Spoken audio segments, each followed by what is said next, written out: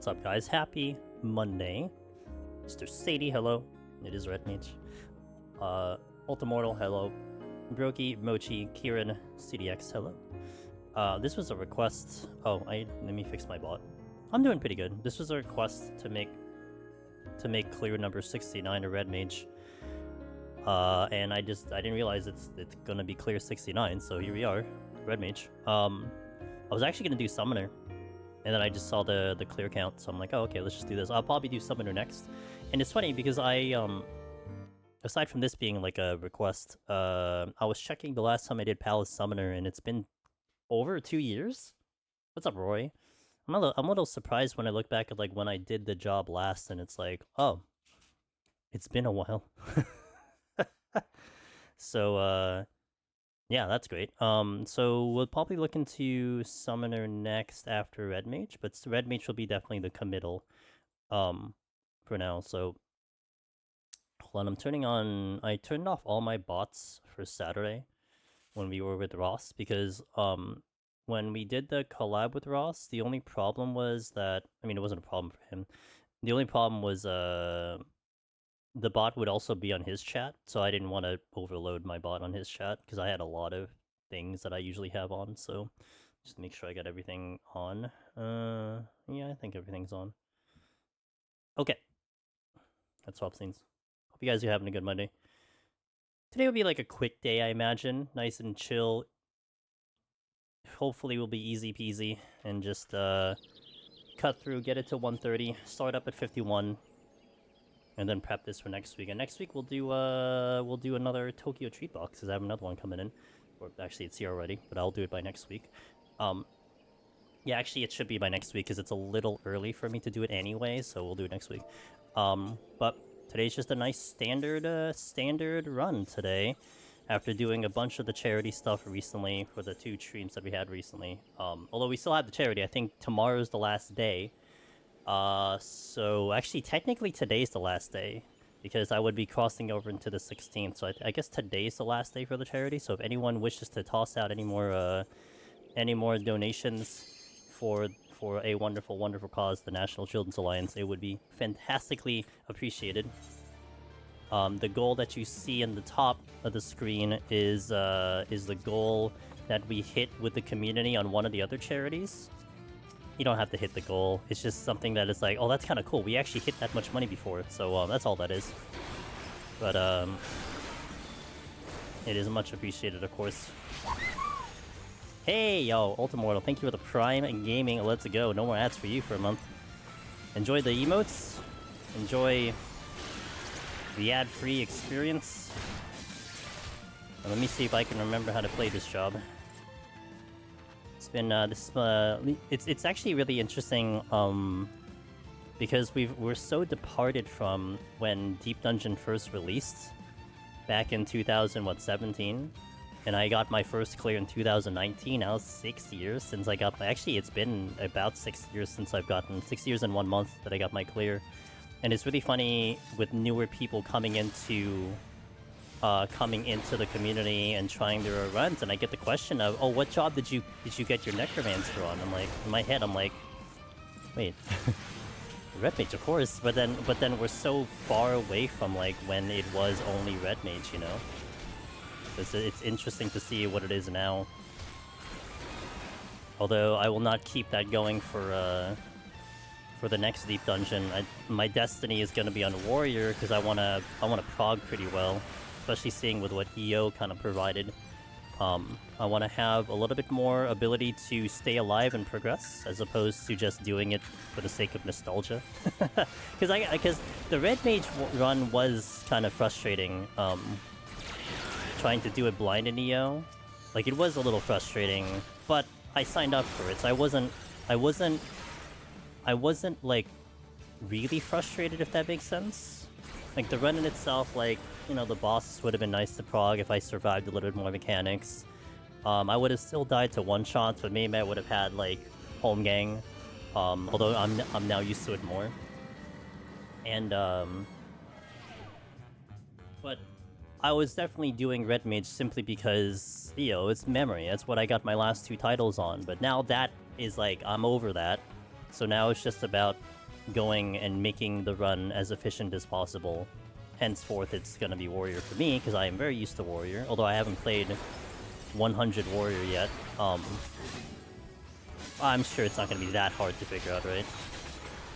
And then we'll prog on Warrior. Unless, of course, they do something that neutralizes tanks, and then I might still change my mind, which I'd be very happy to change my mind, but I'm sure tanks will still be very potent in the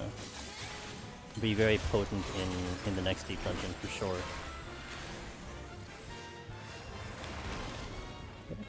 Oh, such a good song. Every time the song comes up. Actually, this was the song I think I was listening to when I woke up today. Because I play music when I go to sleep, and I think this was one of the songs I had playing, which I was very happy to hear.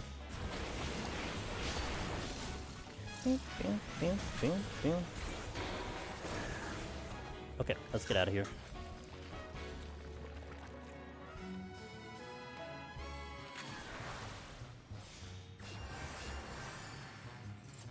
Yo, what up, Azure? How you doing? Volva, do you have any ideas about where the deep dungeon will be, or do you have any themes you'd like the deep dungeon to adopt? Ah! Okay, so I have no idea what it's gonna be. I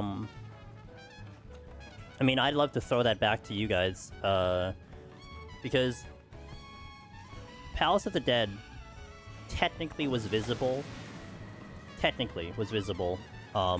upon the inclusion of Southern Shroud. Heaven on High was as clearly there as possible. Like it's just a freaking sore thumb in the middle of that area in Stormblood. But Eureka Orthos was not very obvious, right? I mean, it's under Crystal Tower. I mean, aside from guessing that exists, you couldn't see it technically. So I don't know if there's anything visible that could take the place. I know, like, originally in Shadowbringers, some people had some speculations of, like, doors that didn't lead to anything. So you could think of it something like that. Let me let this sub go. I'll continue that conversation. What's up, Commander Shadow? Why did police arrest the turkey? They suspected foul play. Oh, the foul play. Thank you for the 19 months of support. I very much appreciate that. So, I don't know if it's visible. I mean, if you guys think there's something, then I would love to hear it. Now, the themes that I would like, there's two for me. Actually, technically three, but two that are, like, high contenders for me. One that I've been kind of always talking about is the idea of maybe making it the hold on, I'm dying. The Final Fantasy XI version of Deep Dungeon, which was Nizal Isle, and the possibility of making that happen, because that could happen. The area already exists in Endwalker, and you just have to put it there. Part of me feels like the Deep Dungeon would be more of an Endwalker Deep Dungeon as opposed to a Dawntrail Deep Dungeon. But it's weird, because if you make it into Nizal Isle, then it becomes both an Endwalker and Dawntrail, since Dawntrail is more FF11. Hence, that's why I think it could be that, possibly. But my other one would be Amaurot. I would love Amaurot. Because Amaurot, I would still love it to be Amaurot. The real Amaurot, not the manifested one, the actual Amaurot in Elpis. Tired, been doing opening shift all week and Savage raiding, but damn, that's a busy schedule. Yeah, I'm glad I can be here, and we just started too, so I'll be here for a couple hours. Red Mage is gonna probably go fast, but it's all good. Mr. Zevran, I'm subbing if it's Aligan themed again. So wait, would oh yeah, no. If it's Amaurot, then yeah, it wouldn't be Aligan themed. True. I don't know, like, I don't know. It would be really weird if it's Aligan, I guess. I mean, they could bring it to something, but even if you bring it to Endwalker stuff, I don't even think Alligans are too much in Endwalker, and they certainly aren't in Dawntrail. So probably that seems less likely. Maybe next Deep Dungeon, says Seric, is something we discovered during Cosmic Exploration, or during Field Ops. I don't know where Field Ops technically is, so that was actually something I was partially thinking of, like, okay, what if Field Ops kind of, you know, gets us into Deep Dungeon? So that's a possibility as well. I think the first time EO was referenced was in Eureka, Pyrus, and Stormblood. Something, yeah, it was like, because that was the name that they gave the original Eureka. Because I think something along the lines of, like, Kryl was the one who went and named Eureka and Stormblood and referenced, like, the whole Eureka Orthos, blah, blah, blah. But it was just, like, an off comment, if you will. But of course, you know, the lore experts would definitely say that Eureka Orthos is the true Eureka, as opposed to the one that's there in Stormblood, which is just the namesake of it. But I still remember, like, it was so awkward when they first announced it, because, man, you know how many times I had to be like, oh, you don't need to do the original Eureka to do the next deep dungeon. Like, don't worry, you don't have to go through all 3 evilest alliance raids just to be able to do the next deep dungeon. I don't think I hear that anymore, but initially everyone thought of the original Eureka. I've been thinking about coming back to deep dungeon, says Immortal. Ultra Mortal. With Black Mage, but I still worry how difficult it would be just staying alive. Well, I can tell you this much. Black Mage is through and through better than it was before. It's still squishy, though. So, I mean, you know, there's still going to be a level of gameplay that you need to execute to be able to be successful. Of course, that level of damage and partially survival is certainly a lot better. One could argue that because your offense is better, therefore your defense is better. You know, something along those lines. But you're still squishy as hell, so take that as you will. But it is in a much better place than it was before. Me and Ross were kind of discussing it on Saturday when we were doing our Heaven on High race, and we were pretty much both in agreement in that it's just a better version of it. And you could argue, and he was arguing that it was just simply easier. The challenge of the original Black Mage doesn't exist anymore, which is completely true. You know, I think in how I look at it, how I always kind of look at Deep Dungeon is hoping more people would give it a shot. And the current way Black Mage is, I think it gives people more of an opportunity to give it a shot on Black Mage. Especially, I would like to think Black Mage is getting re-popular because of the changes. So that's also another thing. People who probably retired the Black Mage run are probably like, oh, I can go back to Black Mage now, you know? I remember those comments during the streams, yeah. And it's fair. I mean, I just hope the next Deep Dungeon isn't named after something that's already in the game again, because, man, that would be really awkward. Deep Dungeon Evilise! It's like, wait, no, come on, guys.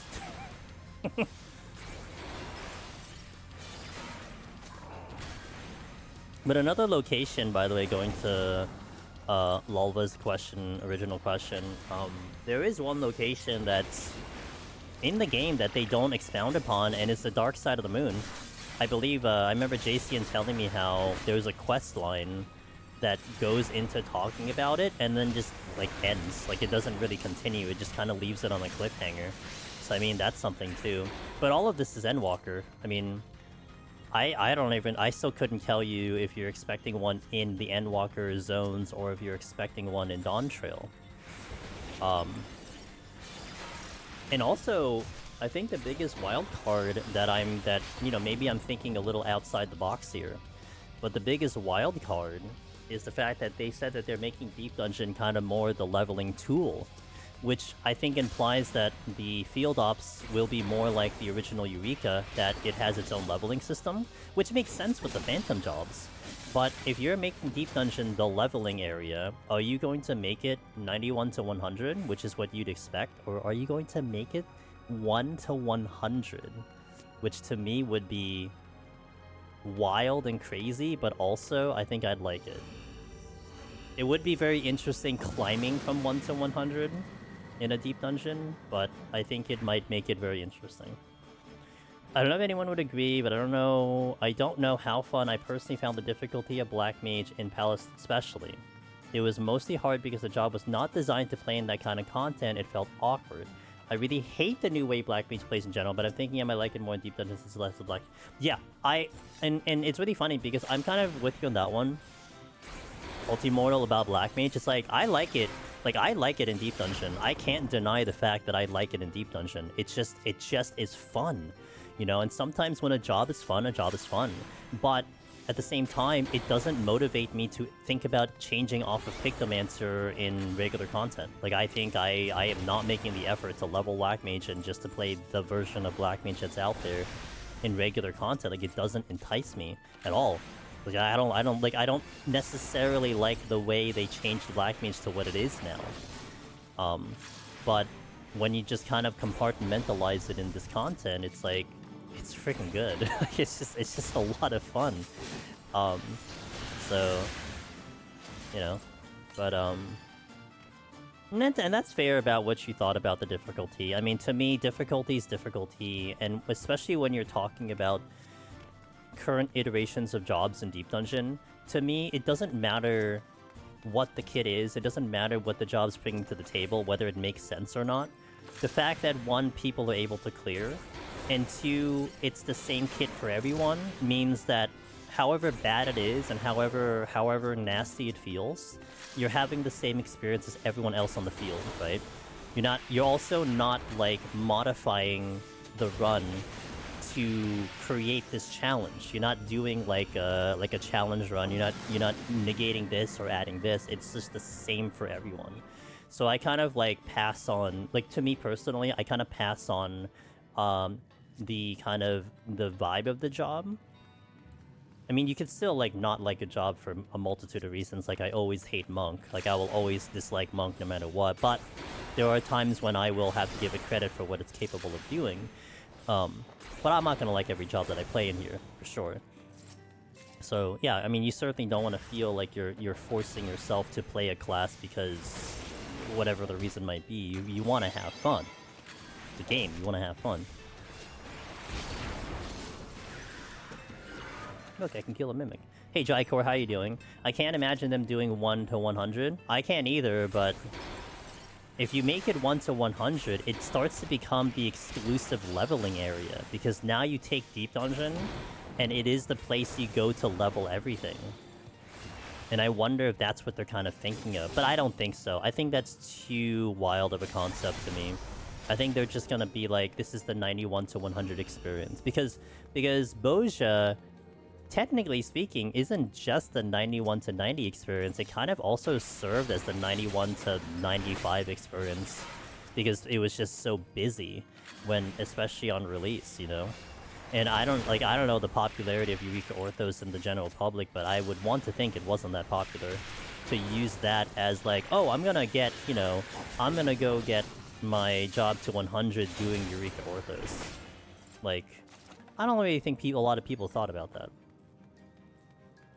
The leveling would be far too condensed within the story mode floors. But wouldn't that make it fun, though? 61 to 100 would be nice given...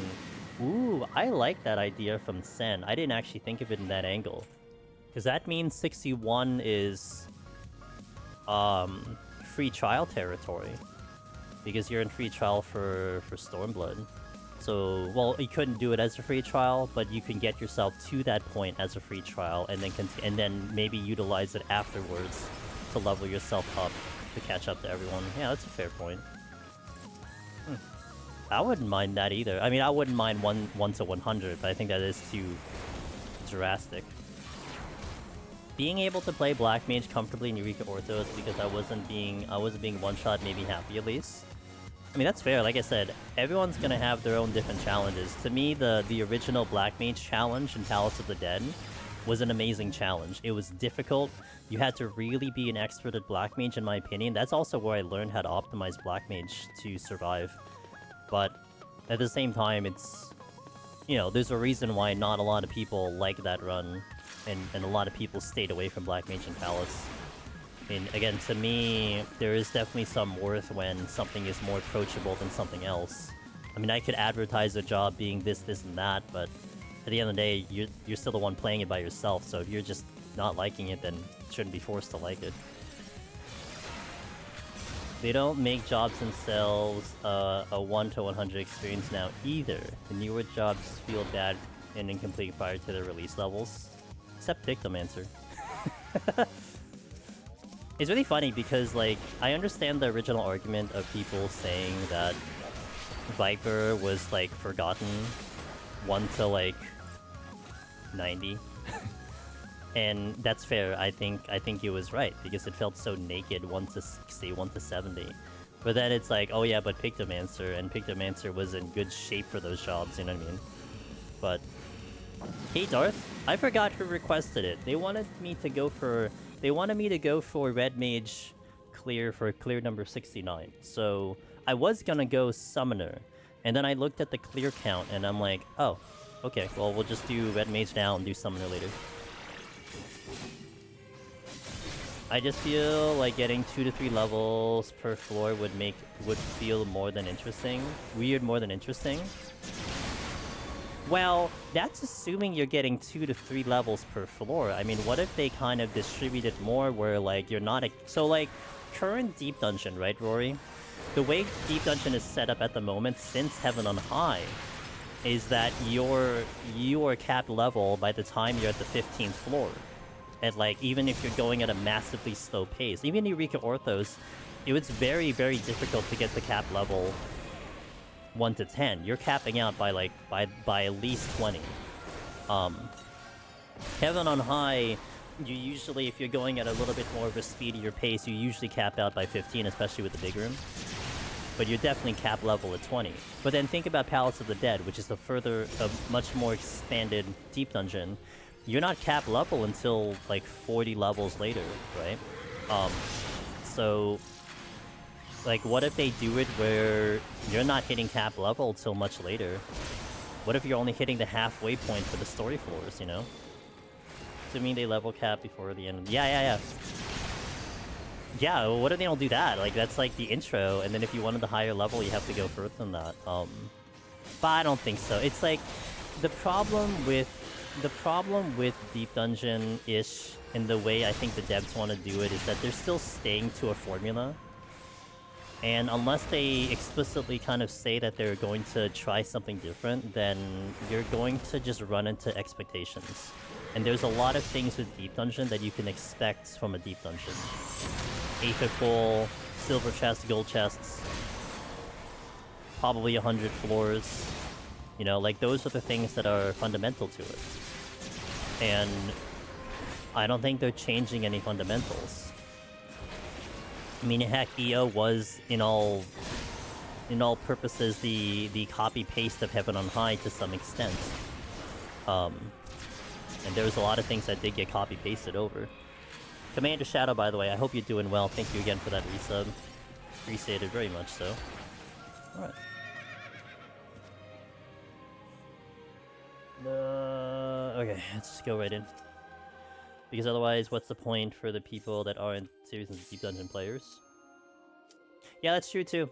I mean, you do want to play current content, so I guess you would want to be 100 by the time you get to some point. Site. All I want is the initial force to not be effing awful of how EO was.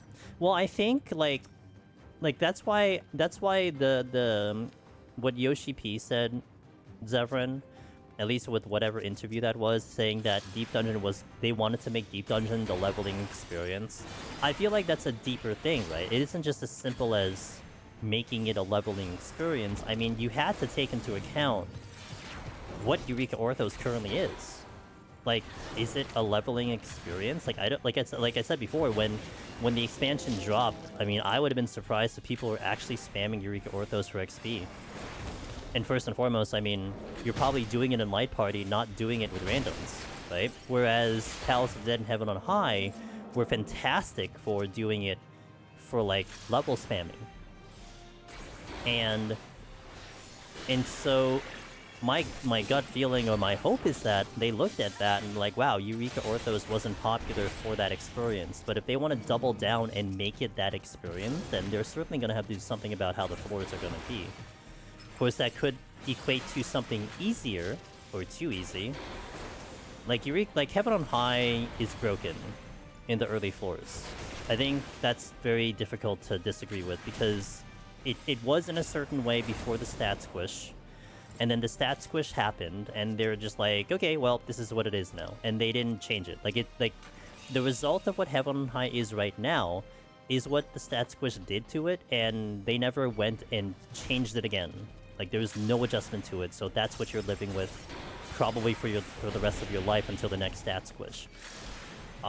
So maybe they find the middle ground where Heaven on High is a little bit closer to the original Heaven on High, which wasn't nearly as hard as what Eureka Orthos is now, at all. It was harder, but it wasn't... It's harder than it was, like, in its current state, but it certainly isn't going to be what Eureka Orthos is, which is annoying. Like, Eureka Orthos is just annoying. For the experience, right? Can't even justify using it as a leveling place if you wanted to. Again, unless you're running with a light party, then maybe. But running with randos in EO is... I would never run with randos in EO for experience. Never. I'd rather just solo.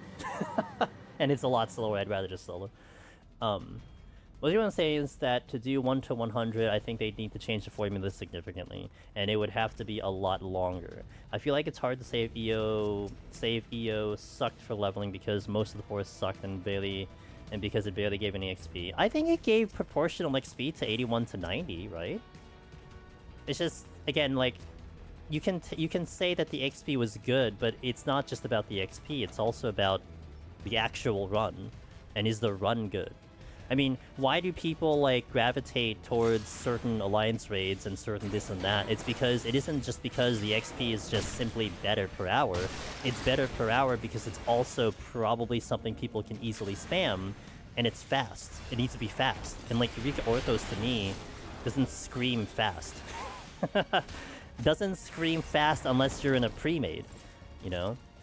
And I think you separate pre-made from duty finder in these type of situations. Why do you go to Bozja? You don't need a pre-made in Bozja. You just have 48 people ramming their face into fates, and who cares if they die? No one really cares. They're just getting XP.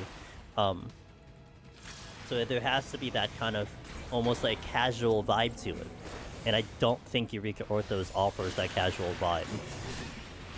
It's supposed to offer a little bit more of a difficulty thing, but I think it got caught in between somewhere. If you could create a palm for the new deep dungeon, what would it do? I'll get back to you, varieties. I'm bad with speculation, but I'll try to answer that question. 1 to 100 would be genuinely awful. What if it's fun? How difficult is Eureka Deep Dungeon? It depends. So you'll get a lot of very quick impressions gaming about the fact that Eureka is quote-unquote easier, but it tries to challenge you in a different way. And so if you run a consensus, it makes sense why people think it's easier. It's just because Eureka Orthos is a memory game. If you remember all the mechanics, executing the mechanics are not overly difficult. And also, it's probably one of the more consistent deep dungeons, meaning if you clear on one job, you probably can clear on all the other jobs, minus Astra, which probably requires a little bit of a different strategy. But generally speaking, you run the same game plan for every single job, which is not something you do. It's not something you do in the other two deep dungeons. And one could argue in Palace of the Dead and Heaven on High, knowing what's going to be in front of you is half the battle, because you still have to really execute, and executing is very difficult in Palace and Heaven on High. In EO, knowing is most of the battle. And yes, there's execution and remembering, but knowledge is really power in Eureka Orthos. So that's why, arguably, people will say it's easier. Now for me, on the streaming level of this content, purely the streaming level of this content, I will still say Eureka Orthos is the most difficult for me, because it requires a lot of focus from me, and when I want to interact with you guys while also doing something that requires a lot of focus, it becomes a tricky challenge for me. And I think I would die more in Eureka Orthos than the other two deep dungeons, period. So take that as you will. You can do a regular dungeon in much less time than a Eureka Orthos set and get more XP from it. I think dungeons, Rory, were always better. Like, even back in Palace of the Dead and Heaven on High, a dungeon is always better than Palace. Now, the reason why Palace became popular simply was because it didn't have any role restrictions. So if you're a healer or a tank, your best bet was to run dungeons, because you get better queues. But if you're a DPS, especially when you're on a DPS job that just released on an expansion, so what is Palace of the Dead going into Stormblood? So you had, what is that? Gunbreaker Dancer, is that right? Or no, Samurai and Red Mage came out in Stormblood. Good luck getting a queue in a dungeon as 2 DPS. And so that's why Palace became popular, because you could spam Palace and it doesn't matter what the role was. So it kind of compensated for the raw amount of XP, if that makes sense. So I imagine Eureka Orthos was calculated with a similar thing. But then again, when you're running with random people, I mean, I would rather have a tank going into Eureka Orthos, especially if it's with randos, or at least one healer to bring people up, or a Red Mage, because people are going to die on a random run in Eureka Orthos. It's like, the concern isn't how fast you clear it, it's like making it to the end.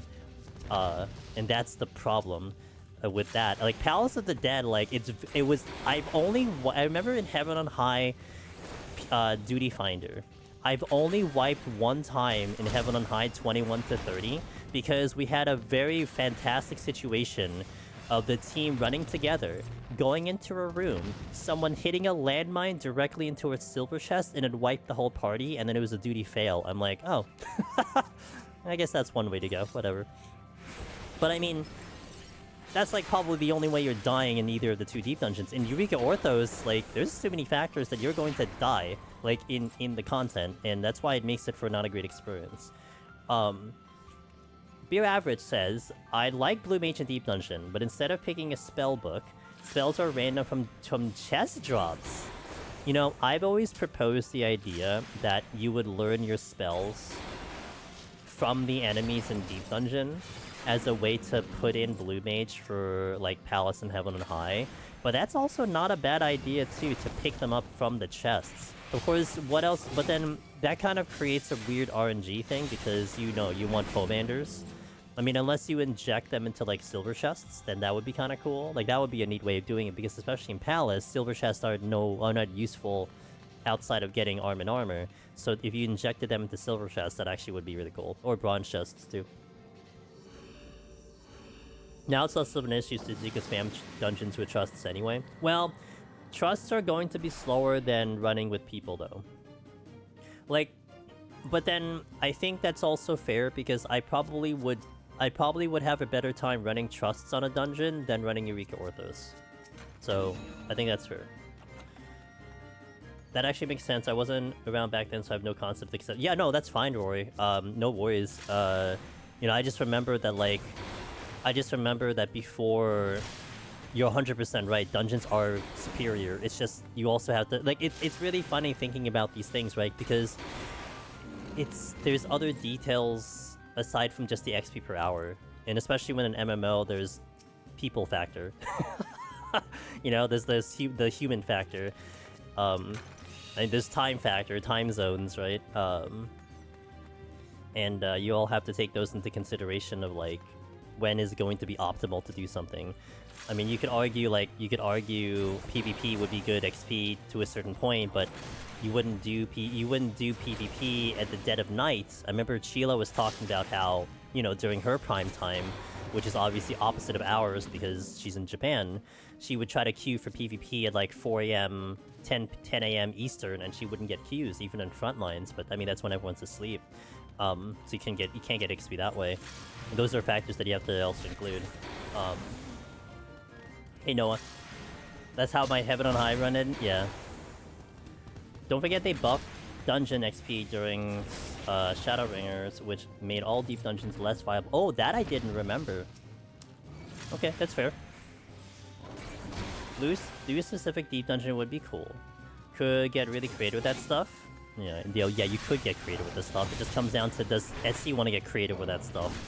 I still think they have a fantastic piece of content that can drive people into the game with Deep Dungeon, at least for the side content, but it's like they just don't want to tap into it. They'd rather focus in on their, you know, their world race raids that die off after 3 weeks. I don't know, I guess that's what they want to do, you know? And yeah, it brings in the most people, and people would spam it forever, but it's like, obviously people are starting to get a little tired of that formula too. So hopefully all the new content coming in drops it in. I mean, even the Chaotic Alliance, I imagine, is going to be not as... I mean, it's kind of like everyone's done with it, so they're waiting for the next one. What's up, Wallen? By the way, happy Monday. Good to see you guys are excited about the Red Mage. This was a seed planted in my brain maybe 2 weeks ago, because someone wanted to see Red Mage for clear number 69, and I'm like, okay. I swear, sometimes it's really that easy if you want to see a job. You know, sometimes I'll have a reasoning why I won't do this, do that, but sometimes you just say it, and I'm like, yeah, okay, I'll just do it next week. I'm kind of a floating free agent at the moment, aside from, like, you know, the charity stuff and the challenges that we kind of think of, but when I want to try to do this and maintain this once a week, I'm looking for runs to go for. Change the name and start calling them blue chests. I mean, they are blue. They're mostly blue, even though they're silver. I mean, the gold chests are, well, I guess they're mostly red, I suppose. Yo, what up, Mixer? How you doing? Would rather spam Deep Dungeon than hear Alizé's LB again near a dead mob pack. Well, that's why you bring your Stola instead of Alizé. Or is that the only 2 DPS that you can bring? Oh, can't you bring in a Stinian? Bring a Stinian. He's more aggro. Well, he's as aggro, I suppose. They also tried to promote PvP so much that they can't even bother making proper... That's actually true. Yeah, they can't. I still think, like, their community tournaments are just really weird. Because, they have community tournaments that they're going to stream and everything and have competitions with. But I still think that there's this weird gap of, like, what if you're a random person, okay, who's been casually doing PvP, and you see this announcement, oh, community NA PvP tournament happening, and this, and that. Well, what are your steps to go and do it? You now have to jump into a PvP Discord, probably. Try to chat up people, but you have to do this all on the outside. You don't do this within the game, you do this on the outside of the game. And I don't even think they provide really good steps, or maybe they do, but I don't really think they provide good steps on their end to make it happen. Now, you know, obviously bless the guys at PvP who probably make the experience better and hopefully are welcoming to everyone. But it's still a community-driven thing.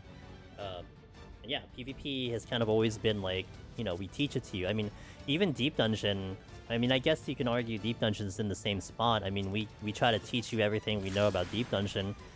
Even the scoring, they barely explain the scoring, and they have it on their little page about what Deep Dungeon is, but it just only talks about the very basic of it. Oh, get kills and you get a scorecard. Hooray. Like, yeah, it's a lot more complicated than that. And Crowd 2 and Graha. Yeah, true.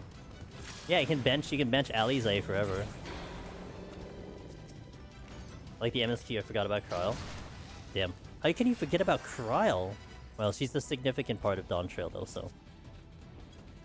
I just got a spam call. Boom, boom, boom. Which I'm sure is very useful to me. There's probably some other cable company offering me some... I've been getting calls from, like, Comcast of, like, hey, you're, we have a discount for you. I'm like, bro, I can't even get Comcast. I don't know why you're calling me.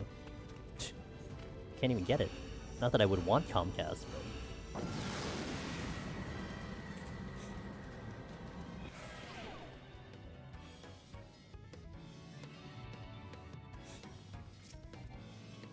Two no items in a row. Good thing I'm Red Mage. Spectrum to Comcast is like a lateral move.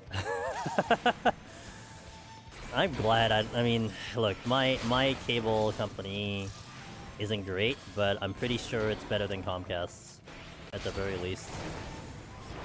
We've had our issues, but... Have 2 internet lines in case one's acting up, or when they decide to throttle you. From what I've heard, that's a thing they do, so...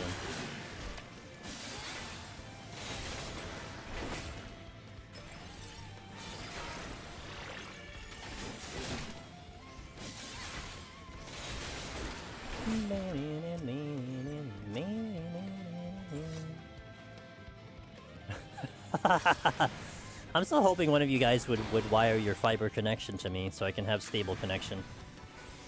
I'm happy Sunday when we did our collab with Ross that it was a stable connection. I don't think I had a single drop.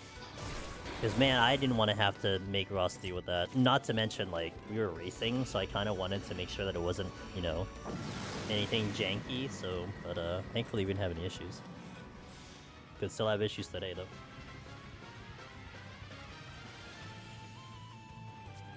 Oh, by the way, I keep getting, like, I was talking about a Discord a couple weeks ago that someone posted on Reddit. I didn't see this post. I didn't read the post. I know it exists, but I didn't read the post.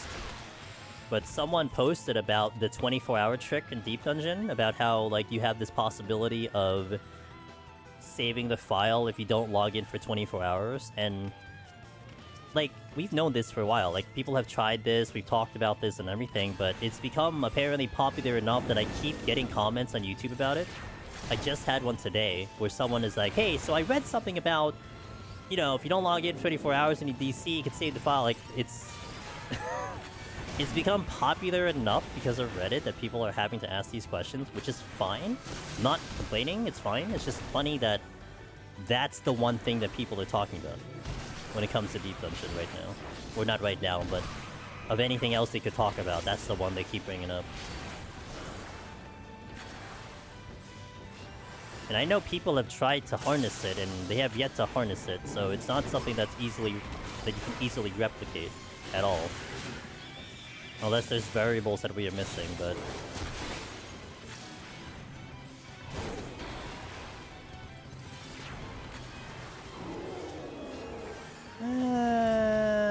also at strength. Oh, and I've had to take out... Unfortunately, I had to take out my near music because, except maybe the Final Fantasy XIV one, but a couple of my videos have triggered copyright claim from my near songs from like 2 years ago, and I'm like, come on, man. Why now? Someone had a real stick up their butt to claim my videos, so and they haven't cleared. I've disputed it. They haven't cleared the dispute either, so I had to take them out of the playlist. Yo, what up, Aida? Bro, it's been 10 days. They haven't cleared the dispute. I'm kind of hoping they do, but we'll see. We'll see.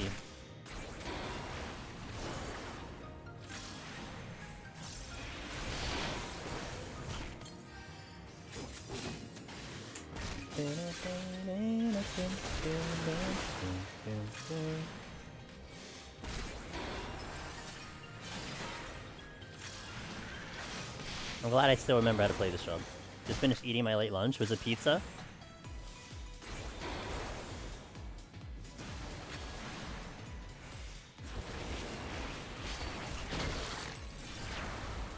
No, XD. Was it tacos? Pizza only. Oh, pizza only on weekends. Oh, okay.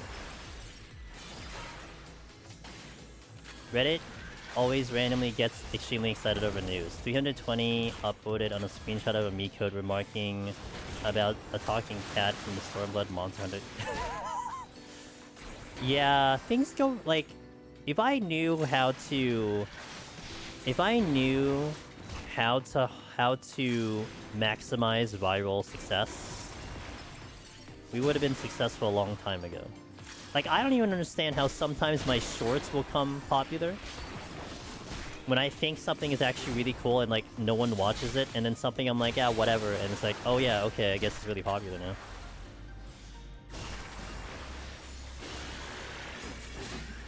It all comes down to how it spreads, too.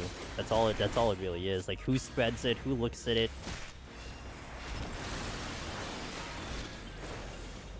That's all it is. And that's why companies want to tap into that. They want to get the right people so that their stuff would go viral. But isn't that simple? It certainly helps, though. And I'm still in crap. Wow, that's Slycast! Oh, man. Like, move the entire bar. Yo, what up, Emily? How you doing? Good to see you.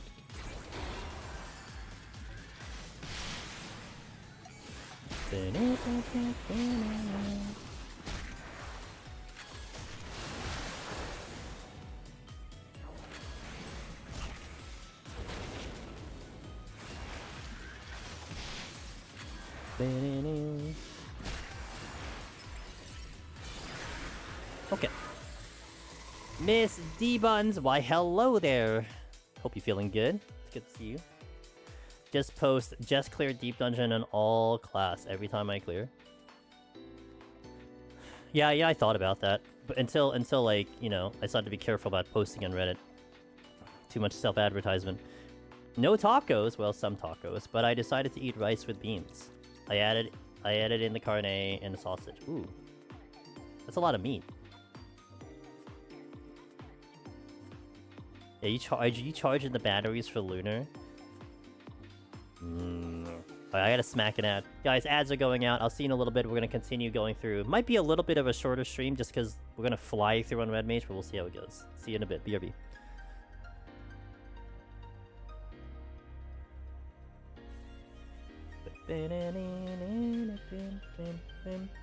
Red Mage flight. Yeah, that's right. We're gonna fly. Yo, what up, Henry? How you doing? Good to see you, man. Happy Monday.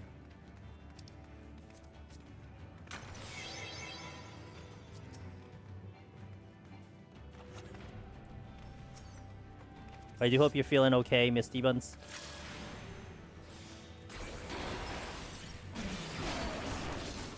Nope, that's silver. Happy Monday to you. Hope you're doing. I'm doing pretty good. Doing pretty good. Can't complain. Have a little bit of a restful week today because spring break and all that. So, he's good. Hoping I can stop dying in Path of Exile, which would be great. we have our goals. Like, Path of Exile right now is reminding me of like my old Deep Dungeon prog. And it's serious brain rot right now. But next week, sometime next week, Expedition 33 is coming out, so that's something that's going to be exciting for me because I will definitely go into that game hard, very hard. That'll be our variety game until I beat it, essentially. Is okay, we do what we can. Sounds good to me. Kind of. I mean, it's not that much. I mean, I usually have IRL work during the week, but spring break means I don't have it, so it's nice. Lodi, hello. If I want to get Necromancer title, how hard is it currently with the imposed level limit in question? With the imposed level limit in question? That's an interesting question. So Palace of the Dead has always been a 60 cap. And it's one of the reasons that I think it's such a fantastic piece of content, because Palace of the Dead released in 2017. So you're talking about content that's been around for 8 years. And it's been a level 60 cap for 8 years. So, historically speaking, however, especially when you're talking about 2025 and what the Necromancer title looks like now, Palace of the Dead has progressively gotten easier over time. And we're talking not leaps and bounds, we're talking just little by little. Certainly, compared to what it was when it first released into now, you're not getting hit nearly as hard as you used to. Also, job kits are a lot more just better for many classes. Red Mage, if anything, is probably the one, really, and I have it in my title, Return to OG. Red Mage has had its alterations over time, but it's probably one of the few classes that really hasn't been changed, overhauled, adjusted in big ways since it got released. But yeah, I mean, the 60 cap in itself is always interesting depending on what job you pick, Lodi. And, you know, one of the popular classes that people like to talk about, let's say Warrior, okay? I think every role will have a popular class. Casters, tanks, melee, you name it. There's a popular class in each category. But, you know, it comes down to you liking the 60 kit. Warrior being a popular class for a tank, Berserk is awful. And you're dealing with old Berserk before it goes into inner release, and I've heard many times before that people just can't deal with Berserk, and I'm like, I get it. It sucks. And but then you look at something like Machinist, which is the popular class for Fizz range. Machinist 60 and Machinist 70 is very much the same. Like you get like one additional button. You know, its 60 kit is very potent and very strong in this content. So, but of course, you know, what the job is capable of still comes down to what the player is able to do, but you know, it's something to the give and take when it comes down to the 60 kit. And not to mention, if you're someone that's used to the 100 kit, and now you're dipping yourself back to 60, it might be a jarring experience. And we've had a lot of people have it their mission to be a Sprout and to get Necromancer. I hear this all the time. So many people are like, dude, I do not want to progress the game until I get Necromancer as a Sprout. And never did I ever think that was going to be something that people wanted to strive for. Like, I don't even advertise that, but people want to do that. But what's interesting about that perspective is you're talking about people who don't have a level 100 experience. So their first experience with the game is possibly level 60, level 70. And so their impression is not a downgrade, but their first experience. So I think there's also kind of a factor that gets included there as well. So, and I know lots of people, I know a good amount of people who, like, would just stay away from Palace because they just don't want to deal with the lower level kit. And that's completely fair. So yeah, hopefully I gave you some sort of insight. I'd be way more inclined to get my Necromancer clear in Red Mage if it weren't for the long ride to level 50 at the start.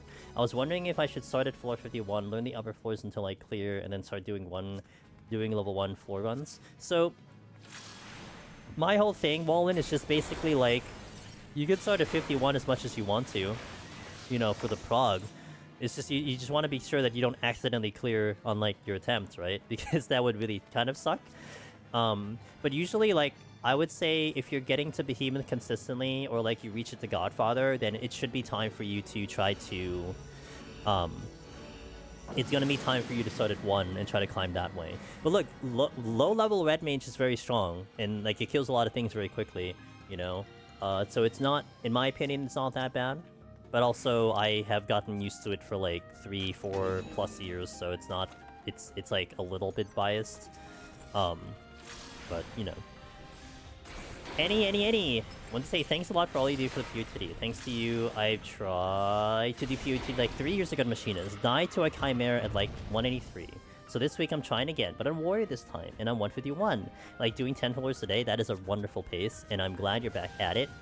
And I really hope you make some really solid progression, and good luck. Good luck.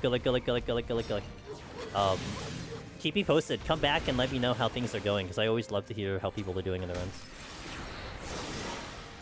Yo, what up, Snack? Well, if you want to take credit, not you in particular, but if the person who's listening wants to take credit, someone said, hey, why don't you do Red Mage for your 69th clear? And I'm like, sure, I'll do it. And then I realized that we're on the 69th clear, so here we go. We're on Red Mage. So whoever said it, it's your fault. It is your fault. Because I was actually thinking about doing Summoner. Because I hadn't done Summoner for, imagine, 2 years? We have not been in Summoner Palace of the Dead for 2 years. I checked my VOD. It was in February of 2023. And I'm like, oh, let's do Summoner. But then we're on 69, so I'm like, okay, well, we'll just do this one first. With all the new jobs, I always take them into Palace first and then learn them 1 to 60 because getting the full kit right at 90, etc. sucks. It's a little tough, yeah. I would say it's a little tough. Especially as someone who may not even have played the job at all, it could be tough. Like for me, D-Buns, I don't know any of the 100 kits. I have like 2 jobs at 100. And I think Warriors at 100, and I never even dabbled with whatever Warriors at 100. And so I plan to use the next Deep Dungeon as my learning for 100. And that may sound intimidating, but then for me it's like I have to remember that I still have the experience of all the 21 jobs because we've done all the Deep Dungeons, so it's not like I'm learning a new job all of a sudden, it's just learning the last 10 levels. What's with all the no items? So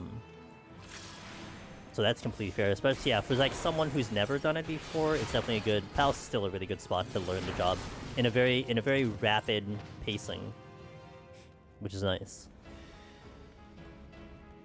I reached 160 on Black Mage yesterday, but need a break for now. I think I'm gonna mess up at some point before or on Behemoth. Yo, mixed herb. Mixed herb. You should see... I don't have it on YouTube yet. I think it won't be on YouTube for like 3 weeks because I'm still posting the one-handed challenge. But in my Twitch VOD, it should still be there. Our most recent Black Mage run in 7.2. I failed Behemoth the first attempt, and I almost botched it the second attempt. So if you want to see a Behemoth that is completely messed up, then check my run. That's a good one to kind of reference as like, oh, okay, well, if you just do it better than this, you're in good shape. So something to consider. Actually, I was gonna post something in that line. I just kind of didn't get to it. Maybe I'll try to get to it this week. I don't know. I still have Brain Rot with Path of Exile, so we'll see if I finish up that Brain Rot first.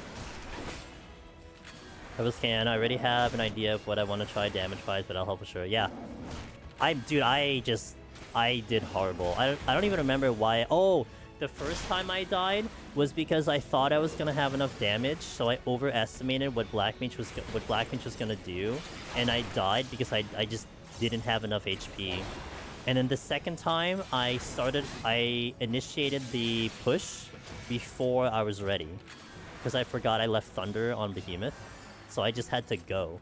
I'm like, oh, this is not good. Boom. That moment on stream was nuts, dude.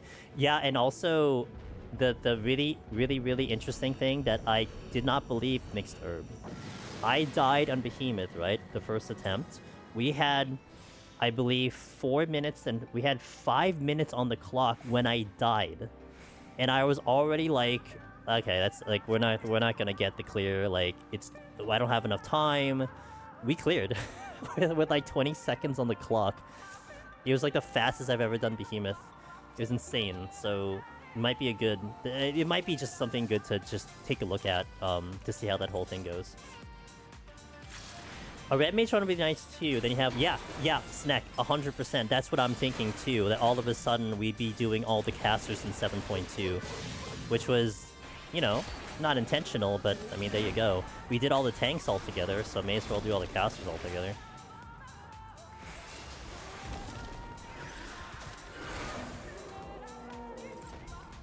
Beep. How did I not hit that the first time around?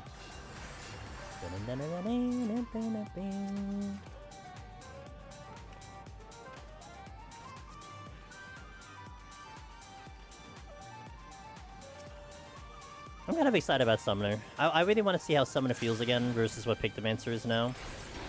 I still think Pictomancer is the better caster, but maybe Summoner is still very good. Because originally, before Pictomancer came out, I would say Summoner was easily the best caster over Red Mage, even. The mobility and the damage is just too good.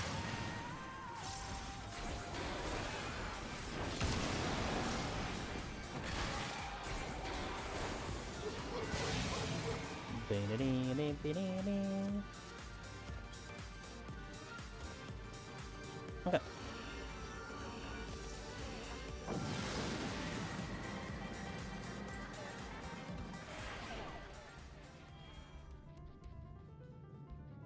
Summoner's my second favorite caster after Red Mage, so I think I'll switch to it when I move. Summoner Heaven on High is chef's kiss. It feels really good in Heaven on High. And it's like not that much different than its 60 iteration. It's just Bahamut exists, and Bahamut is a massive change. This is another no items. Holy moly! Good thing I'm not on melee or something. I've seen like 5 or 6 no items in like an hour, which is insane.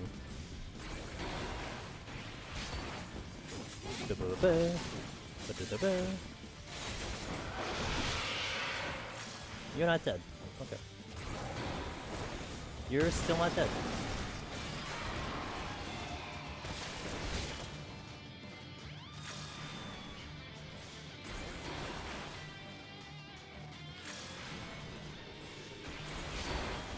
No.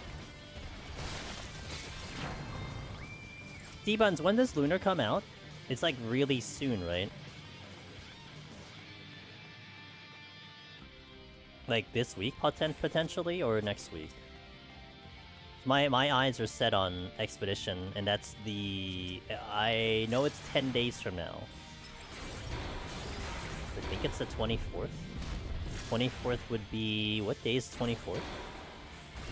A Thursday. Oh, that's a good day. Okay. I can play it over the weekend. Well, Thursday, Friday, Saturday, that's I can play it on.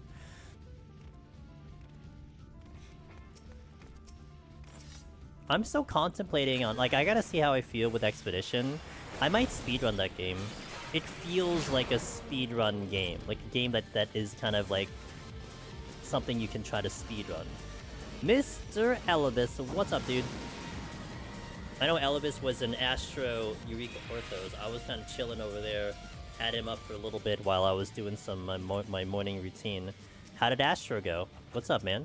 Hope you had a good time over there. Elibis is one of the best deep dungeon runners in the community.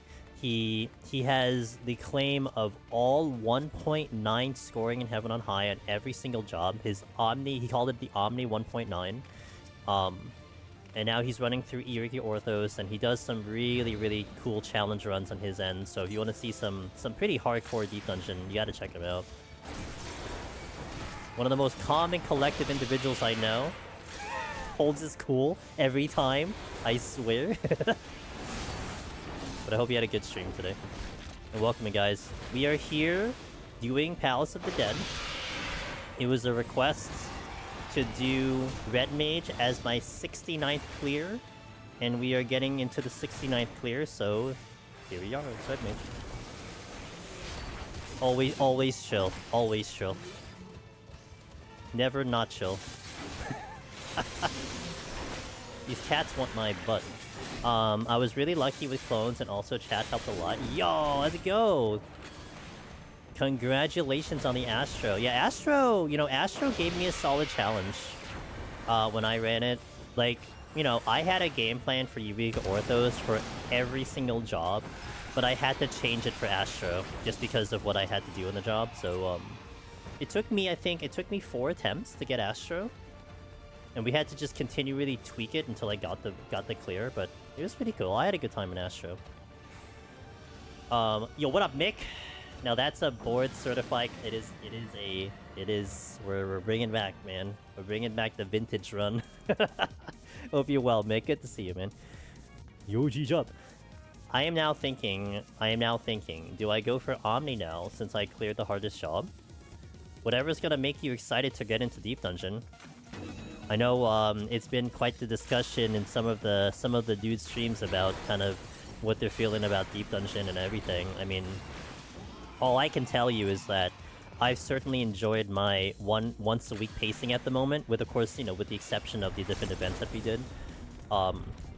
And it keeps it fresh for me. I think if I do any more than a week at the moment, I think it's gonna be a little bit troubling.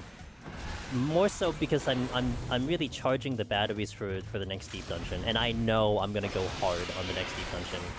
Gonna clear the schedule, just go in like, you know, a month, 2 months straight. So that's your call. Whatever is gonna make you happy, man. I mean, you could set a goal. I know for me, I'm very goal oriented, so if I set a goal, it helps me get motivated to do it. So for instance, you could set a goal where it's like oh, you should follow Ross anyway. Let me kill that bot. You should set a goal where it's like, let me try to get Omni before the next Deep Dungeon. You got a lot of time. Like, I think you can easily pull it off depending on how often you go in. But, that could be something that keeps you kind of motivated too. You know what I mean? I mean, if you do it, wait, how many classes have you finished so far? If I were to guesstimate, you have what, like 5 done, maybe? Like you're not a 2. Like you're at least a couple into the 21. So if you do it once, 5. Oh wow, I guessed 5. Nice. So 5 in. So that's gonna be 16, right? So if you go 16 weeks, let's say once a week you try to go for a clear. 16 weeks, assuming you one-shot every single one of them, that puts you at what? 5 months, 6 months. and we're about 5 months away from the next deep dungeon. I mean, that would pace out. You get it right before, so you'd have to actually hustle a little bit. You'd have to actually do a little bit more than once a week to get it before the next deep dungeon. So that could be a thing. You get a lot of 499 practice this run too. Benefit of astro damage, yeah. Unless they just gave you the same pattern every single time. I know when I did the one-handed challenge on Samurai, the game gave me Ex Glacius like every single rotation, and I'm like, bless, because that's the easiest one to do with one hand. If I had to do the circling with Samurai, like, it would be a little tricky, kind of. Like, I would be terrified, and I wouldn't hit any damage buttons. I just move and not even do damage, but thankfully I didn't have to deal with it. But yeah. It's just, you know, it's such an easy mechanic, but for some reason, I feel like it's the easiest to mess up. I don't know what it's about. I think it's the way I angle my camera or something, but it's just a weird mechanic that you just feel like you're vulnerable to it.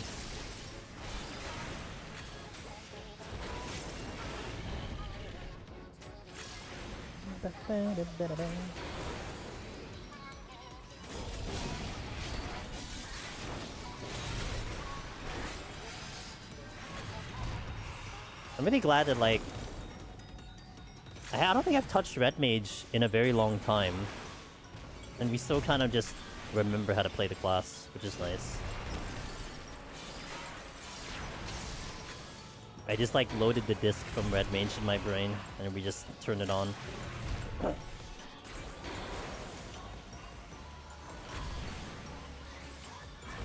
Oh. Well, we created a little bit of a problem.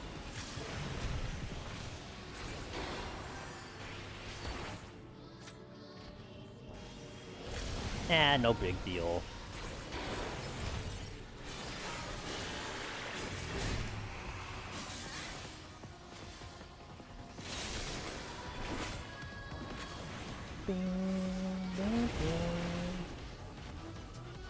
Nope, nope.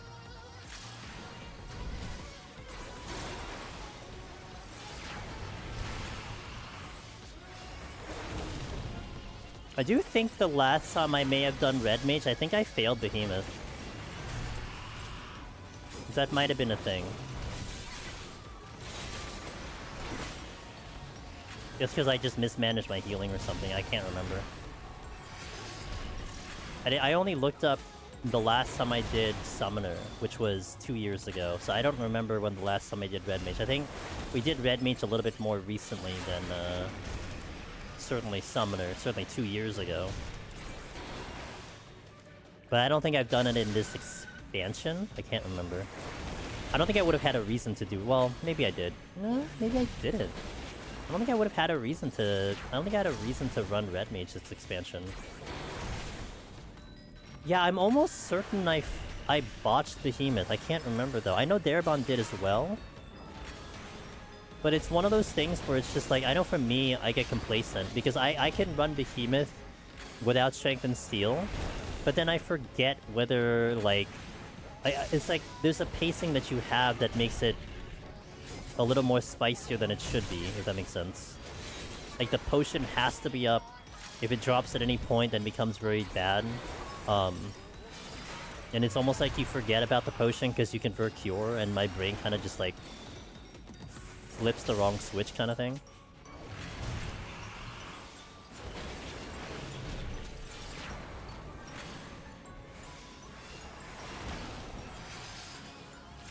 Boop, boop, boop, boop, boop, boop.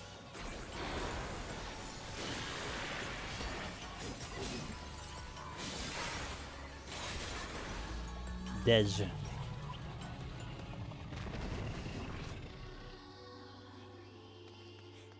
Okay, onward. We just keep going. We'll do an ad probably on the next one.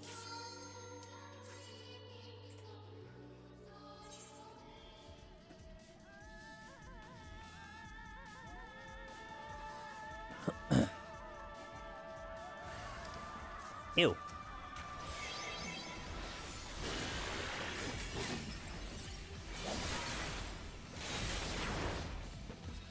Got him. Ooh, I got a rage out of it. Nice.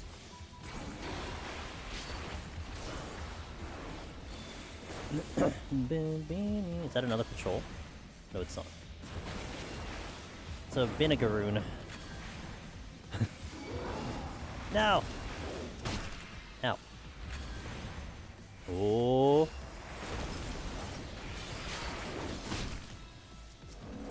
Boom, boom, boom, boom, boom. A lot of bombs.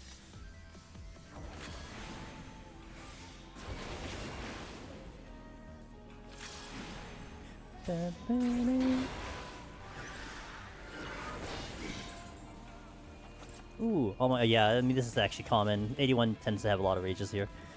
More than usual. Are you seeing Darabon fail Behemoth? Was a good remember for me to keep my potion up when I finally get there? Yeah. Yeah, I mean, it's not that easy, though. It's one of those things where it's like, once you, like, mess up the start of the potion, it creates a little bit of an issue, and it's not like that's the only thing you're thinking about, too. Like, you're thinking about a lot of other things, so it's very easy to forget something so simple. I think for me, I always still get, like, my heart still races because it's trying to make sure I get everything going correctly, you know?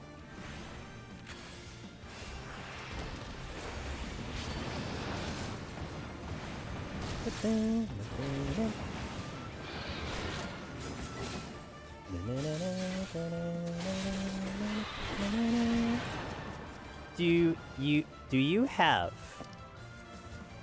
floor-specific deep dungeon job guides that detail specific potency details at the available level maximum side instead of the level ranges for each deep dungeon?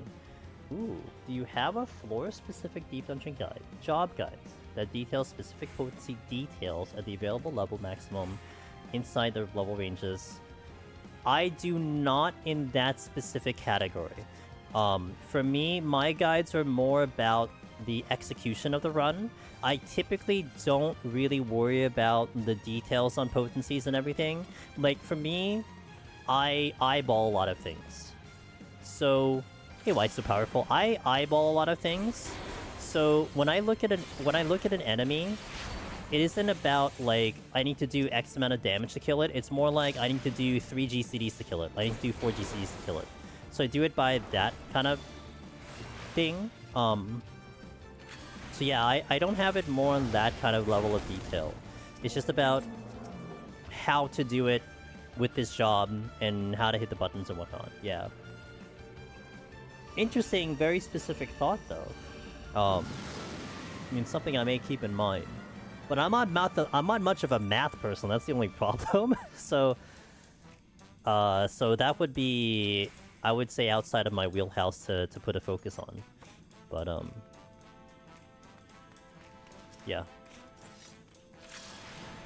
Now I do kind of, if anything, involving this the topic of potencies, something that I would do, and we have done, especially with Pictomancer's recent something with Pictomancer's recent changes is I did compare how it feels before and how it feels now. And again, it wasn't about like, oh, because it lost 30 potency here, 30 potency there, that it would be this. It's more like, okay, well, now it's killing things 3 to 4 GCDs slower kind of thing. Hold on, I don't have my dashboard up. Let me see who that was. Thank you for the donation, by the way. Thank you for, you know, we don't have, the events are all done and everything.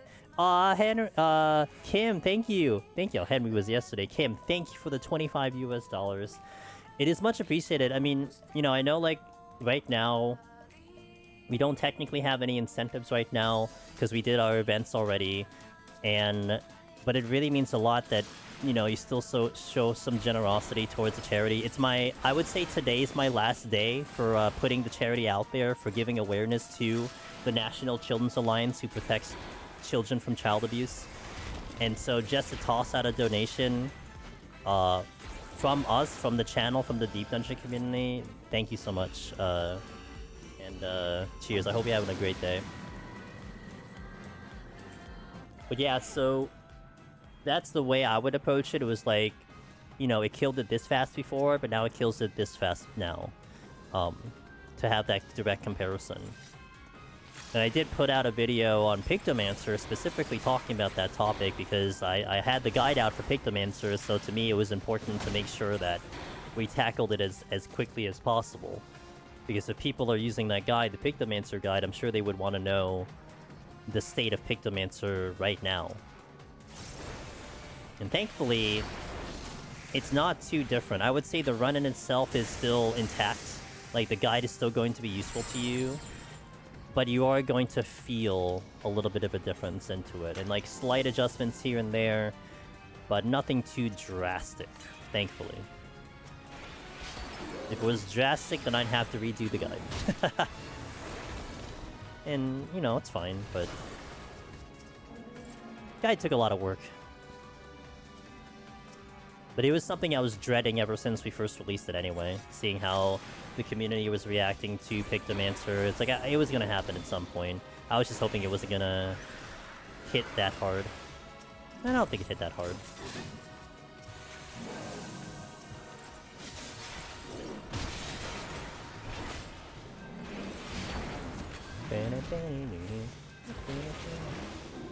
I feel like specific potencies of actions often don't matter, unless it's something like the Curse Red Mage levels EO. Even then, I don't know how much it actually matters. That's fair. I mean, it also gets weird, like, if you want to get detailed into per level, right? So, like, how is, like, let's take your EO example. How is a job at floor 1 versus a job that's now at floor 30?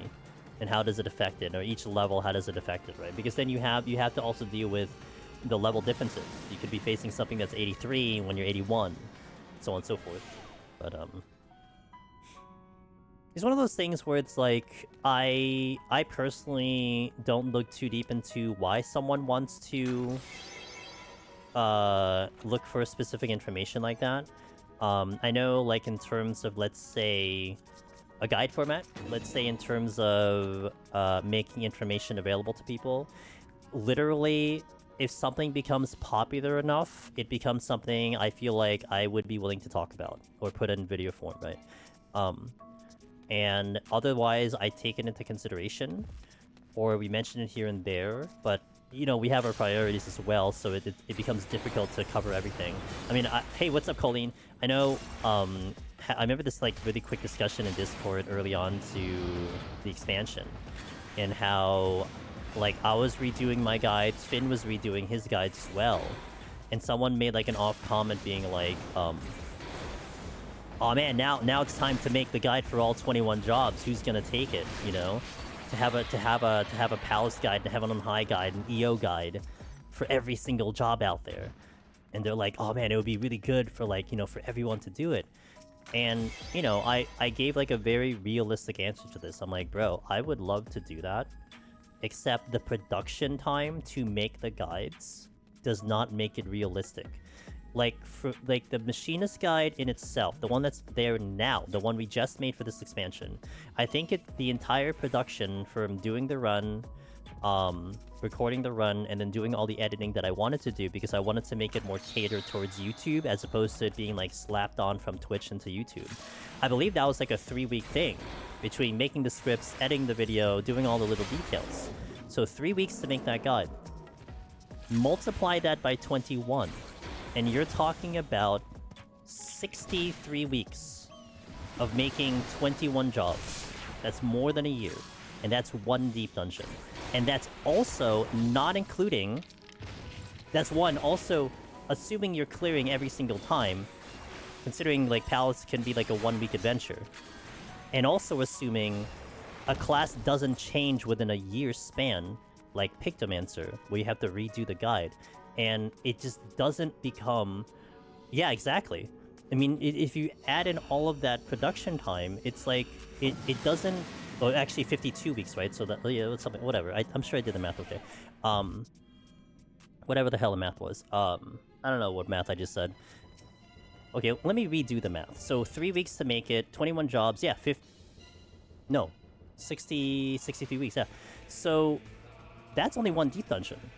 And that, for one person to do, is not viable. And that's essentially living in the content every single week, making those guides, and then making them on YouTube every single time.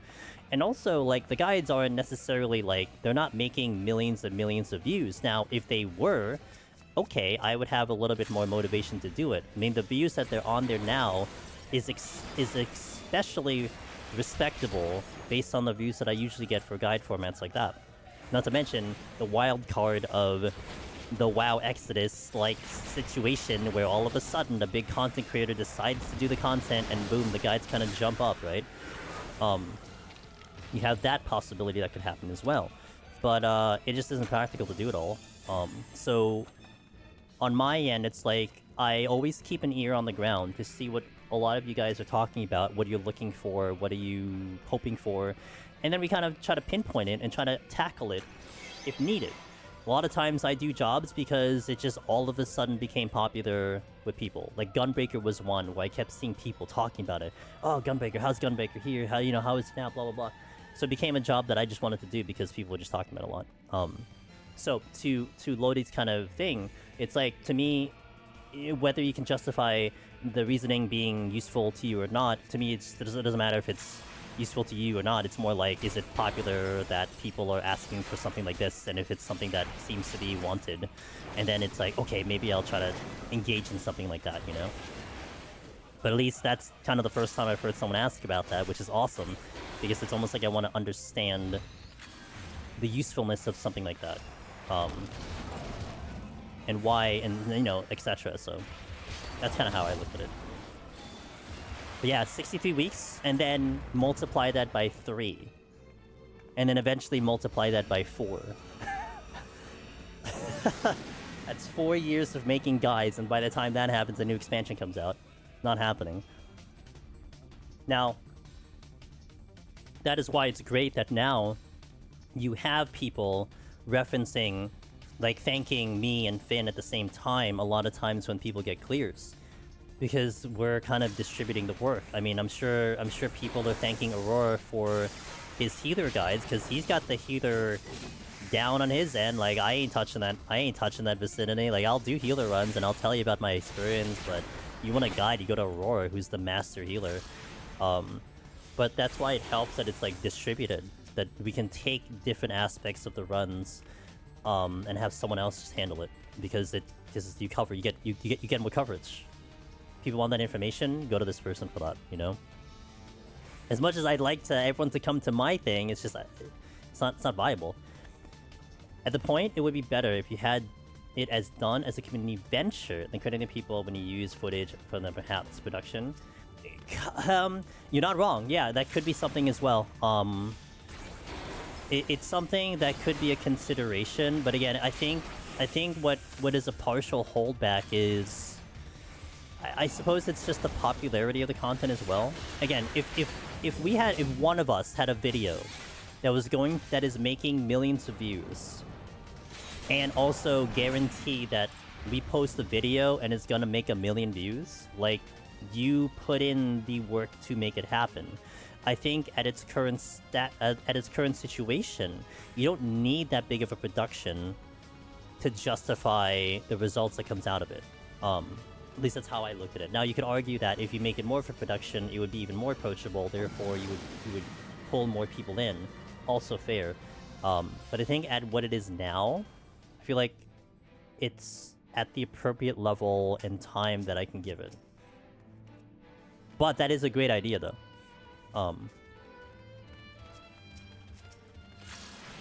Because it's like, you know, you also have to pay the people the proper money for stuff like that too. Like in my opinion, you know, if you're going to contribute to the work, you should be compensated for the work correctly. If you're making a video that will garner 1 million views, that's a lot of revenue that can be distributed over a lot of people, easily. The clear itself is not the time-consuming part, right? It's the editing. Yeah. Well, more so because the guide I did in Endwalker, it was more edit heavy. When I did the guides before Endwalker, I'm sorry, not in Dawntrail. When I did the first guides that were out there, it literally was me slapping the video onto YouTube, calling it a guide, and then that's it. Because at the time, it's like, well, I don't know if people are gonna watch this, so let me just do this. Let's just do it as a live tutorial, and then do over-explaining, and then shove it into YouTube. And at the time, it didn't need to be any further than that. But when they got popular, well, overly popular, when they got popular, and I started to see how people were consuming the content, when other websites were starting to talk to us about how to get it on their websites and stuff and how they would prefer to see it, that it was more segmented and broken up. These are things that I learned from that. And so the tutorials we did in Dawntrail, I tried to cater it more that the end result was going to be on YouTube. So that one thing that I really wanted to try to make sure I didn't do was having the out of context conversations in between the runs. That's why, you know, we had it like, if you needed a question, you did a request, or I would only respond to chat if it was related to the run, because I remember like watching back people watching the thing on their stream and like, oh, we're like, this is like stuff I don't even remember what we're talking about, and so out of context. So that was part of that. And then on the post edit side, you're talking about like, let's say we have a really good conversation between the floors. Well, that I try to trim up, that it's a little bit more just to the point, and I do an introduction. And then I put in all the aggro types into the video, because I think that's useful to people, that on the look of a enemy that we're pulling, aside from me just pulling it, you can see a quick shot of whether it's sight, sound, or proximity, because that's something that people I think would need to know. On the Pigdomancer guide, we put in what is sleepable and what's not sleepable, whether I talk about it or not, because that's also an important feature, but we did it on every single pull. So that takes a lot of time to go into every single fight, into every single floor to make that happen, right? So that's a lot of time that gets added into it. Over 3 years. Catman! Hope you've been doing well. Angelus, I've been, you know what? Angelus, Germanimate, Angelus, Germanimate, Angelus, Germanimate. We've been busy with a lot of different games, but I've been having a blast on stream, so thank you for continuing that sub, and I appreciate you, Catman. Yeah, and that's what I think, Rory. Again, that's something that I feel like would be useful to someone. And if there is like a high demand for something else, then I would love to add it into the guide at some point. But again, this is all on my end, right? Like the tutorial, that's all me.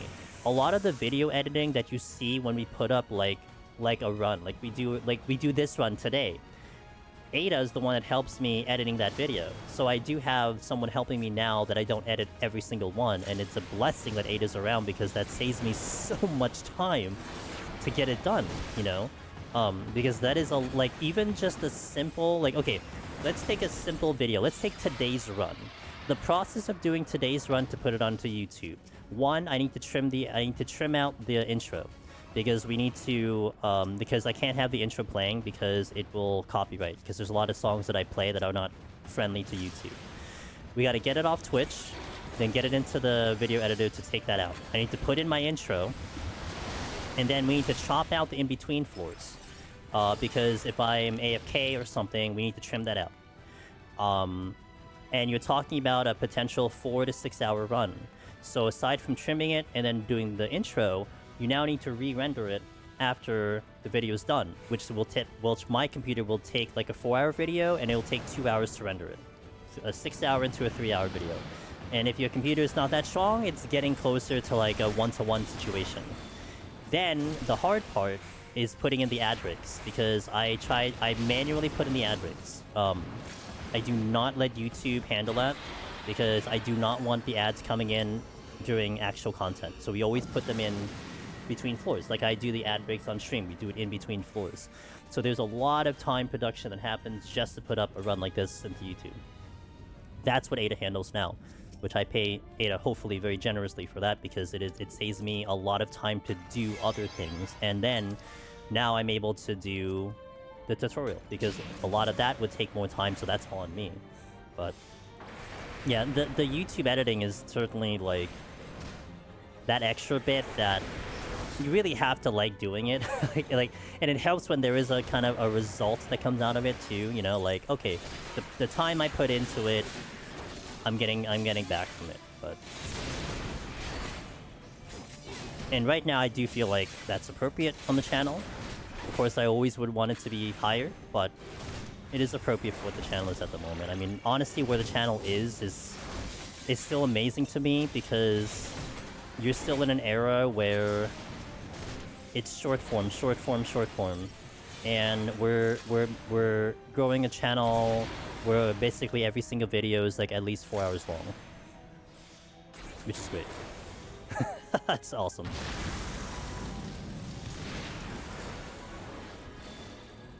Anyway, that's a lot of the behind the scenes that I have to deal with, which again, not complaining at all. It's just that it's just what it is. That's the reality of the situation.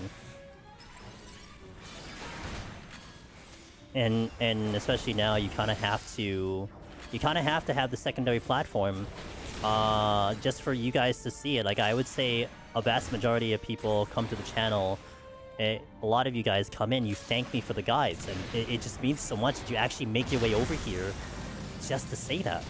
But that also means you actually saw that stuff outside of Twitch. Like, there was no way I would survive if it was Twitch only, you know? Like, only Twitch, or even put up the guides on Twitch or something. There's no way. There's no way that would ever happen. It has to be on YouTube.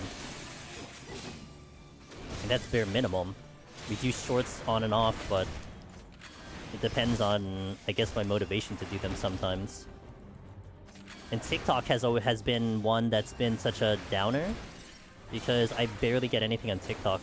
Maybe just because it's raw gameplay, and that's not what they look for anymore. Well, it's not raw gameplay. It's gameplay with commentary, but that isn't what is popular in TikTok. I think people really prefer the reaction stuff on TikTok. It makes it hard because I don't react. I don't react at all, so I'm kind of counter to that concept. But yeah, I mean, we've been at this long enough. I think varieties that it's like I don't really care what the actual trend is anymore, because people are still consuming the content. And I remember Aurora Moon, by the way, was the one person who convinced me that I need to put up every single run into the channel. A long time ago, I'm gonna pause the music. A long time ago, initially when we were starting up the channel, I had only put up the clears, because I felt like the fails were like whatever. Like oh man, I failed. Let's just put up the ones that are good to watch, because I felt like that was better content to watch. But it was Aurora Moon that told me, like, bro, like, I consumed the content that you failed, because it taught me, you know, what to do in a really bad situation. And I'm sure other people kind of felt like that. I'm like, you know what, you're right. So that's why we put up everything now. Whether it's a fail, whether it's clear, doesn't matter. It just goes up, because something can be learned from it. The disconnects, like when I disconnect out of a damn run, we put those up. And to me, I get it now, because it's like, it doesn't matter if the video just ends up with like 20 views. Well, guess what? Those 20 views are quality views, because those are people that are looking for it. And if I help one person, then that's a win for me. On, you know, we're not really out here going for all the view counts, although it would be nice because it's revenue. I know you do, Elvis. Fair. I mostly follow you from your VODs due to time difference. Without YouTube, most likely wouldn't have been following so long, not because content is not good, just hide forget. That's fair. Excel, thank you for keeping the Twitch sub 38 months. Yeah, no, I thank you for that. Yeah, I mean, this is all now things of like the culmination of 6 years at this now of what I've seen, and we've kind of gotten into a nice routine now. Again, I'm always looking for something to further things, to push them forward.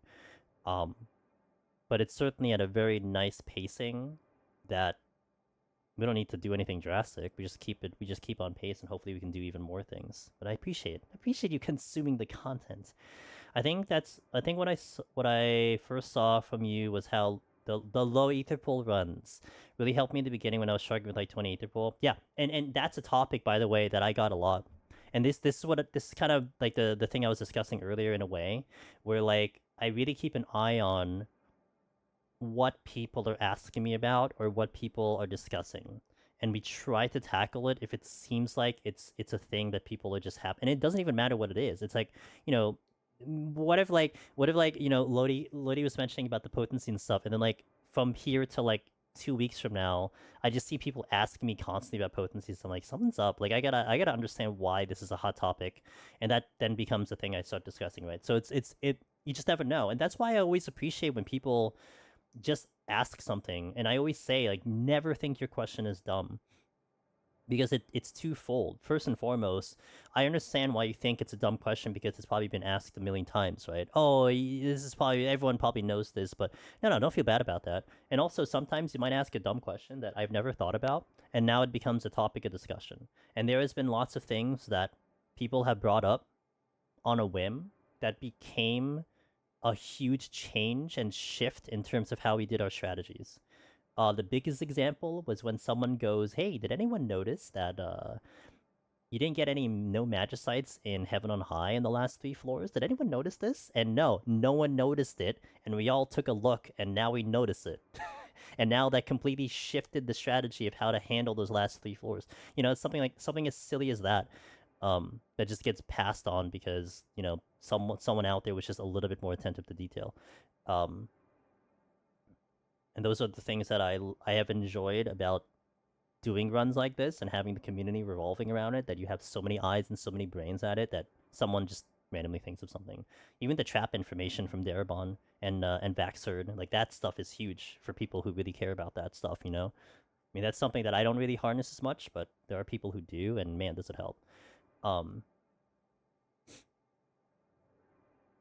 And I had a lot of fun with those low ether pool runs. Those were actually really cool. I wish they had a reset button in Deep Dungeon, but they're never going to put that in. Was watching on YouTube, just came on Twitch a comment. Oh, I appreciate it. What's about no Magicite? So, in the last 3 floors of Heaven on High, it is impossible to get no Magicite debuff. 97, 98, 99. It will never show up. It's just coded into the game.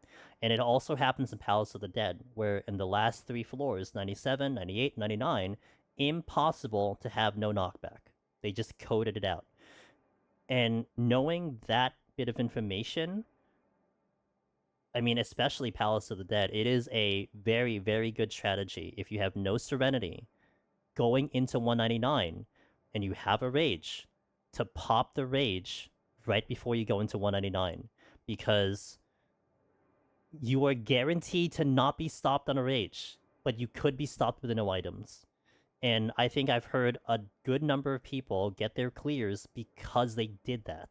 Recently, I think Sengir was one who did a 199 Rage that's literally saved the run because they got a no items going to the next floor.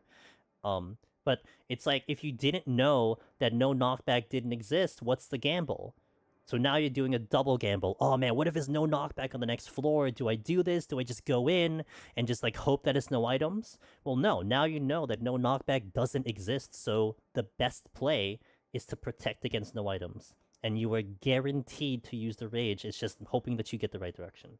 And that little bit of knowledge is like honestly the difference sometimes of you clearing. I believe it is. Now the only thing that I'm not sure of is if it's 96, 97, 98, or if it's 97, 98. And I believe it's no demi-clone, because I know 100% for sure that you can get no knockback. Remember, you have both options now. You have the Dreadnought, which is no knockback, but you have the demi-clones, which is like Magicite. But I'm not sure.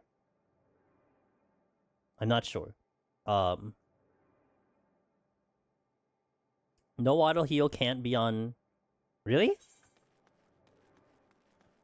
Yo, Vaulting, how's it going? Also, I'm glad you consumed my fails, Elvis. You know, honestly, it's funny because I sometimes wish that the run would just go south, because I feel like that's just better for people than when I just like walk to the victory. Like when we cleared on Saturday on Black Mage, I mean, granted I was racing Ross, I wiped every single floor. I mean, that teaches nothing. It's like, here guys, just walk in with 6 and pick up 2 more. I mean, what's so hard about Heaven on High? Why do you even have to fight anything? Just pick up things, you know? It's like, that doesn't teach you anything. But it makes it funny though. Okay, I need to hit an ad here. So we got 40 more floors till we're done and we're flying. We're going to 130 today because we'll do 131 to 200 on next Monday. Also doing a Tokyo treat box. Damn, my bot almost got it, but they did the Tokyo treat box a couple lines up, but they did the Smack and Sunflower Seeds later. Interesting about the no auto heal, so that missing debuff is actually kind of a bad thing. Yeah, it kind of sucks, you know, that's, I mean, but yeah. It would be really nice, though. Alright, so ads are going out. 3 minutes, and then we'll go into 91. Thank you guys for watching. I'll see you after the ads if you will see an ad. See you in a bit. And thank you to the YouTube. You guys will get 30 seconds, but you can skip it because you guys are cooler. Okay, let's go. Let's eat some food, actually. What do we got? Spell speed? Hell yeah, brother. Eat some caviar sammies. Oh. Okay, let's continue the music.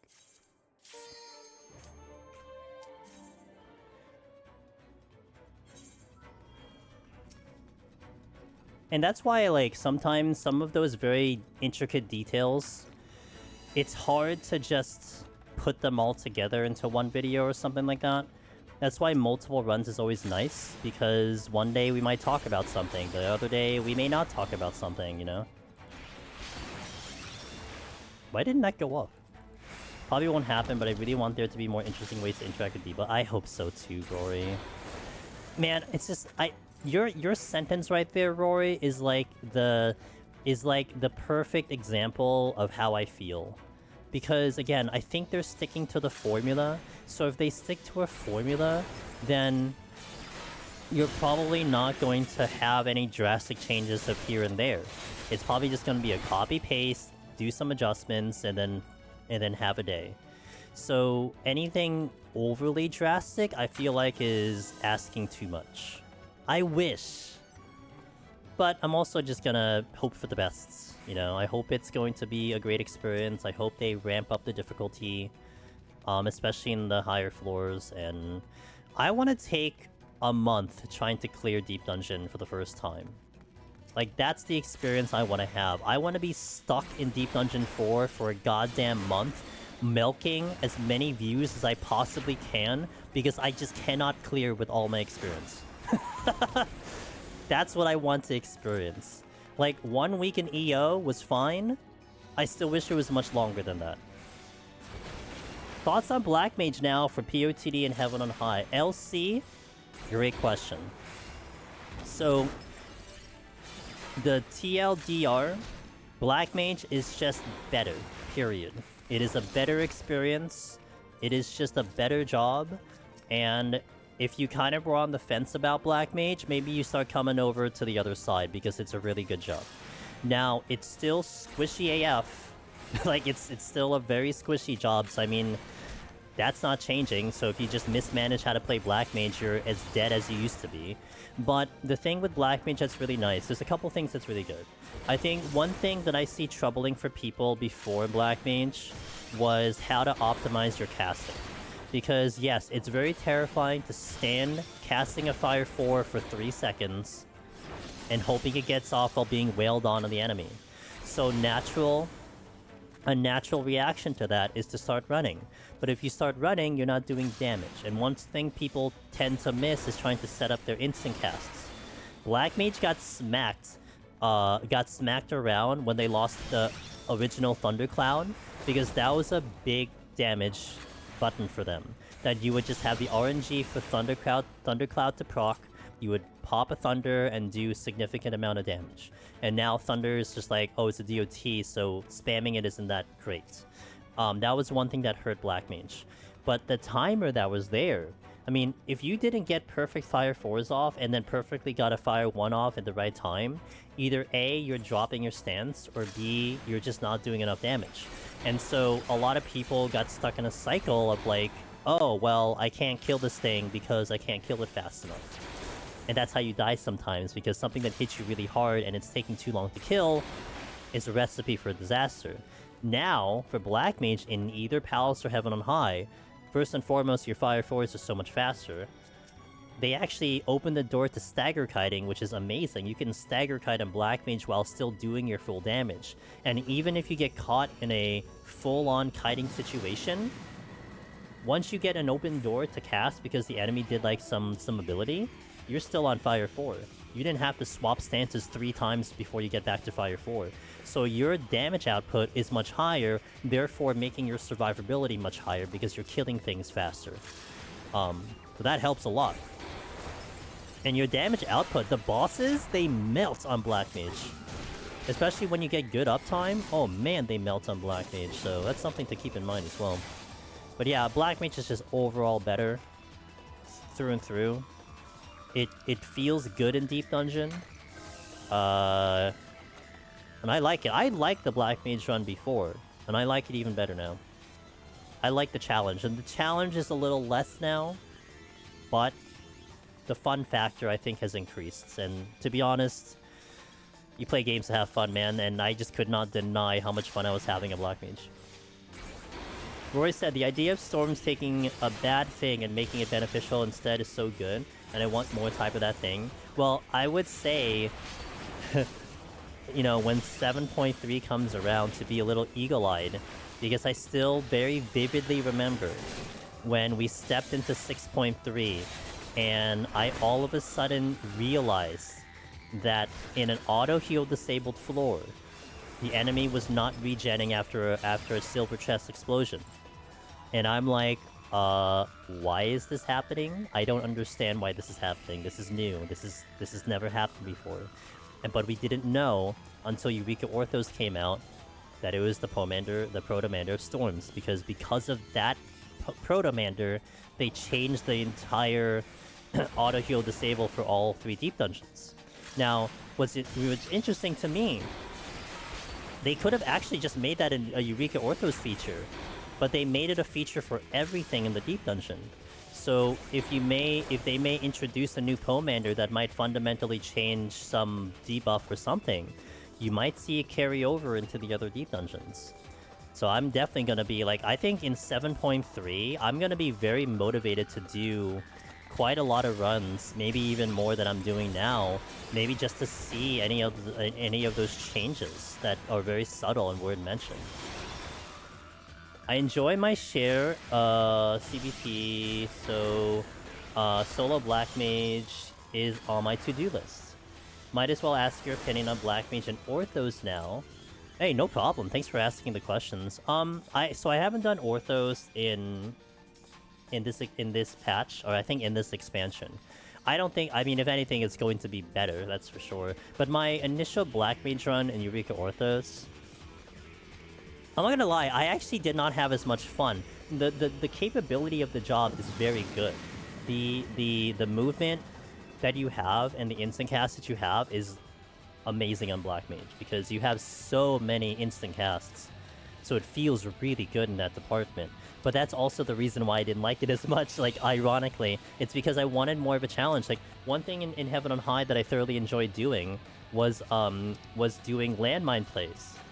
Dropping a landmine, dropping a ley line, and then between the lines into a landmine to trigger and to hit enemies.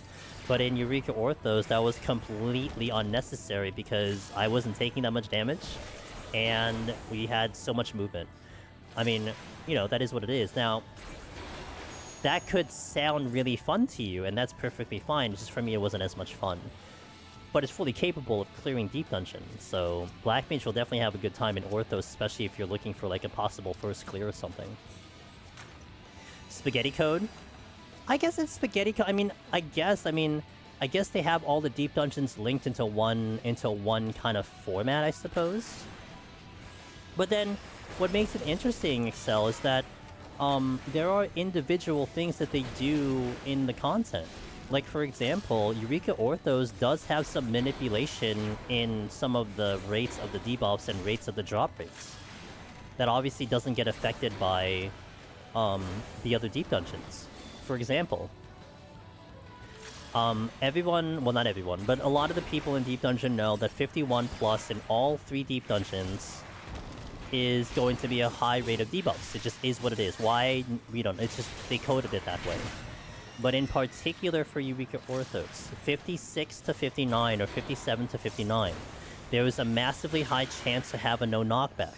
But it's so ironic because in those floors, what shows up on those floors? Sea Monks. Proximity aggro patrolling Sea Monks, which have Suck-In, the pull-in ability.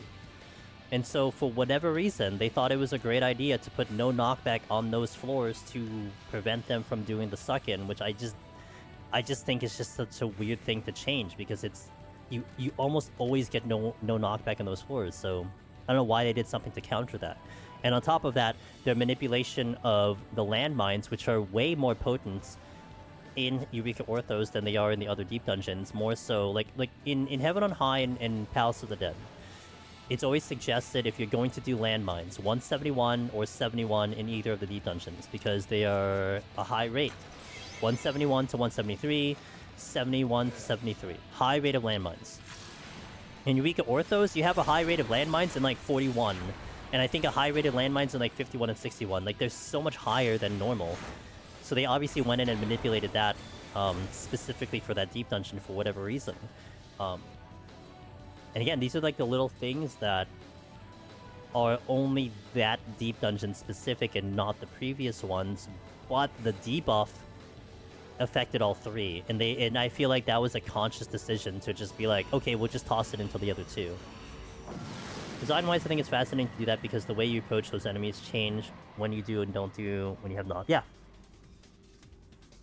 It is. It's just, I don't know. I think my line of thinking with EO was more like I started to slowly realize that they manipulated some RNG there to cater to the solo experience or to cater to just a better experience. Like demi-clones having a much higher drop rate in Eureka Orthos for whatever god-awful reason. Like, I wish it wasn't that high, because it's really, really high.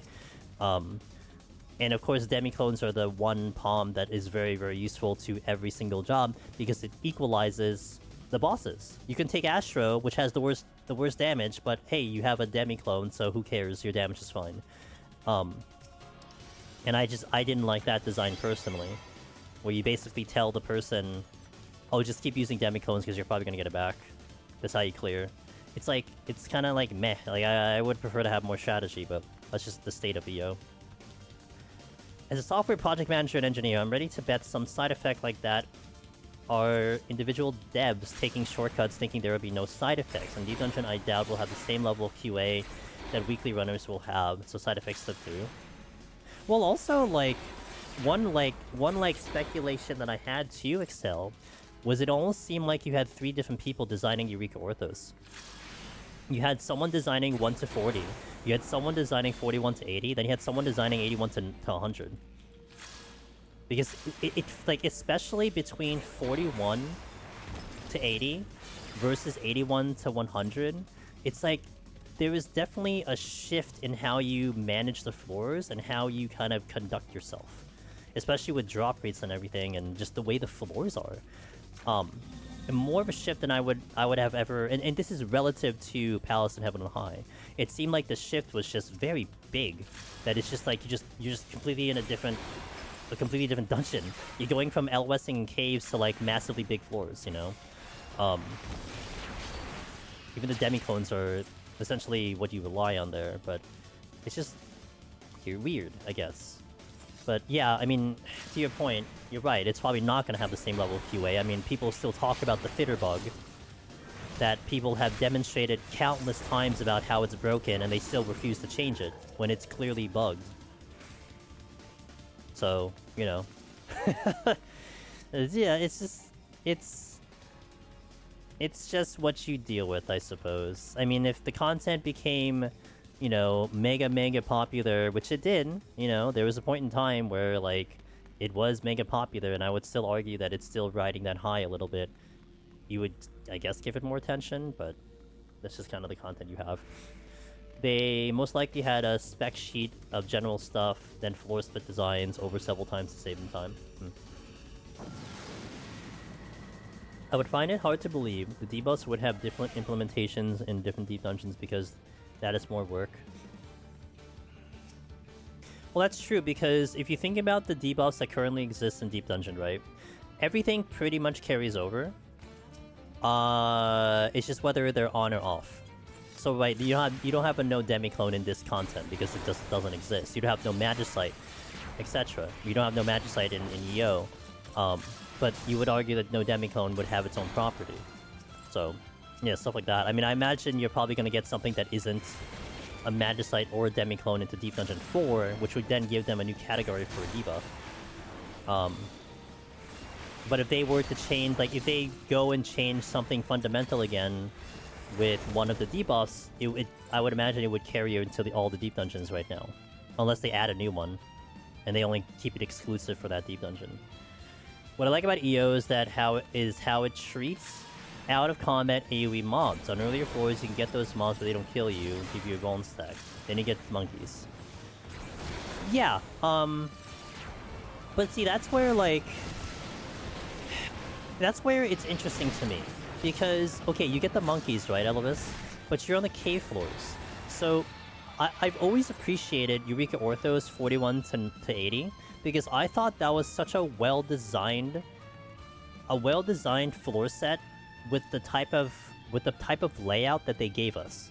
That you had to do line of sighting in cave floors. Like, you could have done line of sighting in, like, heaven on high floors, which was so much easier to do. But no, they picked the dumb floors, like the cave floors, which dumb, by definition to me, is like annoying and rigid and everything. But that's also precisely why it's great, because having to find a correct angle to do a line of sight is challenging. And I enjoyed that. And that's where like the apes one-shotting you from AoE makes it very interesting too, because I mean, dude, I like knee-jerk every time I see the goddamn AoE go off, and I know that I'm properly okay and line-of-sighted, but I still knee-jerk out of fear because I'm like, oh my god, what's that in that? But then you took the same mechanic into 81 to 100 on floors that are like 10 miles long. And the only reason you're getting penalized is if you just didn't pay attention because you're in the same room as them. It's like the challenge is now completely different, not to mention it could be bugged. You know, it's weird. So it's just like, I don't know, it's like you could have done it differently, I suppose. I think what probably would have been more devastating maybe in Eureka Orthos is if it wasn't the out-of-combat AoEs, it was the things that shot you from a distance. Because like Palace of the Dead with the worms and stuff. That would, to me, be more frightening. Because you could now, like, have this risk of, like, fighting close, but then things are gonna pelt you on and off. I would expect any change to be to a given debuff to affect all deep dungeons, because I would hope... Yeah, but the thing is, like, I think going into 7.3, unless they explicitly said that they're adding this and that, we're not gonna know what those changes are until we see the debuff coming in for the next deep dungeon. Because we didn't know that Storms was happening until Eureka Orthos came in, and then it's like, oh, it all makes sense now. But even in the gameplay preview that Yoshi P had, I don't think he had a Storms in his inventory. Possible all deep dungeons share a same identity. Oops, no, god damn it.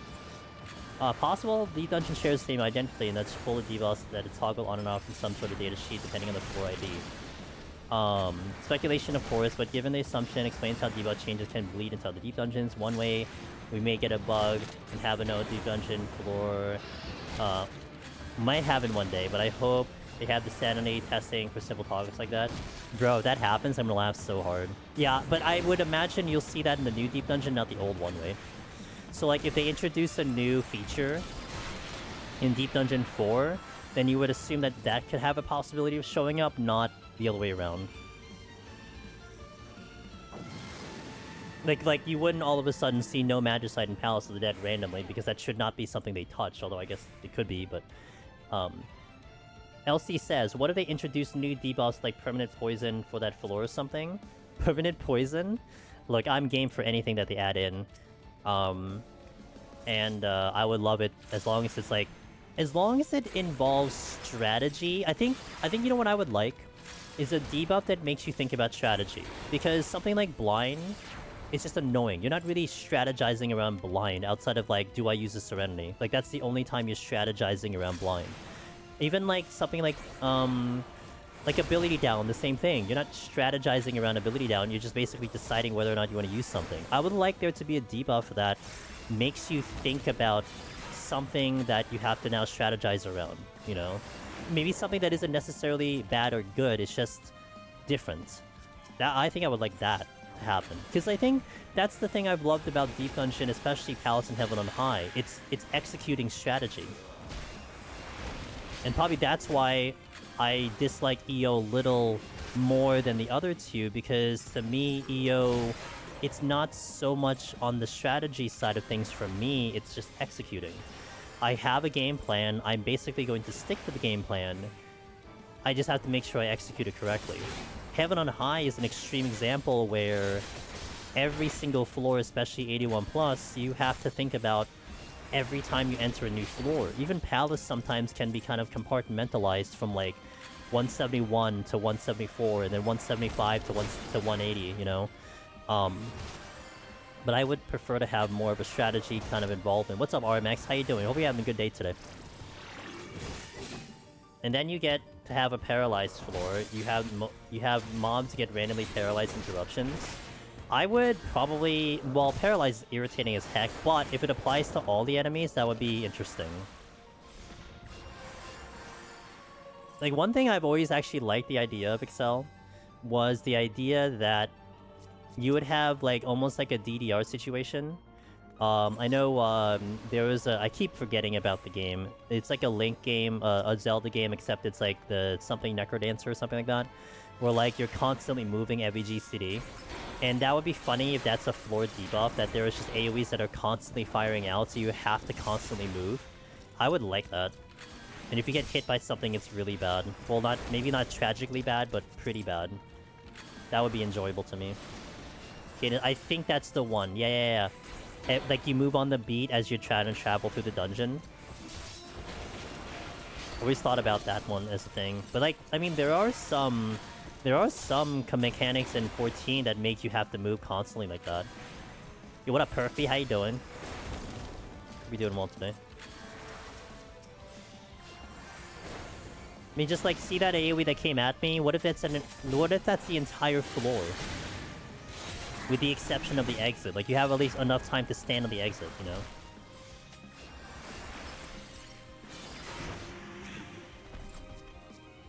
Or you have some situation where... You have a situation where, you have a buff that will last only up until you actually open the exit, and then the buff is gone. Like, you achieve the objective, and then boom. Like, get a longer GCD? Yeah. I mean, anything to that effect would be fun. I mean, that's really outside the box, but it would still be kind of interesting.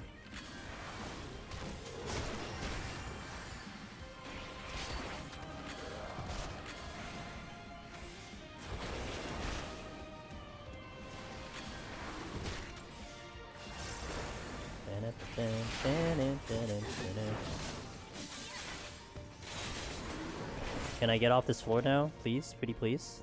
I don't think I'm getting off this floor. Would be hell netcode otherwise.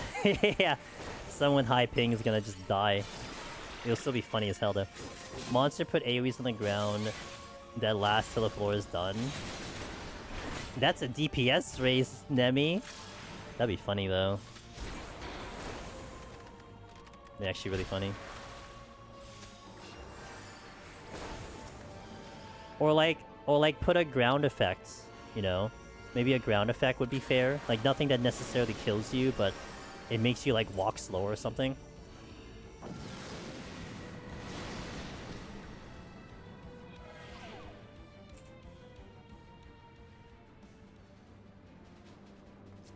Another... What am I doing with all these no items? I've got so many no item floors. What is going on? I don't think I've seen this many there's no item floors from, like, 51 to 100, like, ever.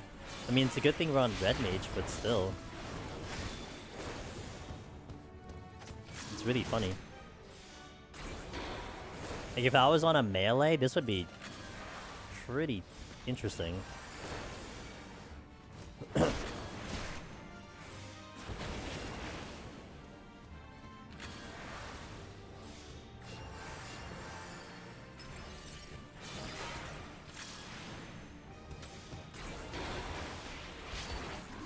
Look at that perfect stagger kiting.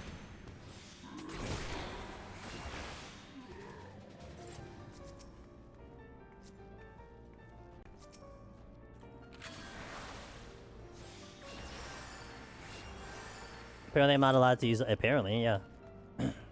We've already done that run. I just want a casual clear today. Or not today. I want a casual clear attempt. I'm not going for any weird challenge runs today.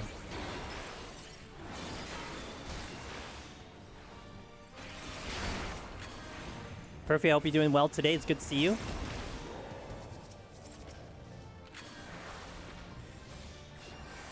I remember once they had put a time jump mechanic in something like WoW. It was ages ago, but I remember having friends who just couldn't clear due to the ping. Yeah, I mean, you have ping, a big ping situation in 14 as well, so it makes sense. Oh, look at all the purities I could have been using if I had items.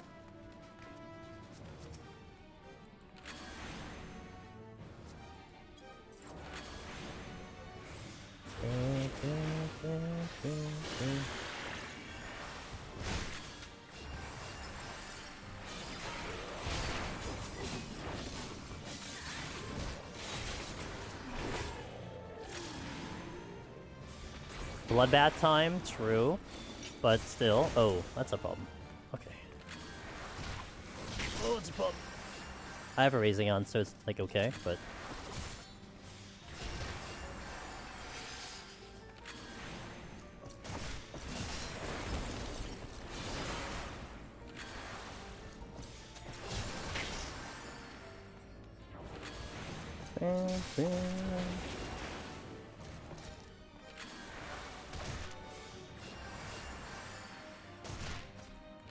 I should get hit again.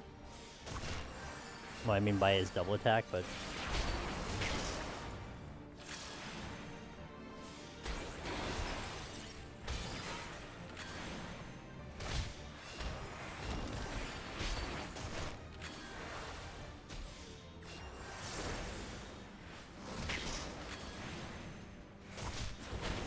there we go.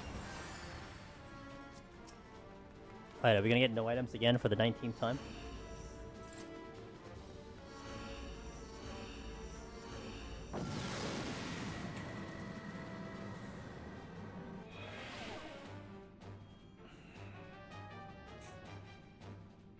Oh my god, it's not no items. Witching. Always love when Sight is in the last chest. Hey man, it's points. Justifies not actually going and checking all this stuff.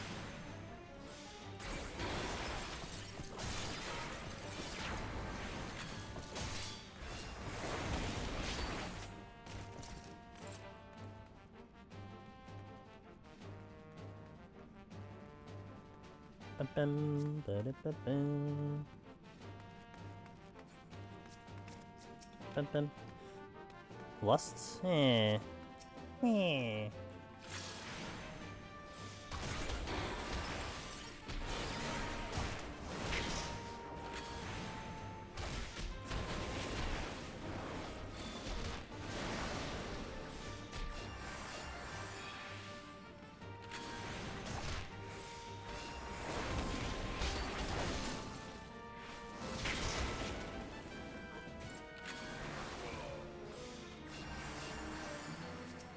Yeah, I'll find another one, sure.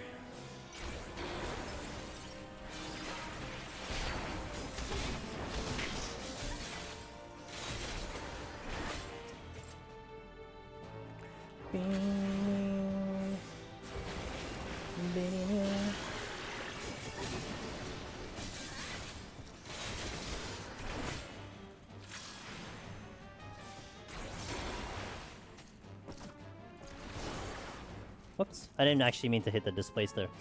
So I just stood in place just to make sure that I wasn't gonna trigger some trap or something.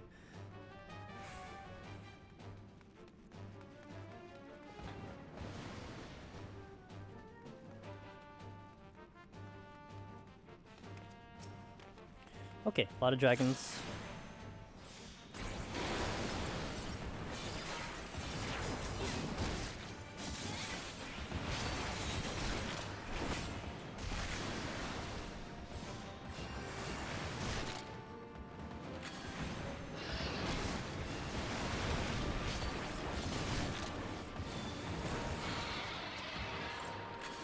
I do want that chest, so I'll fight for it.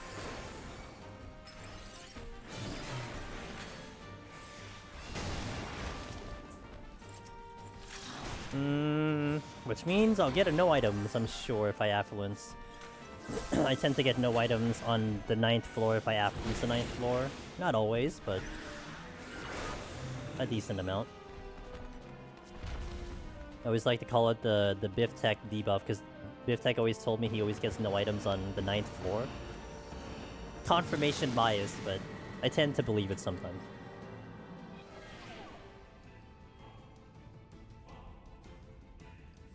Oh look, no items.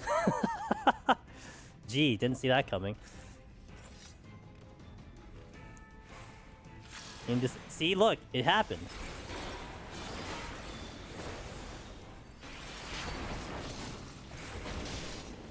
So the no items have been all over the seed apparently. What's up, Biftech? You excited for Expedition 33? Game wants you to showcase Red Mage abilities. I mean, it's fine. Also better when I have actually a raising up. Mayphilia, hello. No I don't see you, no I don't see you, and you. Literally. Hey, I have no complaints about this. You know, some will be fearful at the idea of being the only one in the room. Me, I'm like, bro, that's paradise. I'm the only one here? Ah. Time to live. I'm excited to watch before deciding to play. Fair. I actually, dude, I keep checking back on the creator program thing. Apparently, I had to put myself on a waiting list for the key. I thought they were just gonna give it to us. So now I'm like, am I gonna get a key now? I don't even know if I'm gonna get a key. I mean, I'm gonna play the game regardless. I don't care. Like, it's fine. I'm gonna spend the money for it. It's just, you know, am I going to have to do that? Because I want to obviously be ready when release day happens. So.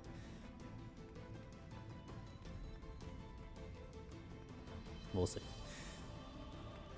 But I don't think any of the other creators have been doing anything for Expedition yet, so I'm sure I didn't miss the boat somewhere. I almost missed the boat on that demo. It wasn't really, like, I didn't get any notification that they had something going, so that's why I was like, oh, okay, well, I guess this is here, I guess I'll just do it now.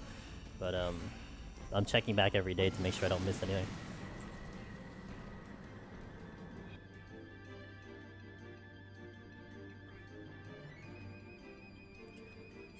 Alright, Strength Steel. I'm not taking this for granted. This boss can get a little spicy.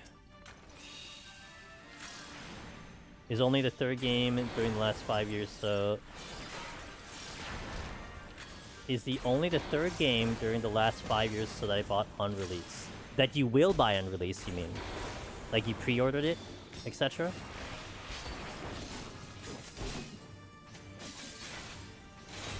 I'm very excited for it. I just have one holdback on the game, but it's a personal thing. Because one thing that I've been saying is like the mechanics of the game feel very similar to like a Souls-like, and I'm not against that. But I still remember my time trying to go for 100 super jumps in Super Mario RPG Remake, and that was very difficult for me to do. And to me, there's a lot of like very reaction type, consistent stuff that you need to do in combat, and that is a little bit of my weakness. And it's like I'm a little intimidated that that's gonna be kind of the game. So we'll see. Because there was like one thing that we were doing in the demo that was like a super boss. That I don't know if it's a super boss in the actual game. Bear that in mind. But it was a super boss, and you were getting hit like 3 or 4 times in a row every single turn. And the fight would have been like an hour long. So I'm like, would I have the ability to actually do this for a whole hour where I was gonna get one shot if I made a mistake? Like I don't know. And part of me, my challenge-oriented side is like, oh, we can do this. And then my other side is like, bro, you suck at this. That's what I was thinking. I'm like, dude, I suck at this type of gameplay. What the hell? But, I don't know. We'll see. I think that's my only personal holdback on the game at the moment. Again, nothing to do with the actual game. I think it's going to be great. I think other people might actually like it like that, but on a personal level, it might be hard.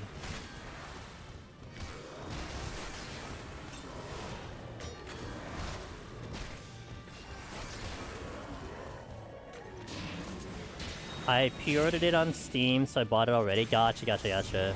It looks really good. I think when we played the demo, I think I convinced like 5 people on the spot to try it out. So I never completed that.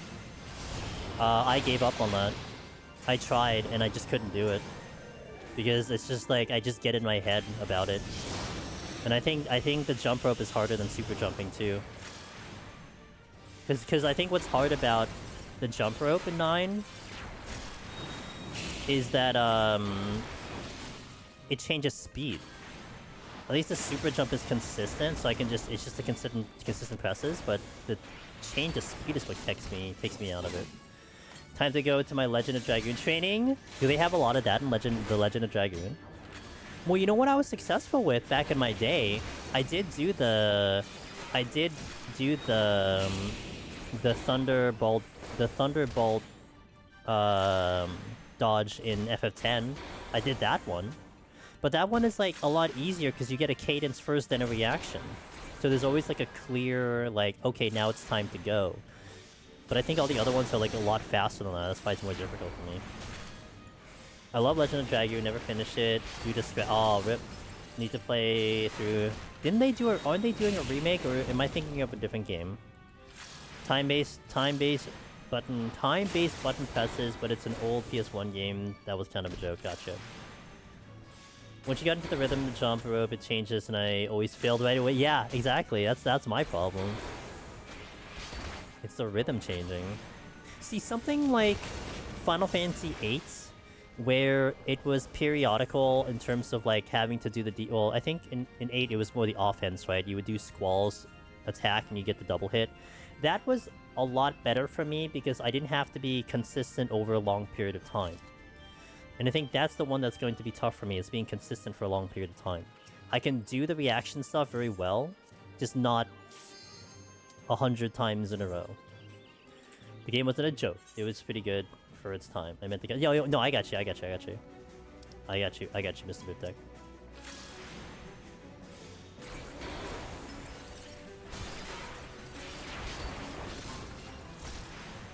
All the characters had time hits in 8. Yes. I think I only did it for Squall, maybe, but yeah. But still, those are the ones that I didn't find too much of a problem. But also maybe because the penalty was not as severe. If you did it, great. If you didn't do it, it's like, okay, whatever. In Expedition, like, I'm gonna play hard mode in Expedition, and like, if I get hit with something, I lose like 80% of my HP. And it's like, oh, it's like, that's not good. And it's really funny because if I want to try to think about speedrunning that game, I'd want to think about that you'd have to go like full offense and no defense and like perfect hit everything. And it's like, okay, I mean, if you needed to separate yourself from the good and the greatest, then yeah, you're gonna have to do that. But can I do that is the question.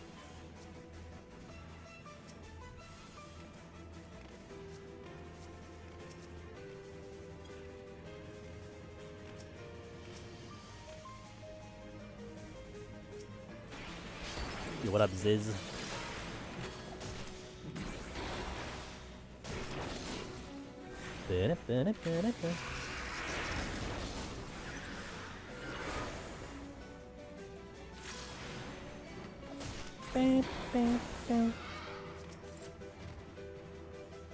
Vetching.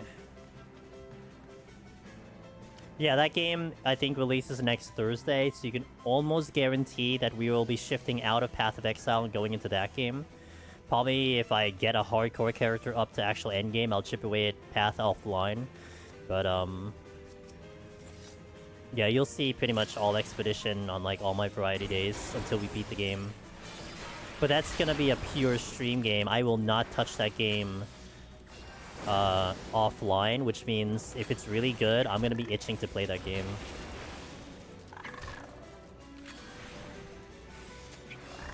This mix-up inter and tri-section is so good. It's from Dissidia NT. Dissidia NT had a great battle system and one of the worst storylines I've ever seen in my life, which is very disappointing because Dissidia in general had a very good storyline. They just completely obliterated the story.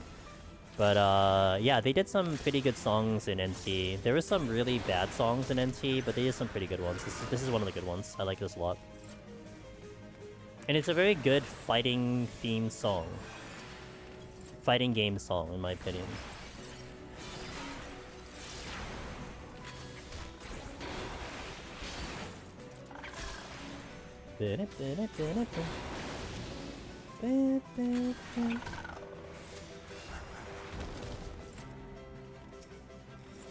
Okay. Ah yes, we're into 101. How could I have forgotten?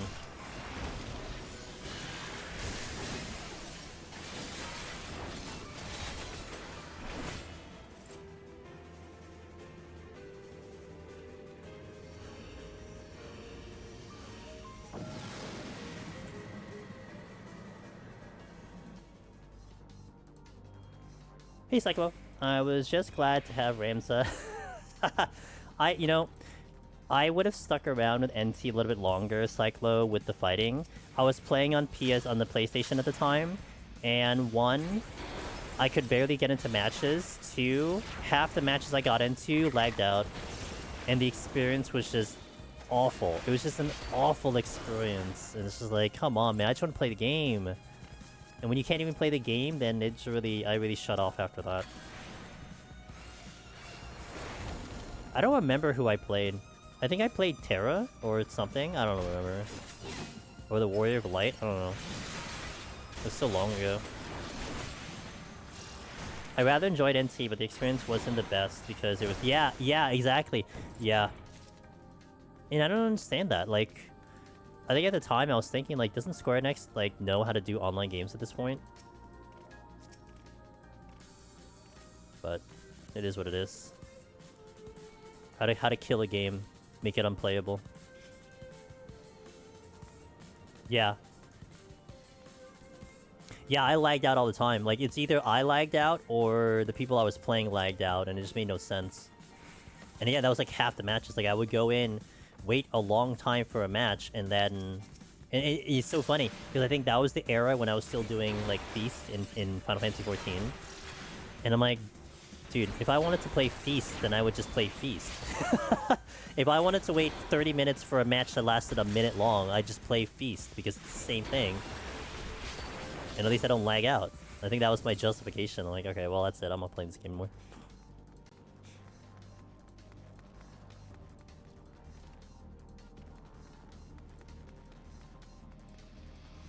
Boom, boom, boom, boom, boom, boom, boom.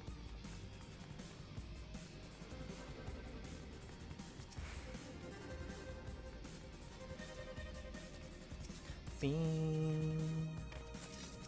Yoda's on.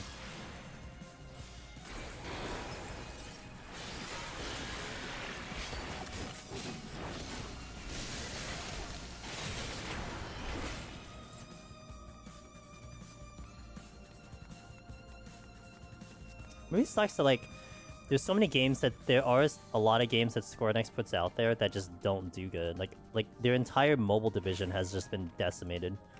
They keep trying to, like, compete with, like, Honkai and Genshin. They just can't do it. But they keep trying. Like, I haven't... Like, have you guys heard any word about the Final Fantasy XIV mobile game? Because ever since that initial, like, burst of information, it's been dead silent. And... I don't even think, like, I have no idea how they're even going to monetize that game to even be successful. Unless they're just banking on the fact that 14 is in itself is successful, therefore the mobile's going to be successful. But it just made no sense to me. Isn't Ever Crisis the last surviving mobile game for Square Enix at the moment? Because War of the Brave is gone now, or closing. Yeah, there were a lot of, like content creators had their hands on it. And stuff, and now I've heard nothing. Global, yes, but not GP. Oh, okay. Well, yeah. I guess just global. I mean, us. Can we play it, right? Square probably looked at their 11 bandwidth nodes and was like, "This is good." Or their 14 bandwidth nodes for that minute. What's up, Remedy? Honestly, their companion app, if you have been running sub, if you have a running sub to the game, should be free in my opinion. Dude, the companion app had some decent ideas, but oh boy. I tried it the one day and I never touched it ever again. I only know they're not getting money from you. Look, I am all in on doing Deep Dungeon on mobile. Like, if they put Deep Dungeon in the mobile game, like, we're doing it. That's not even a question. It's just, you know, I just hope it lasts that long to make it matter. At this point, I already did the damn thing in one hand. I'm sure it's not gonna be that hard on mobile.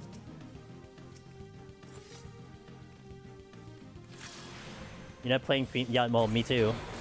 I'm already paying enough money for, like, the retainers I'm barely using, so...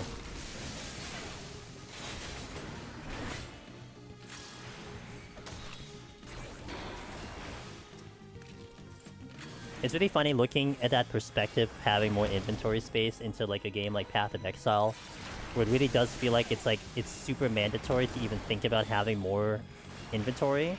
But then looking at 14, it's like... It's cheap, but then it's a sub thing, it's not a one-time fee. So it's a different vibe that way. It's a mess, yeah, me either. You can't really do anything on it unless you pay, and I'm not gonna pay to find out. Yeah. Seriously.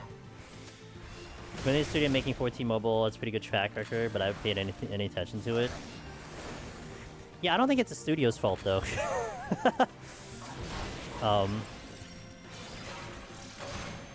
I don't know. I mean, I guess to be fair, if MiHoYo decides to make a Final Fantasy XIV game, I'm sure there's going to be a very good quality and monetization around it, but also, I don't think they're ever going to make a Final Fantasy XIV game or a Final Fantasy game on their end. They're busy with the anime waifus, which they're doing very well with, and their own universes. I only use the companion app to change my prices on the market board. And that's what's tricky too, because you're competing against bots too, and I think that becomes very discouraging, which that isn't even a problem that's resolved.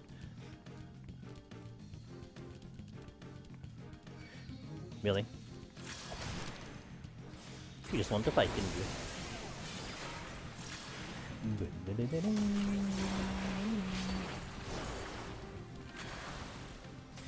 If they make a mobile game where I can feed and pet and play with my minions, I'd play. God, yeah, I mean, look, minions got me too, man. Like, I'm trying to, like... I tried out a new Ascendancy in Path of Exile, but then the conclusion to me was that I couldn't run as many minions as I wanted to, so I went back to the class that actually can get me more minions, and that's what I'm working on now. It's like, I'm a minion main. Give me minions. Let me do something with minions.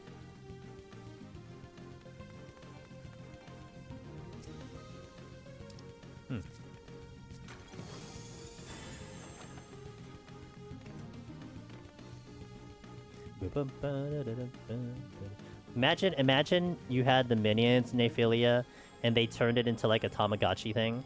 Isn't Tamagotchi coming back also in the Switch too? Like, what do they do something like that? I remember in there was a Sonic adventure game on the Sega Saturn.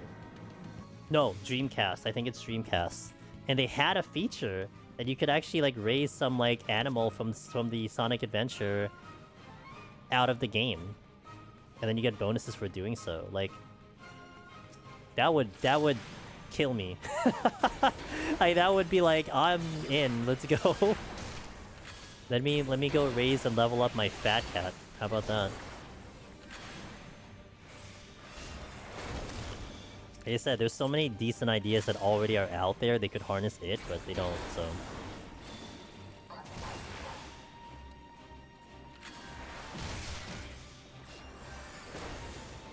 On the memory card? Yeah, the memory card that had a digital screen, right? Because that was like the thing with Dreamcast. That was awesome. Man, those are the days.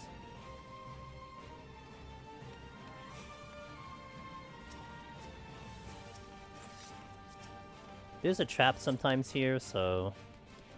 not today.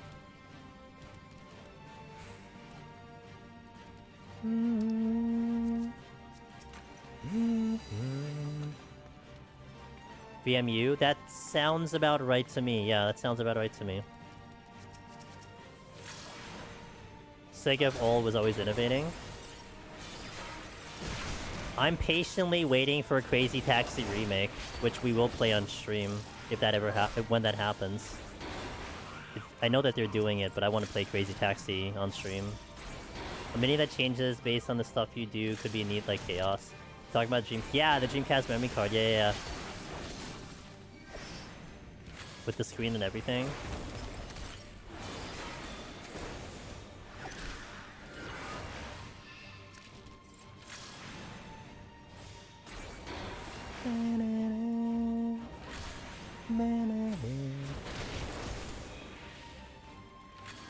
You love? I know! Crazy Taxi was so good!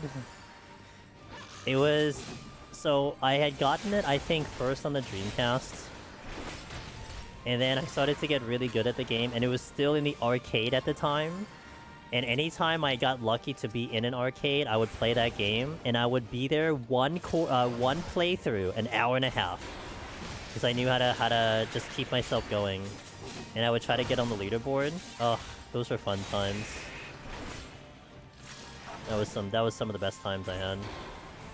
In the non-existent arcade. Which just aren't around anymore. Unless you go to like a Dave & Buster's in America. I think like Europe is a little bit better than certainly America when it comes to arcade availability. Because America, it's really few and far between. I mean, a lot of times I think in malls you get a lot more of the VR experience than you get like the regular booth arcades. Unless you go to like Dave & Buster's. Zelda DS game where you had to blow into the mic to do stuff. Definitely not peak gaming. Was definitely not peak gaming. I always have to think of that when... Oh, hey man. Always good to innovate, right?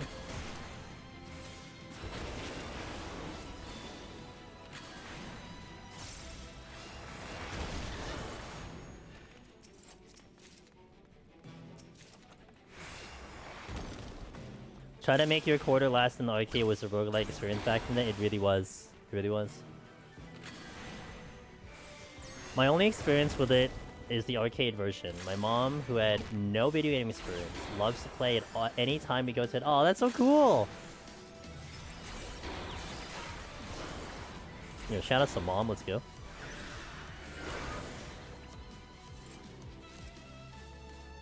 Bam.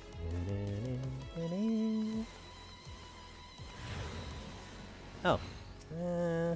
I have a raising on, we're fine. I also have a witching.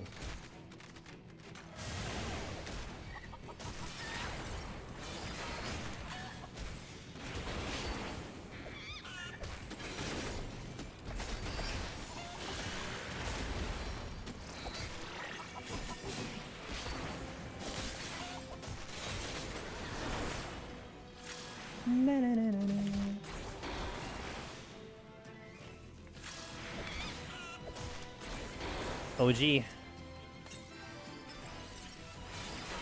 Back to where it all started for me. Red Mage.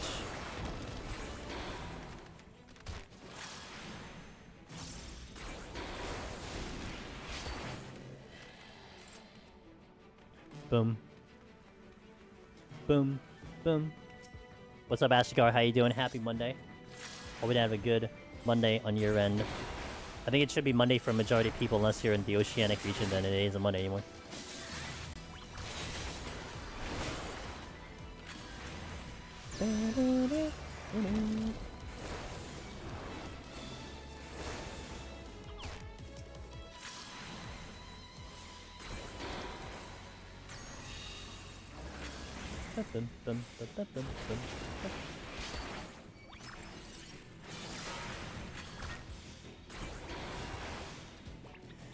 I'm still not off the floor. Ooh, steel. Oh, I had another steel. Oh, there's another chest in here. Alright, so let's pull the hippogriff. Hippogriff.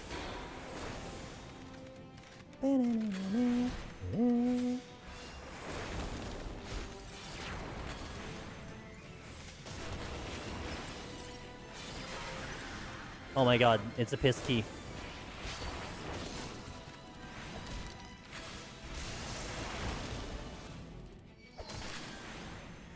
Makes you want to play SOP again? I know for me, I got to a point in that game where it was way too grindy, and I lost all interests. I had a good time. I had a good time with the game. This was the very first game I officially speedrun. I did speedruns for this game, for the base game. Ton of fun. Yeah, the DLCs were mega grindy, and I was ready for a grind, but it was just a little too much for me. Like, it was just not the fun grind that I was hoping for. And I definitely fell off a little bit. Like, I was trying to beat this level that you could very well beat it by, like, lowering the difficulty and just getting through, like, quote-unquote story mode. But I would never do that. Like, that would just be, like, against my own gaming cards. So I wanted to try to do it in, like, the original difficulty, but I could never do it because it was just too freaking hard for me, and I just, like, I gave up. Like, man, I'm not getting anywhere. That's it. I'm done. But it was still a good game. The battle theme is so great. I never liked how grindy it starts to get. I wish it was crossplay too. I wanted to play with friends. Yeah, I heard the PC was a mess.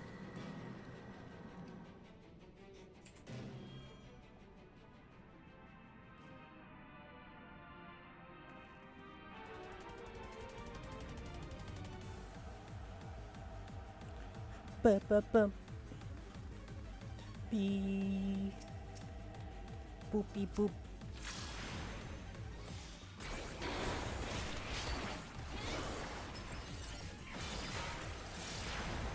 By the way, today is the last day that I'll have the UI up for the charity that we have on the top of the screen. The National Children's Alliance. It is a charity that aims to protect children from abuse. I am very proud of our community for raising the amount that we have, $3,125 in the about 2 weeks that we've had this up. So thank you everyone who participated in donations. And if you're still feeling a little generous, you got something to give, dollar or something, you know, it would be, of course, very appreciative. But of course, you don't have to. But certainly had a wonderful representation of this community. And what we give to save the children, right? So thank you for that, everyone. It's the one charity I do every year. They've been really good to me because they talk with me and they actually watch the content, and it means a lot. Because like, it's like I had talked about this topic a little bit, I think, before at some point, where like what do you call it? I will get like a good amount of emails from sponsors or whatever, but they'll always open with the generic, "Hey, really love your content. This thing might be a good fit for you." But like, they didn't really look at your content. Like, they didn't really look at your content.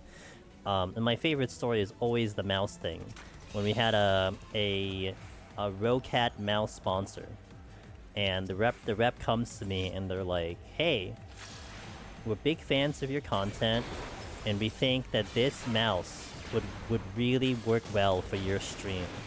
And in my head, I'm like, "You don't really watch my content, do you? I don't use a mouse. How could this possibly be very good for my stream?" But it was a good mouse. Can't deny that. And the other story was when we did our stint with Wayfinder. And we did a little bit of Wayfinder back, I think last year before, when it was first coming out. And I swear, like, the only reason I even bothered with Wayfinder was because the guy 2 years ago, actually it was 2 years ago, because it was 2023 PAX East. The guy who sends me an email goes, "Hey, I'm blah blah blah from the Wayfinder. We have this game coming out. We'd love you to give it a shot in PAX East." And they're like, "You know, I really loved your AGDQ run, and your Deep Dungeon runs in Final Fantasy are just amazing." Like, they specifically reference that stuff, and I'm like, "Bro, you got my attention. When are we meeting?" Actually, I did actually kind of decline that email because I'm like, "Oh man, you know, my schedule doesn't quite fit in. I'm gonna see if I can pass by you guys and everything." And I was kind of iffy about the game. But I walked past their booth in PAX East, and he was the guy I was talking to was like, hey, I got your email. I'm glad I could pass by. Had a wonderful conversation. Got to try the game. And that's what got me into trying Wayfinder at the time. It sucks it had such a shitty start, but... You know, you got my attention, so... Sponsored mouse challenge run. Bro, if I could do a mouse-only run, I would. I'm still kind of thinking and hoping we can do another accessibility type challenge or something like that. It may have to wait till the next Deep Dungeon comes out, but we'll see. Haha, get wrecked.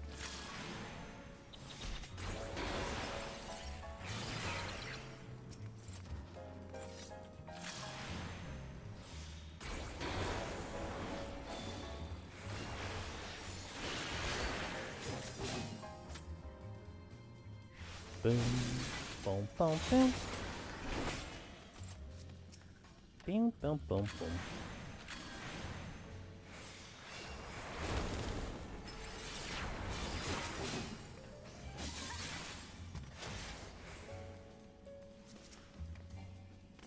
boom, boom, boom. I'll just use a steal now. Oh, I didn't think I'd get you, but it's fine.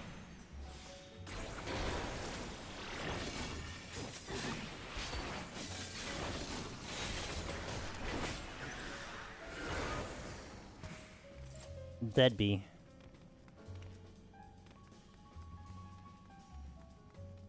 Bum bum bum bum bum bum bum. Do do do do do. Another steal. Okay, let's clear the floor and then pop the steal.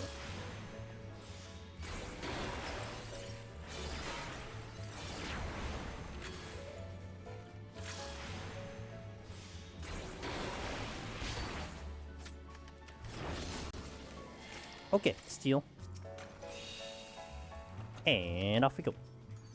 Affluent's on next floor. Hoping for a strength at some point by next floor, then floor after that, so I can have it for the boss, but it's not that big of a deal.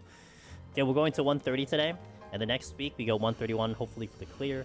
We'll also be doing our next Tokyo treat box, which I'm very excited about. I don't think I can even do it today, because I think it's too early, so I have to do it by next week. But we'll line it up with a clear attempt. Ah, good, I got the strength.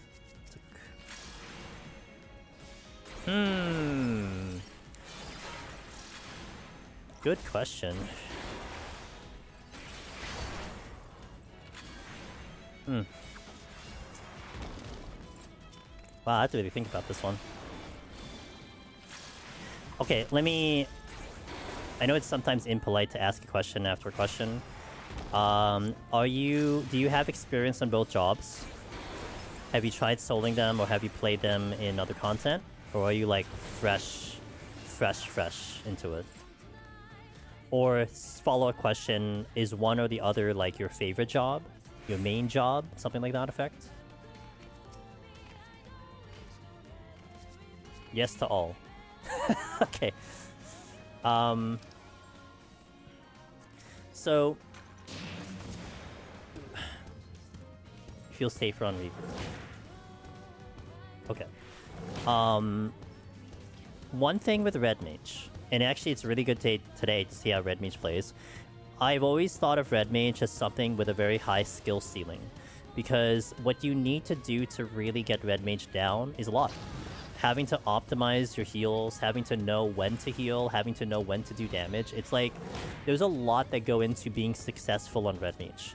And it's very counter to what you typically would do in, let's say, a raid. Where, like, you know, like I always kind of laugh at myself for this, where in a raid, you obviously have to move the team, you have to, you know, do mechanics and whatnot, but half the time, I'm a freaking jumping bean on Red Mage. Like, I jump everywhere on Red Mage, but I can't do that if I'm doing party content, right? But a lot of that is catered because of Deep Dungeon. I do that for survival a lot of times, and, I learned Red Mage via Deep Dungeon. I didn't learn it in regular content. When the job first came out, it was straight into Deep Dungeon. So a lot of my gameplay is like essentially catered to this content. So I've learned a lot about this job over time. So the heal optimization, even the stagger kiting is sort of something that is very, very good to have and to learn and to know. And if you're not good at stagger kiting or you're not really sure about how to do it, I mean, that's, you know, it obviously it's something you can learn, but it doesn't necessarily mean you're going to be good at it. Now, in comparison to Reaper kind of is one of those jobs where it's like a best defense is a good offense, and it has a really good offense. And I would probably say Reaper has a better output than Red Mage in terms of like a bursty damage. Like, I would definitely trust Reaper on an Ape a little more than I would trust Red Mage on an Ape, but I would be pretty confident I can kill an Ape on Red Mage without anything too crazy, like without a steal, etc. But what really helps with Reaper is having that shield on demand. And something like Godfather, I would say, gives a little bit of an advantage on Reaper to that extent, because you can time that shield every single tank buster. Now, in terms of survival, when it comes to melee, that also has its own skill ceiling, but I would probably argue Red Mage has a bigger skill ceiling, a little bit more than Reaper in specifically Deep Dungeon. Because Red Mage, you have to worry about stagger kiting, Vercure optimization, you know, going in and out with your displacement and your gap closer, and having that kind of understanding and using that for kiting as well. Reaper, on the other hand, what you're worried about Reaper is your Bloodbath optimization. You need to know when to use Bloodbath and when not to use Bloodbath. Stagger kiting is also very helpful. Using your jump as a kiting tool is also very, very good. Very, very good for Reaper. And so those are things that are big assets for the job. But you are a caster on Red Mage, and I feel like the whole Vercure situation makes it tricky, because, you know, how much do you heal? Like, do you heal forever? But then the problem with healing is that you're not doing damage. That's always the tricky part about Vercuring. So you have to really, like, make sure that you heal just enough, but also not overheal. Whereas Reaper, I mean, there's no healing, so it's just do damage, and that could probably be a little bit more streamlined for the job. It's either you kill it or you don't. Or you kite a little bit to buy you some time, you know? But between those two, I mean, look, as much as I'm OG Red Mage and my whole profile picture is Red Mage, I probably would lean into Reaper personally a little bit more than the Red Mage. If I had to pick one or the other. But hey, if you're married to Red Mage, you love the whole aesthetic of it, and that's one reason I asked you, like, is it your main job? Is it like your favorite job? Because in my opinion, that would kind of overplay over any other reasoning. Like, hey, this is the job that you identify with. You should do that job because it's still a really freaking good job. Like, no matter what, it's still a very good job. And I love Red Mage in Deep Dungeon. It's a lot of fun. What you can do and how mobile. You're so flashy on Red Mage. Whereas Reaper, to me, almost feels like it's a little unga-bunga. And there's nothing wrong with that. It's just a different vibe between the two jobs. Try Reaper for now. Yeah, hey, no problem. I actually was debating on going Reaper as a job I can come back to. I may do that sooner rather than later then. As I want to do Summoner first, because I haven't done Summoner in 2 years, but I might pop into Reaper. I believe our buddy Mr. Darabon is going to do Reaper at some point very soon as well, so you may want to keep an eye on him, because he might do a Reaper run.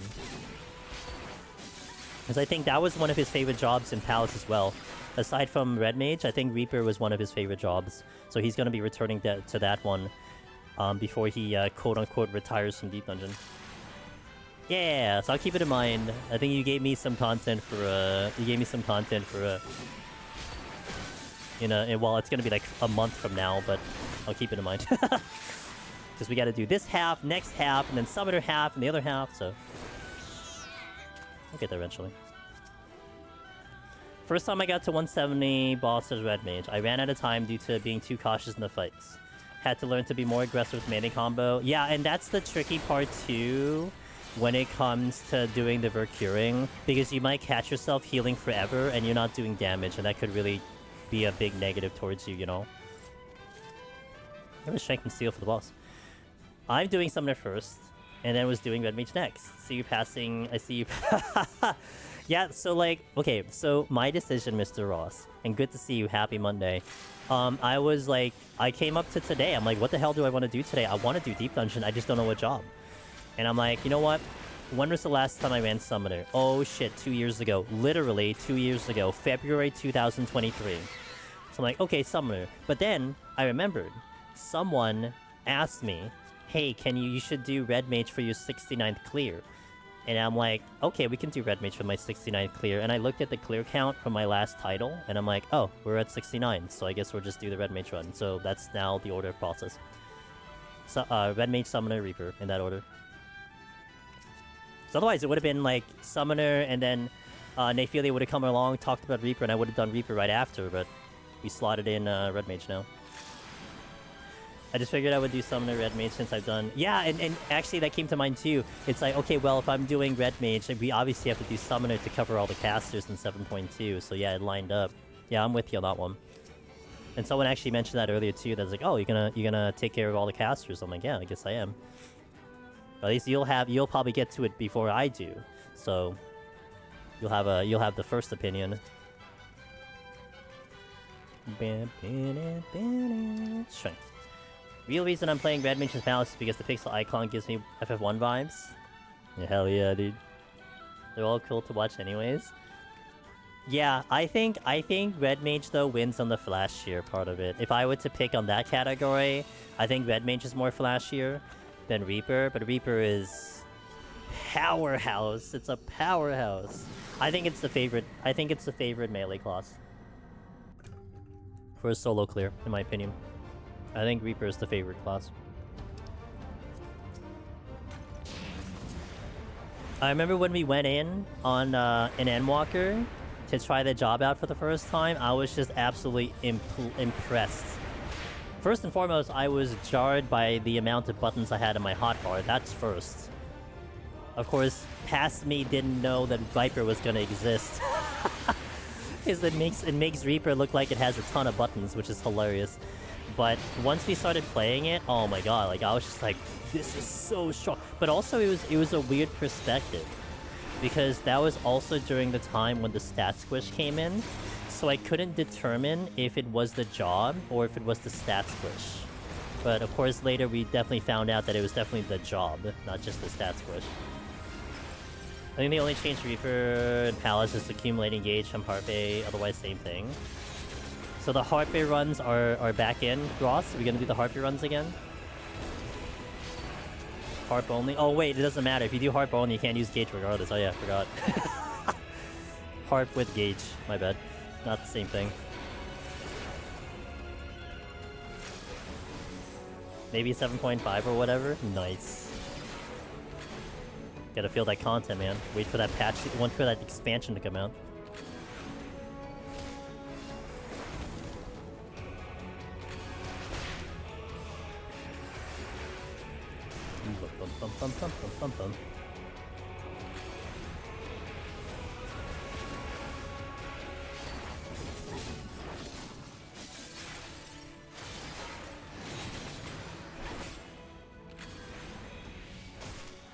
So Black Mage, in comparison here, from what I can remember, I think I killed this boss before the lust wore off.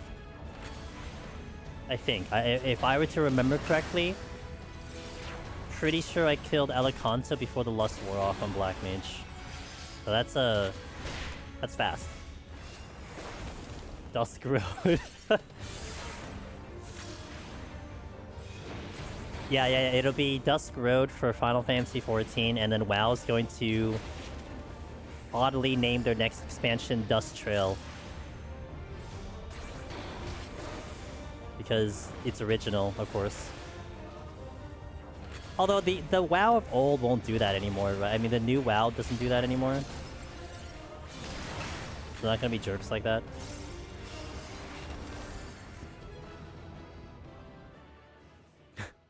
Name their expansion the same name as the other one. Okay, we got 20 more floors. We'll do another ad here. Probably the last one for the stream. It'll be a little bit of a short stream. We're gonna fly through, but it's okay. We get it set up for next week. Thank you guys for joining me. Again, we have the last day for our charity. If you guys have a little bit more to give for this wonderful, wonderful charity, I would greatly appreciate it. But of course, you don't have to. Might be able to write it off, I'm just saying. But you know, we raised a fantastic amount of cash, and also Ross is here. With him on the other side of things, we got $1,000 more for the charity. So it really means a lot, and you know, it's great that our community can do such a good job raising just an enormous amount of money, and that's 3K is so much. Like it like just comparatively speaking, and seeing other charities and how they do things, I think we were probably. Oh, actually, I can check the leaderboard. Hold on. Hey, no, it's all good. I understood. Look, we have tough times nowadays, so you don't need to explain. You know, it's for the other people out there that maybe are thinking about it, but I get it. It's all good. Where do I see the main one? Let's see, campaigns here. Is that right? View campaign. I wanna go to their main page. Here we go.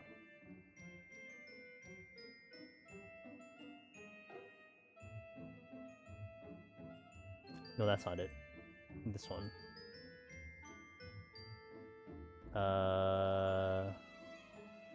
Wow. Okay, so we are the third highest by a good margin, the third highest channel to raise money for the charity.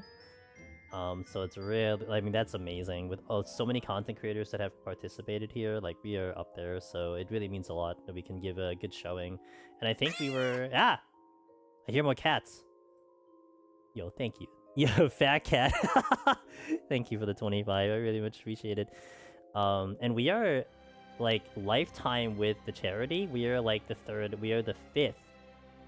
fifth highest with lifetime with the charity. So I mean that's huge. I mean we have a good representation with these guys. So you're saving kids. Imagine you're saving kids. So thank you so much for that, guys. Really much appreciated. Again, they're gonna love it. And yeah, I know this charity has been kind of close to a couple people in the community. I've heard over the years that this one was like really like kind of hit close to home, so I'm glad we're representing it. But okay, let's hit some ads, and we got 20 more floors to go, guys. Thank you for watching. Let's go. See you in a little bit. BRB. And in YouTube, it's in the description as well if you want to toss it in there as well. Okay, let's go. Eat my caviar sandwich that has certainly not gone bad being in my bag for so long. I'm sure it's still healthy and tasty. Good. Opening strength. You know, fun fact. A lot of our Deep Dungeon brethren will raising this set regardless if they have a raising or not. That's how dangerous this set can be.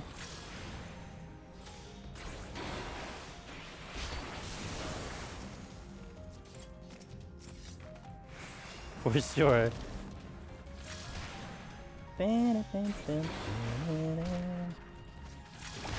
Ow! Why you couldn't me?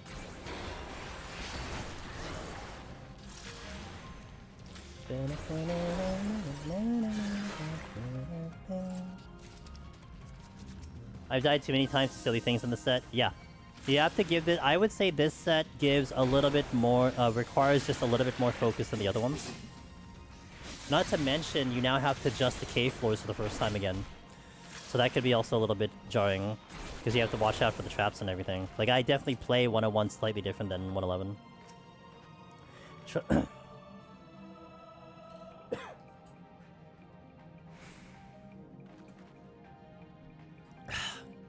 Try to have user raise in this set, which is hilarious to me considering how he plays the rest of this run. I know Sig told me he raisings this set. And I know with that he's definitely serious. You know, Sig, but I'm sure he's very serious about that one.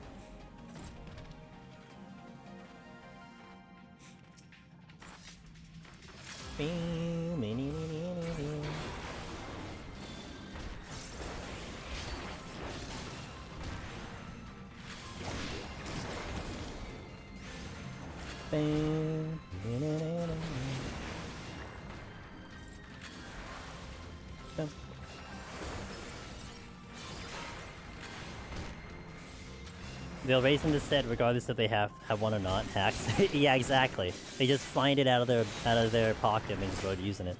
That's right. Serenity. Let me pull this leech. Personally, I just use my Season and Sight Piece on Slime overflows instead of raising. That's fair.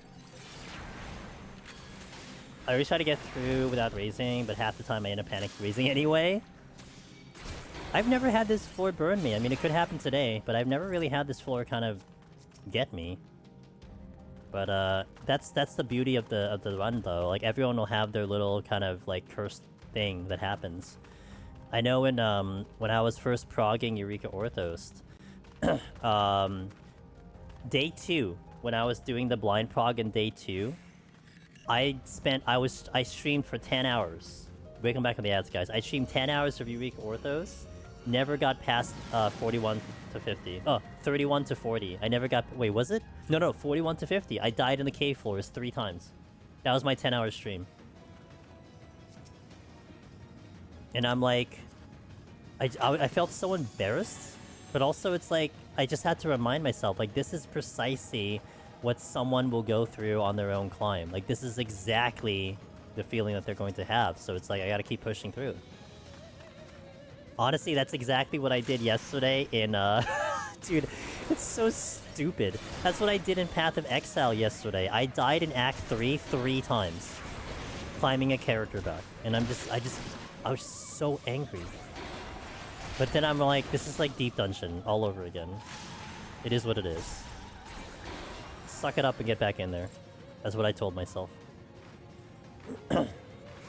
Such anger. Yeah, you know, when I get really angry, it's a real thing. I might actually have some facial expressions. It's, you know, it's a thing.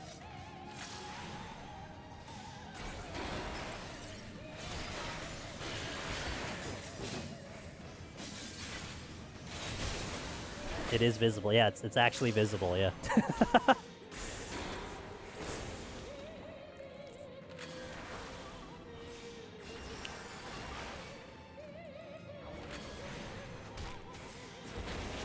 Yep.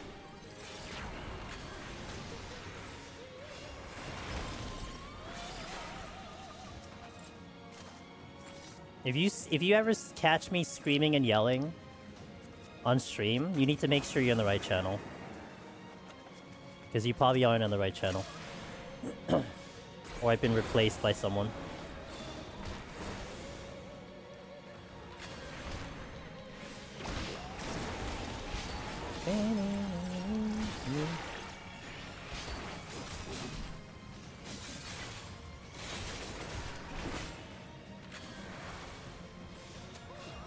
I have to make it to maps at least once, then I can finally rage quit until... That's what I want to do too, Ross. It's like, I want to play with the minions now. It's like, I want to have my minion build, just see how it goes, and then call it a day. But I just haven't gotten there because... the problem is, I don't run minions until like Act 2. Oh, sorry, until Act 5, Cruelty Act 2.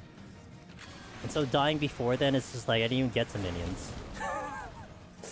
I didn't even get to enjoy minions because I'm just dead.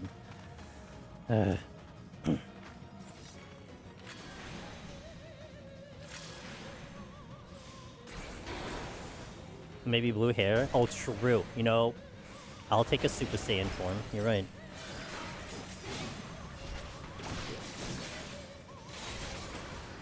But yeah, I'm gonna experiment to see if I can get mana mind over matter earlier. And I've adjusted my tree to see if I can make it happen. But the problem is I'm playing with Demon Form, and Demon Form devours both my HP and my MP, and it's a problem. But I'm gonna see if I can get it to work.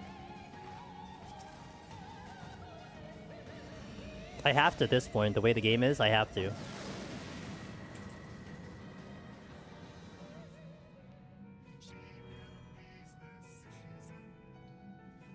Because it really does feel like there is just more chances of just dying randomly than there was before.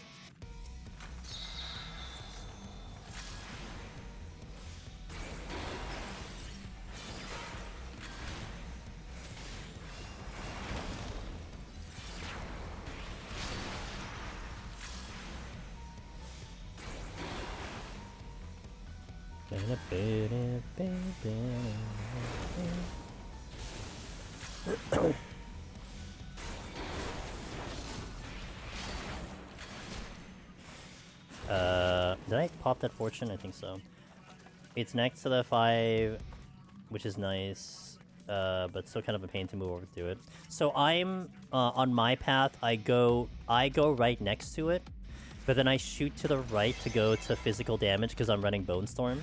So it's basically just like 2 nodes away from me. So it's not a problem for me to get to. It's more how to fix it up so that I can have enough mana regeneration to make it viable. That's my problem. Because the mana regeneration nodes are not that close by. And the troubling one, which I think you were talking about, there was one node to the right that gives you 20% damage recoup. It's like you get 20% damage recoup into mana. But the problem is I lose 20% life regeneration, and I need life regeneration for demon form, so that's a no-go for me. I can't take that until I remove demon form, which I will, just not in the early game. So it creates a problem for me.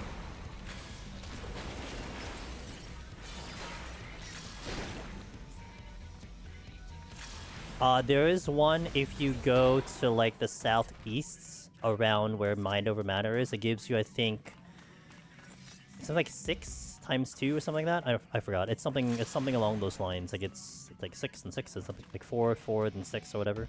2, 2, 4, 6. I don't know. Something along those lines. It's a little far though, but I did take that for Lich when I was running Lich. I took that for Lich. But again, my current issue isn't it. Honestly, that's not even the problem. It's just I just can't get one shot because I've been getting one shot constantly, and so one shot means I need more defense, not really like the recoups, because the recoup wouldn't do anything if I just get one shot. I mean, frankly, of course, like, you know, if you had capped everything and then you got hit, then yeah, you would survive, but still.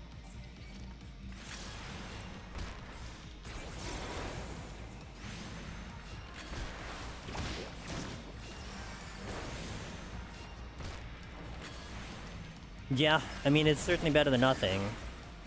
I'm actually kind of experimenting a little bit with to see if I can really boost up Arcane Surge. Because I've always had that in the back burner, but I do notice that I use certain spells that obliterate my MP, and I'm hoping that maybe that'll help. So I might be trying to see something about Arcane Surge.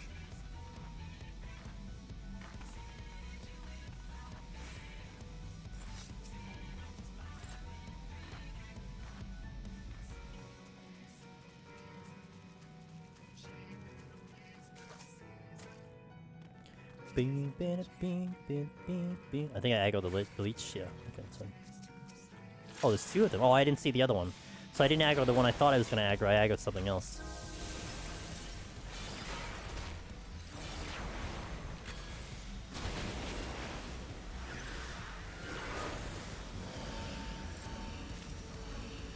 It is really interesting that I'm sure that there are people streaming hardcore, but I don't think there certainly is as many people streaming hardcore as there are standard.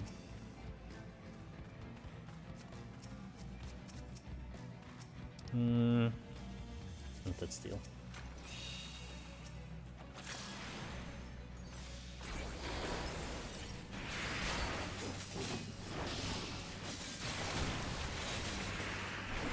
Bum ba da ba da bum. Ba ba da bum bum bum. So, you know, some of you guys mentioned about the Cobras and doing the sights and safeties, but I think the way I play in these floors, just I never make that a concern because I just don't deal with them in between floors, I suppose. So I think just the strategy I've employed makes me safe from Cobras and such, but it makes sense to protect against it.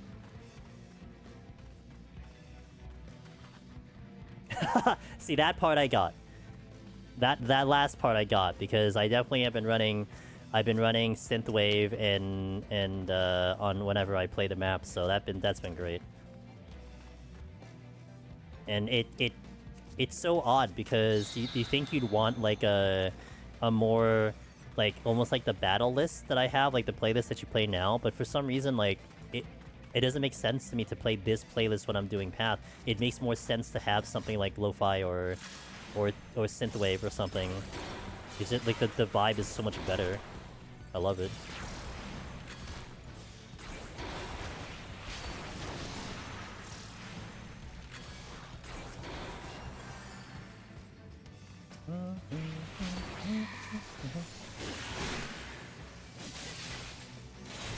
And that's also one reason why, like, I partially contemplated, after I died for, like, the 3rd time, I'm like, let me just do this in Standard. And then I'm like, well, no, why would I do this in Standard? First and foremost, I'm not gonna have as much fun because it's not hardcore.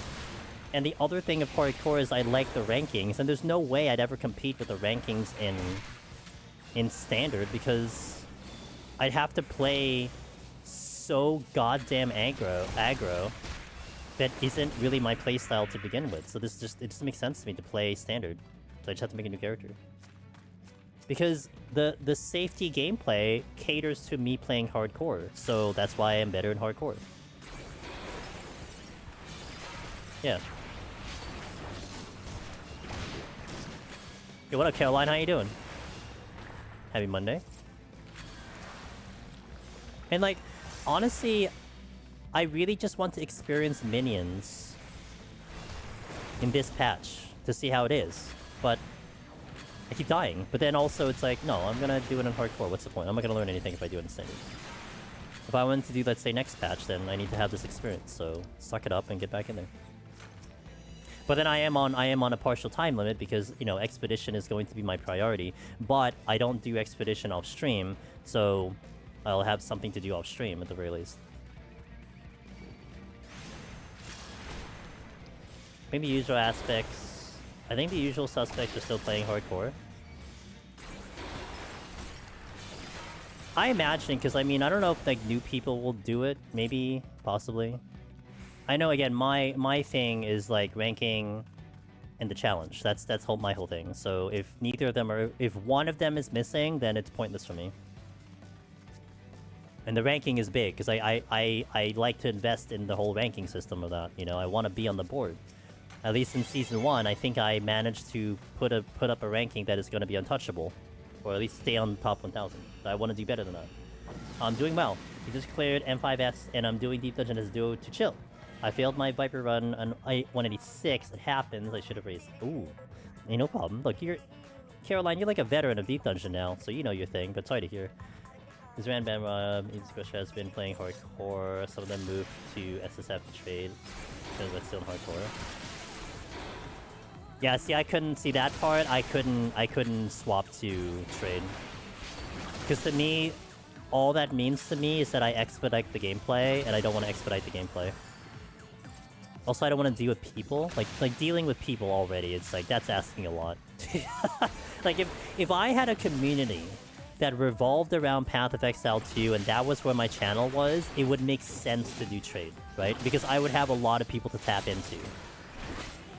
Instead, we have a Deep Dungeon community who thrive in solo self-found because it's exactly like Deep Dungeon, so I wouldn't be able to trade with anyone if I wanted to.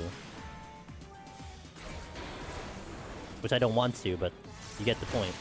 I just scrolled a little to see, and I only saw one hardcore person in the top 15 or so.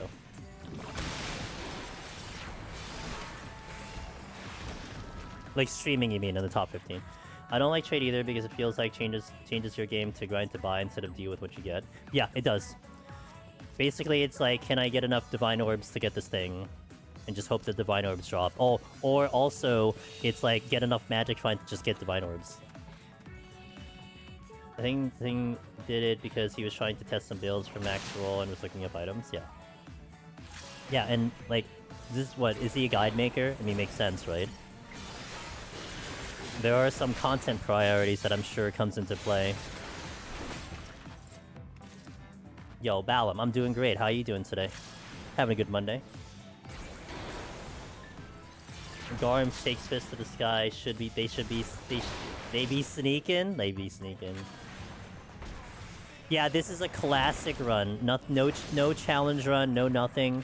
This is the 69th clear we're going for, and it was a request. So here we are going for clear 69 on Red Mage. He was the main director of Max Roll for PoE content and content creator. Yeah. Yeah, dude. Respect the hustle. I get it. Sometimes you gotta do things for the guides. because that's where the money comes from. You know what I mean? So you get the moolah. Gotta make the moolah. I was just watching the fight stick run on PoTD Insane. It was pretty insane. And I think, to me, what is more insane, JMO, on that run, first and foremost, the fact that we got it, right? That's important. But second, as the player doing the flight stick, I was impressed that from week to week, I was not touching that flight stick at all. Like, unless we streamed, you know? So it was just a stream thing. And I was amazed how my muscle memory was able to get back literally where we left off immediately. I thought it would take me so long to get reaccustomed to it, to remember where the buttons were, like all these little details. But we got right back on the saddle immediately, and I progressed better and better each day. So by the time we got to Eureka Orthos, it was like, oh wow, like we're actually doing pretty damn good here. Like it was crazy. Oh, and I'm a left-handed too, but I do a lot of things with my right hand. Yeah, I think the toughest part about that challenge, JMO, well, first and foremost, you credit the Deep Dungeon knowledge, right? Because my Deep Dungeon knowledge in the content certainly is a massive boon to doing anything Deep Dungeon. But what was hard and what was difficult was that it's like my brain had a cue in what I needed to do, but the hands couldn't keep up with it. It's like, I need to do this, I need to do that, but then I need to readjust myself because it's like, okay, well, I can't do it that fast, so now I need to change my strategy. Like, even something as simple as a panic witching is an adventure. Because it's like, can I get to the window fast enough? Can I get to witching fast enough? Can I use it efficiently? Can I kill everything in the time because I'm taking so long to do anything? Like, it becomes this weird perspective, but it was cool. So, and thank you for watching that. It's a very interesting run, and I hope it does hopefully inspire people who are incapable of using both hands to be able to now maybe try to go for the clear with one hand, you know?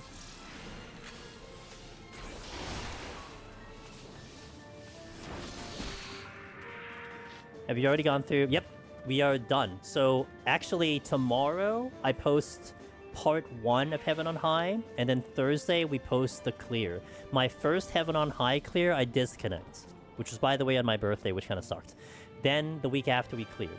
And then next week I post the Eureka Orthos. And again, this was what was amazing. With the exception of Heaven on High, because there was a disconnect, we one-shot all the deep dungeons. One-shot Palace, technically one-shot Heaven on High, one-shot EO. With one hand. Being completely uncomfortable the entire time, and we still got a one-shot. It was just like, wow, okay. It wasn't as much of a handicap as I thought it was going to be. If anything, we created such a buffer with our gameplay that we were able to now use that buffer to adjust to the handicap that we had. But it was a lot of fun, and I definitely want to do the 4th deep dungeon. Once we get either Omni or a number of clears out of the way, 100% guarantee we will do a flight stick Deep Dungeon 4 run. But, as I mentioned, I mean, I cleared because of my game knowledge. So I would need the game knowledge first before I even think about a flight stick run. We need to get to the point, like, I need to make the guide first, maybe Omni like I said, and then we'll be okay to do it.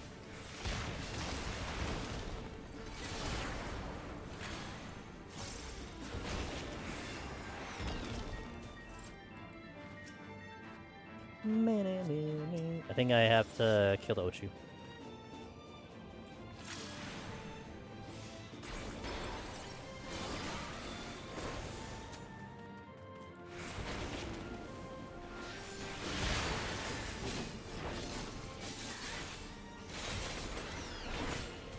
Okay, let's just check some chests. I know I have a Strength and Steel in the exit, so we'll pick that up later.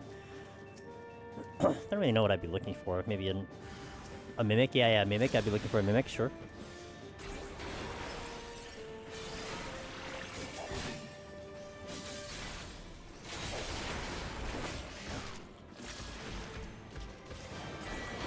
Cause more harm than good.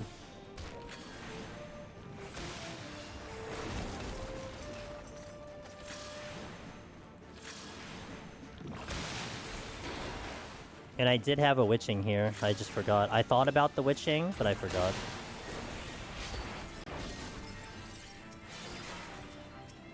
Oh, Mage. Okay. Maybe I can pick up a Purity this way.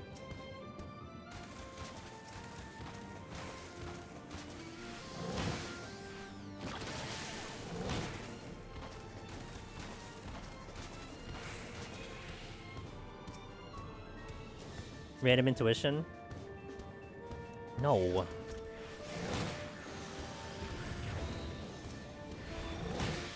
What's all casters dream of? Mimics. Well, Pigdomancer can kill them, I'm just saying.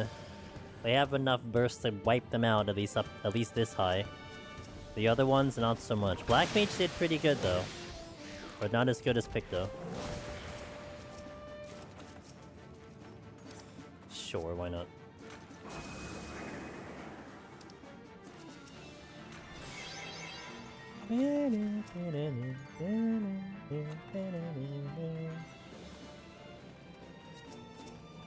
God damn it, that's a proximity too. Oh, this random intuition. Oh, that's what you're talking about. I'm like, what do you mean random intuition? Oh, literal random intuition.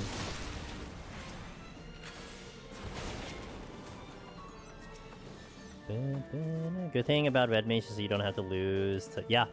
Oh, yeah. So, getting from 51 to 100, Ross, I must have seen, like, 8 to 10 no items. It was incredible. Had way too many no item floors from 51 to 100. It was... I had, like, 3%. It was just crazy. I don't know what happened. Something happened. Have you gotten your 6th set? Yeah, I got it, years ago. I don't know if there's a way in-game for me to see the date that I got it, but I distinctly remember we were doing a duo run with one of our dear friends, Darian Hart. Fantastic VTuber, content creator, artist. And I just got it during that run. Like, oh. I got the title, yay. So I'm finally attempting a solo palace on Dark Knight and almost one-shot Behemoth. I dropped myself... Oh. Oh no, you're standing in front of him. Oh no. Never play a staring contest with Behemoth. It never goes well. Always look at his butt or his sides. It happens to everyone, dude. It happens to everyone. I remember the last time I died to that was kind of embarrassing too. We were running Dragoon, and this was a couple years ago. We were running Dragoon, and Mr. Happy comes in with the raid at like 171. So really appreciative of him to do that, right? But I was doing Dragoon, I think I was just losing focus for whatever reason, and I die on the first attempt on Dragoon. Because I stood in front of it by accident because I misplaced all the Cherubises and I forgot. And we're talking melee too! But thankfully I was able to pull it out and still kind of get the Behemoth clear eventually, but boy, that was just very embarrassing.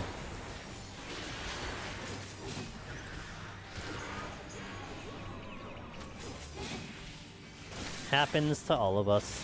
And I've definitely comes to the conclusion too, even with all the experience that I have, once something in Behemoth goes wrong, I start things start going out the window of like my typical strategies of like positioning, even to sustaining potions and everything. They start going out the window because I have to like recover all of a sudden. Regular ass Red Mage run. Nothing too crazy. This is for clear 69. So we're just going for the clear. Nice standard chill Red Mage. Can you explain wall traps? Example of known wall traps and best practices to avoid them. Much love. Thank you for all you do for the Deep Dungeon community. Can I explain wall traps? Sure. If I have an example. Let me see. Let's see if we have an example here.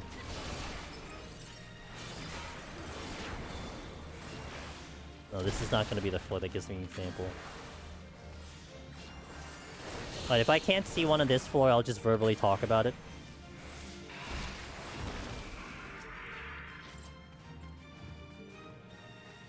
Oh, actually, if I don't see it on this, I'll showcase it. Oh, you're gonna aggro, aren't you? Yep. Oh, baby, you're gonna aggro. Clunk.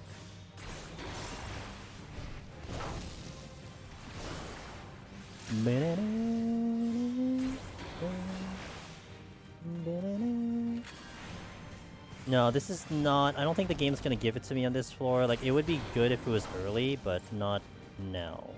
Although there is one floor in particular that would do it. I don't think this one would have it, though.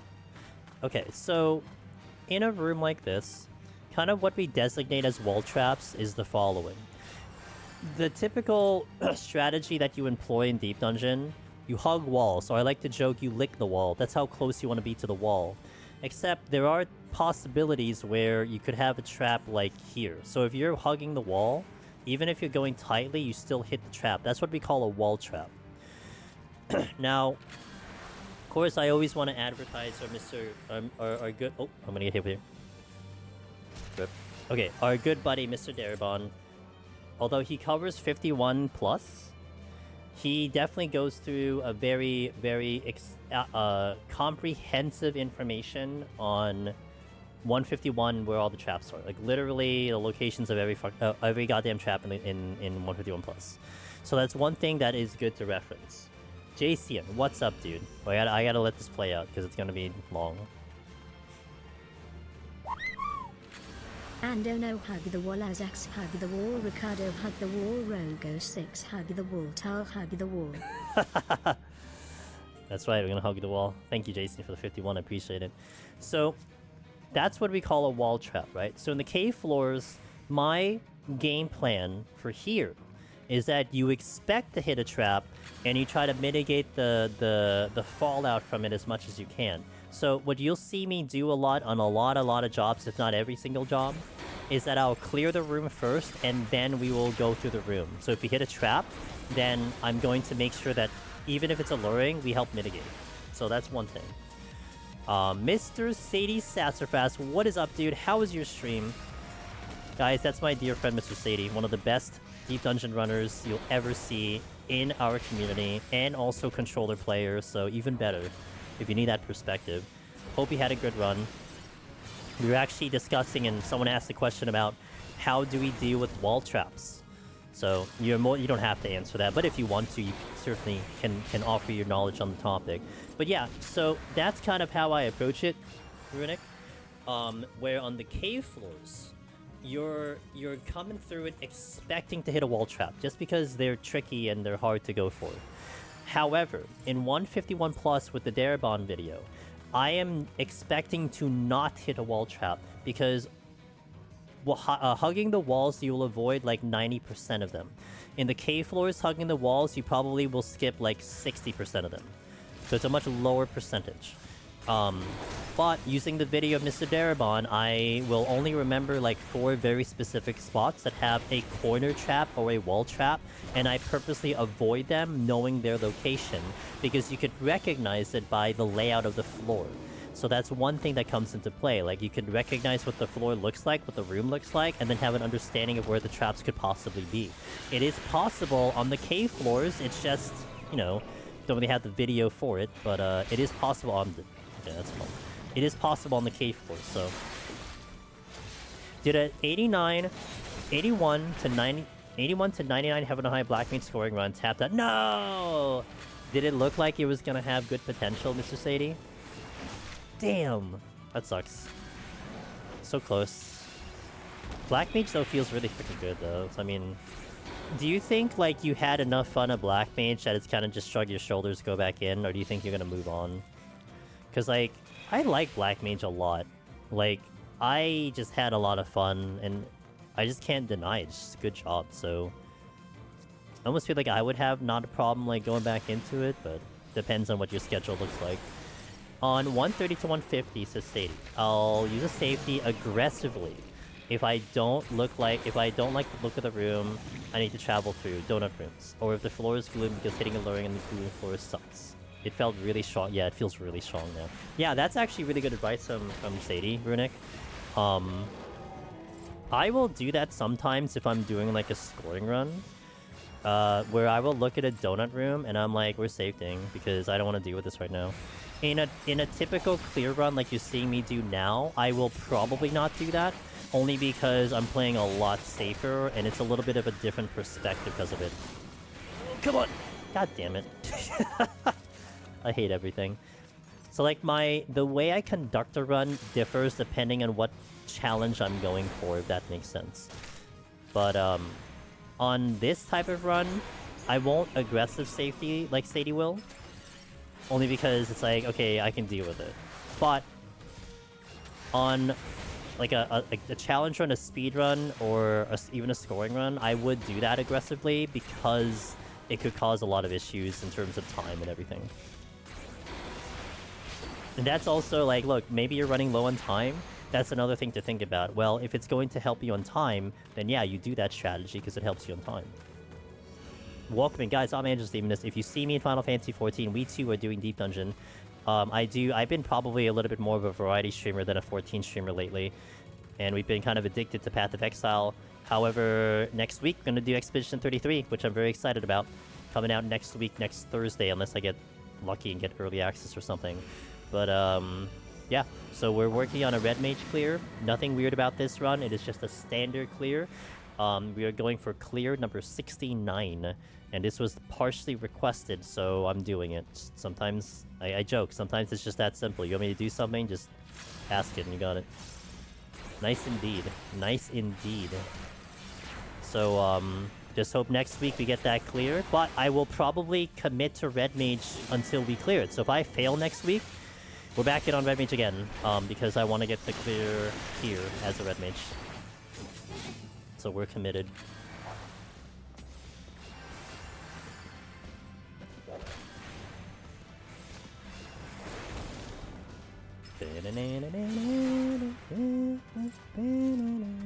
Great, I have to go through the treasure room.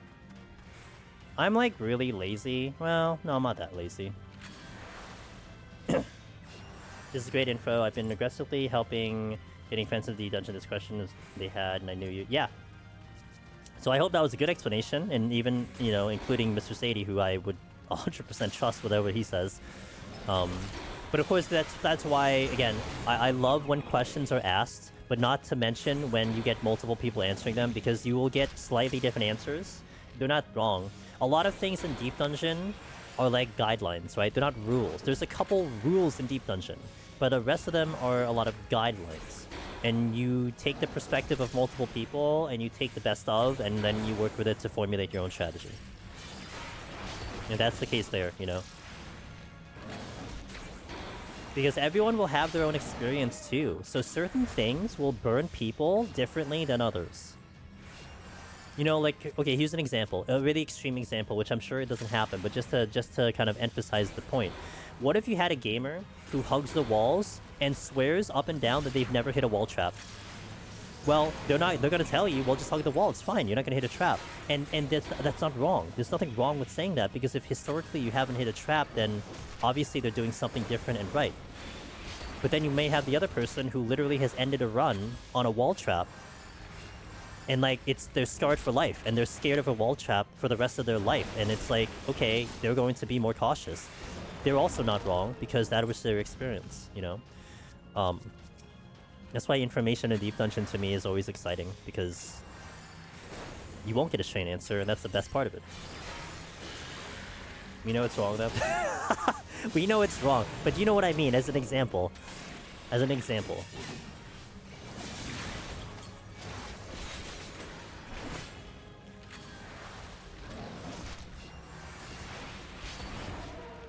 I know that there are actually, it's funny because there are some bits of information in Deep Dungeon that, like, I won't tell someone they're flat out wrong. Like, I don't want to be like aggressive that way. Like, oh, you're wrong. Sorry, that's just wrong information. You're spreading information. You're a dumbass. Stop doing it. Like, I'm never gonna go to someone and tell them that. But I remember, we had I think 1 or 2 people over the history of me doing Deep Dungeon swear that they got an Odin in 21-30.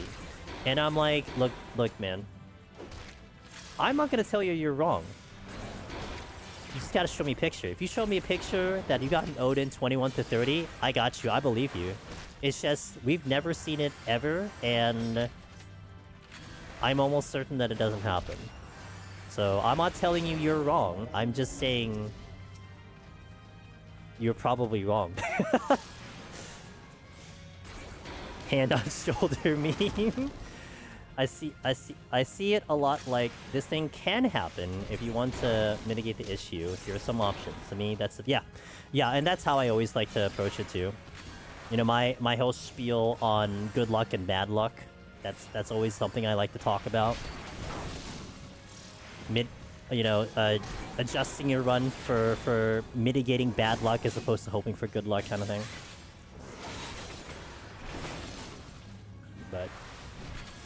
But that doesn't happen very often, though, so... Typically, the people in our community are very chill and not overly aggressive. Which is great. Usually.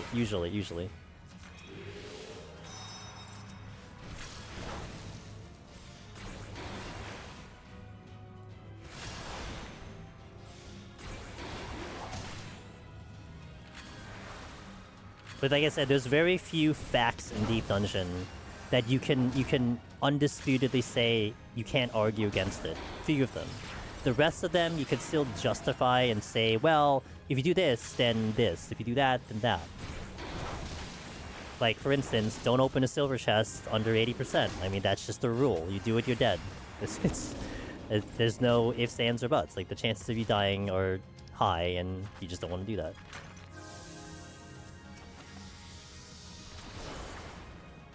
Odin B431, landmines killing out of combat, mimics opening from wrong chest types. Yeah, mimics opening from wrong chest types was the thing. I think another one was a gold chest exploding. That one I heard a lot, but the only reason was every time someone says that, what usually is the case is that the enemy dropped the chests. They were in a room, like, so you see the room that's above me, the one that's up there with the gold chest. They see a chest. It drops from an enemy. They open it immediately. They can't see what chest it is. And they look at it. They look at the room. It still says gold. But gold will always supersede a silver chest, even if there's a silver in the room. So it actually dropped the silver chest. It's just, it didn't show up on the map. So that's usually what happens there. Getting a no magicite, no knockback. And yeah, so that's a, yeah, we know that's now a fact that it doesn't happen. I know the landmine killing out of combat is always such an interesting conversation, because mechanically speaking that doesn't happen, but then you have people who will give you like, well, it's in my chat log, it says it, and like, they're not wrong, like, that's true. It's just, it's a lag thing. Also, it's a combination thing, the way the game registers your death.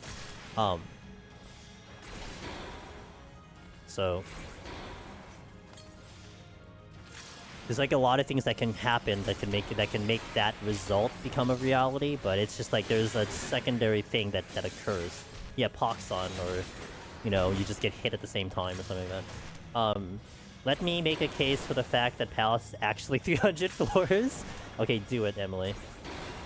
Show me your evidence in a court of Deep Dungeon Council.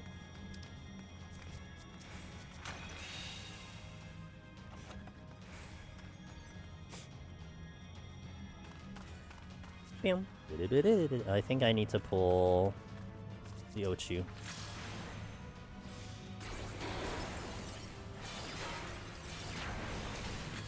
Evidence, just dodge. Okay, fair. Landmines can definitely kill you out of combat. The stuff that apparently can happen that no one has proved. Just stuff that can, yeah. And I love those because I love then dispelling it. You know, I love kind of going through a conversation and like giving like the evidence that we have to be like, well, this is what we know about this topic. Like I was mentioning kind of at the beginning of stream, there was the Reddit thread that had discussed the 24-hour trick, and it's apparently popular enough that I keep getting comments on YouTube being like, hey, so I heard about this 24-hour trick, is it true? Like I've gotten 2 so far, which is a lot. I mean, on the same topic, it's a lot. My friend told me somewhere that if you disconnect and wait 24 hours, your file is saved. Is that true? So I give them the full explanation. I had a dream that they made Blue Mage only Palace of the Dead. with the blue chromatic and the blue chromancer. Can your dream become a reality, Ruby? I would really appreciate it. Do you have that power? You manifest a lot of things. Can you manifest that one?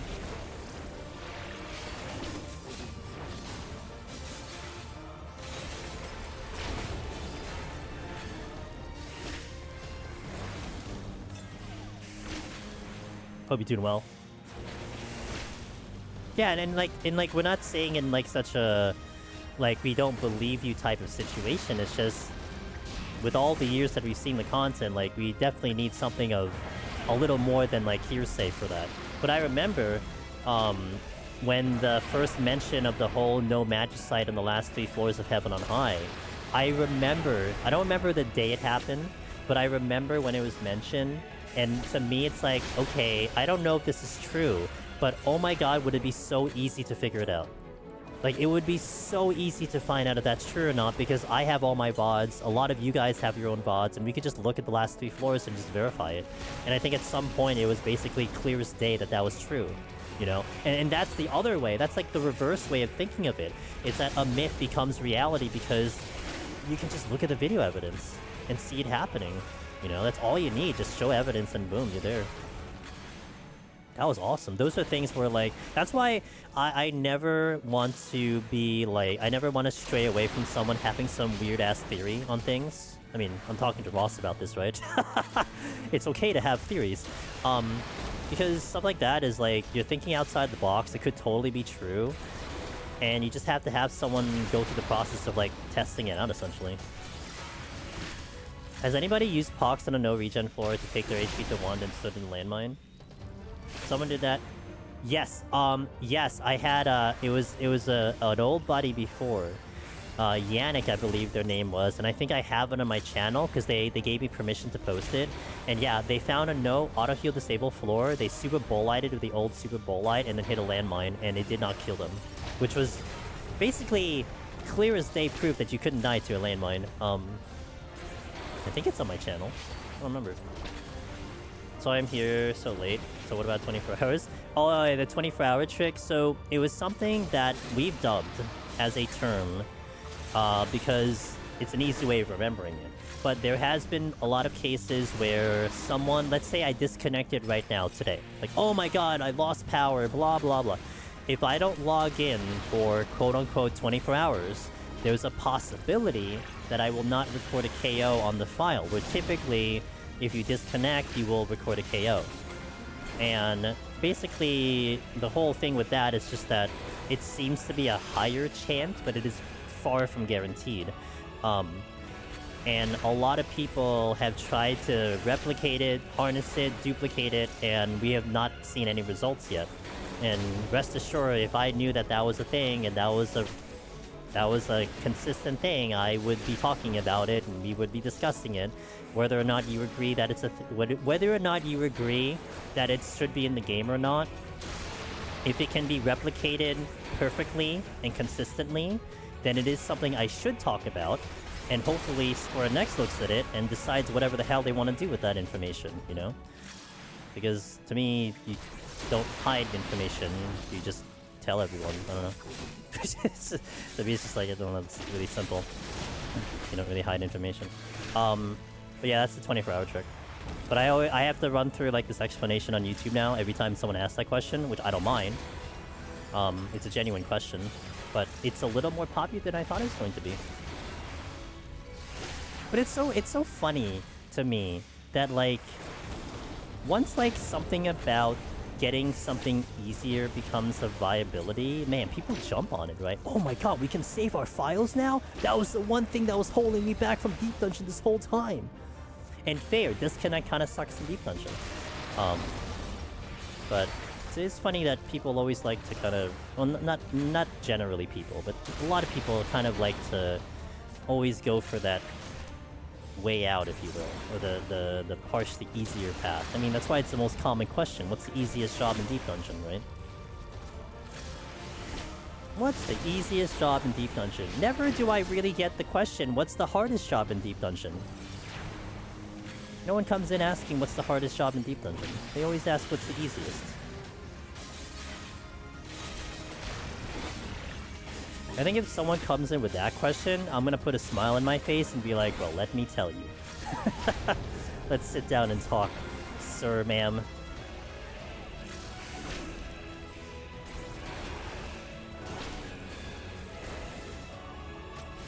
Okay. Hooray. Not Black Mage, not Black Mage anymore. Got 2 Elders in Flora 2130, and we did match and do match instead of fix. It was terrible. I'm sure you did. Disconnects feel bad because they aren't a learning experience or opportunity.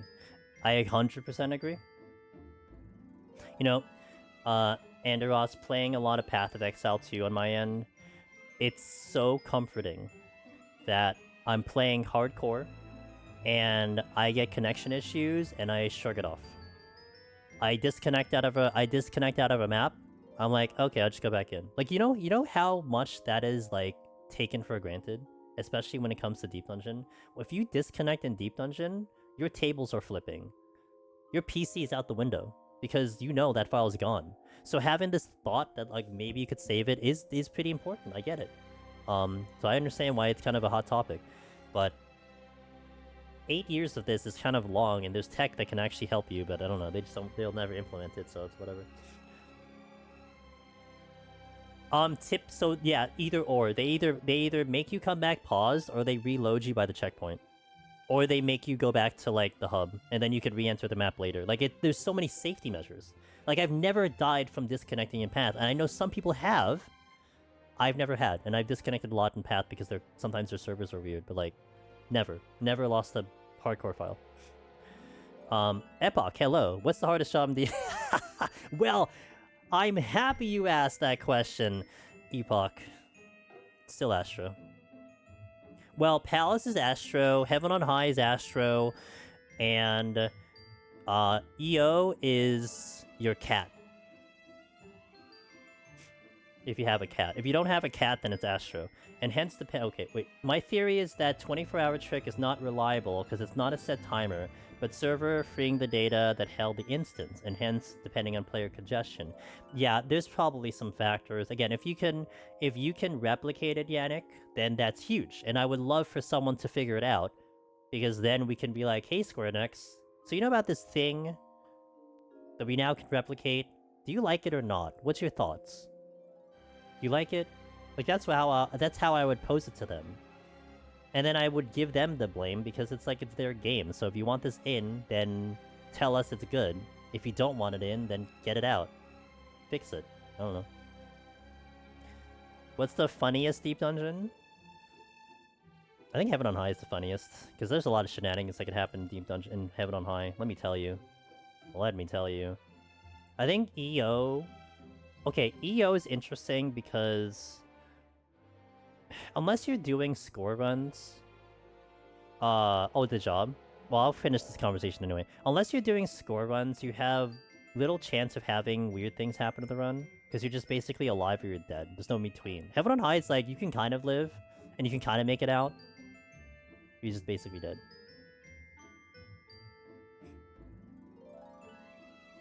The funniest job in Deep Dungeon. I think Viper. Palace. Viper is pretty silly. Monk. You run around in 190 like a fool? I don't. Maybe you do, but I don't. Well, to be fair, okay, you know what's funny about Monk though? Is when you're going through a sound enemy and you're walking, but then you're doing form shift, right? So like you go into Monk and you're walking and then you're just doing this and then you're not aggroing the enemy. That's pretty funny to me. Just like you should aggro the enemy, but apparently you don't, so.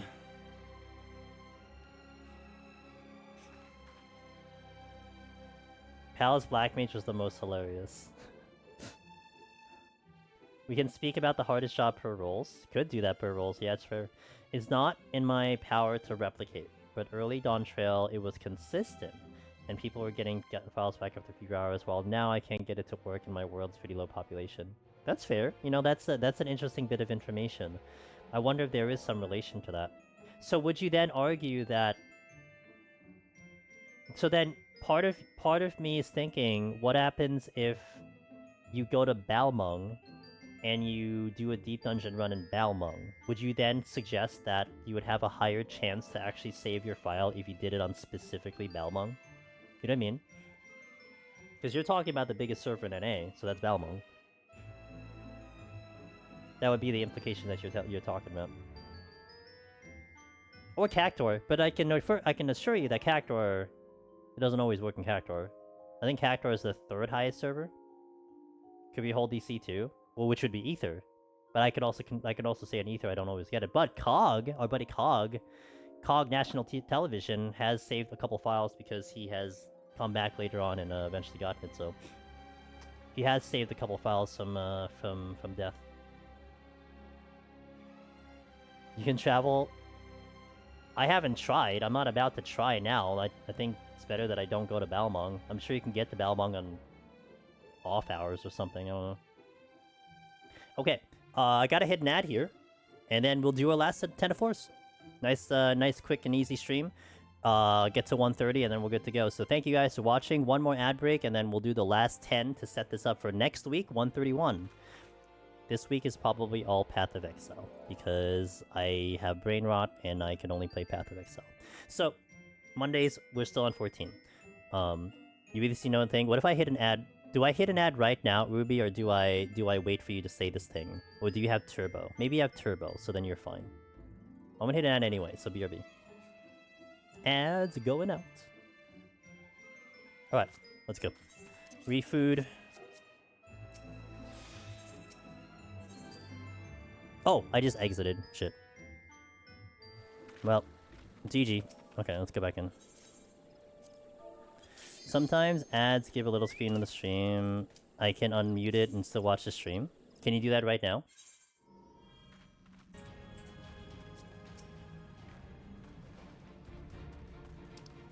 Bum, bum, ba -da -ba -da -da -da -da.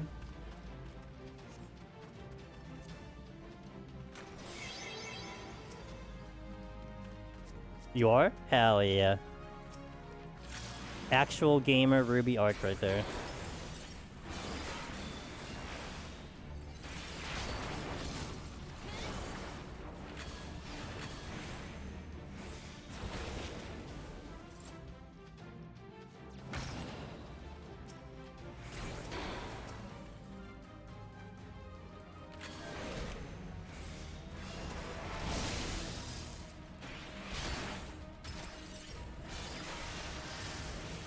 Maybe after the 4 set? Sure.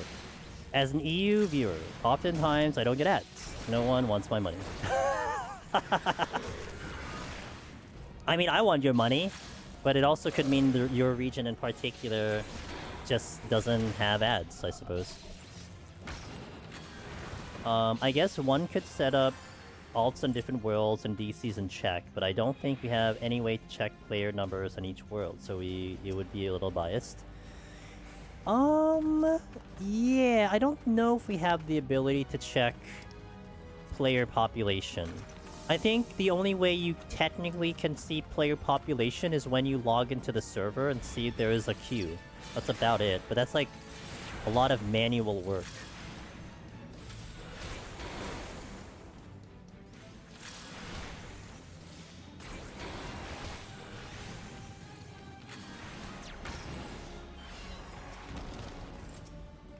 Hit that chest like 3 times.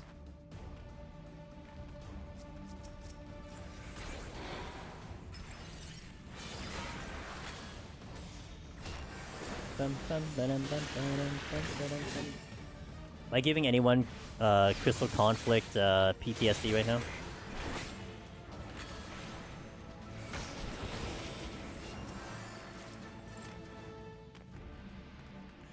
Potion.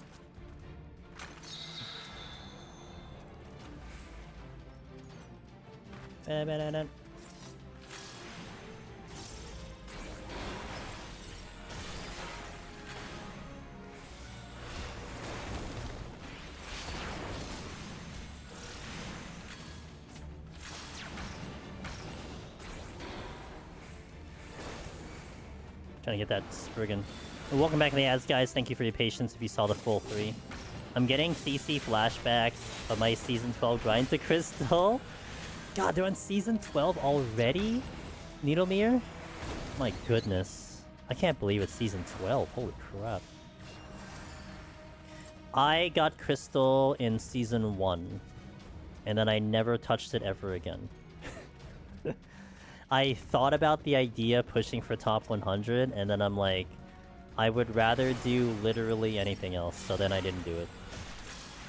It's 13 now? Oh my god. Is it 14? Oh my god. Too many, man. Even Feast didn't last that long. What the heck? I think Feast only lasted like 10.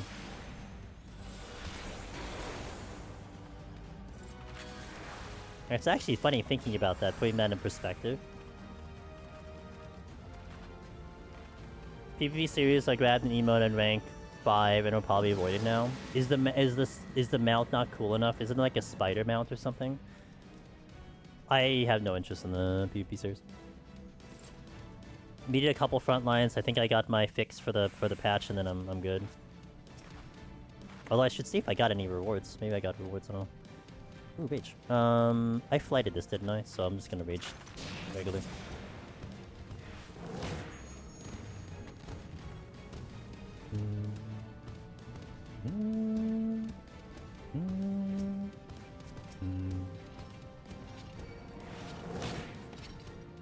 A 2-kill flight. Wow. The miracle run.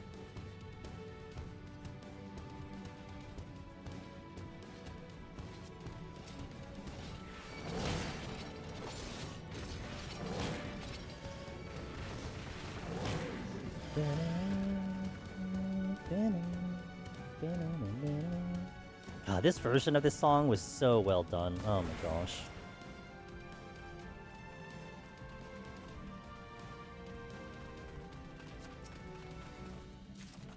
Butchered! Oh, oops, my bad. I think it's fine. I think I can just wait it out.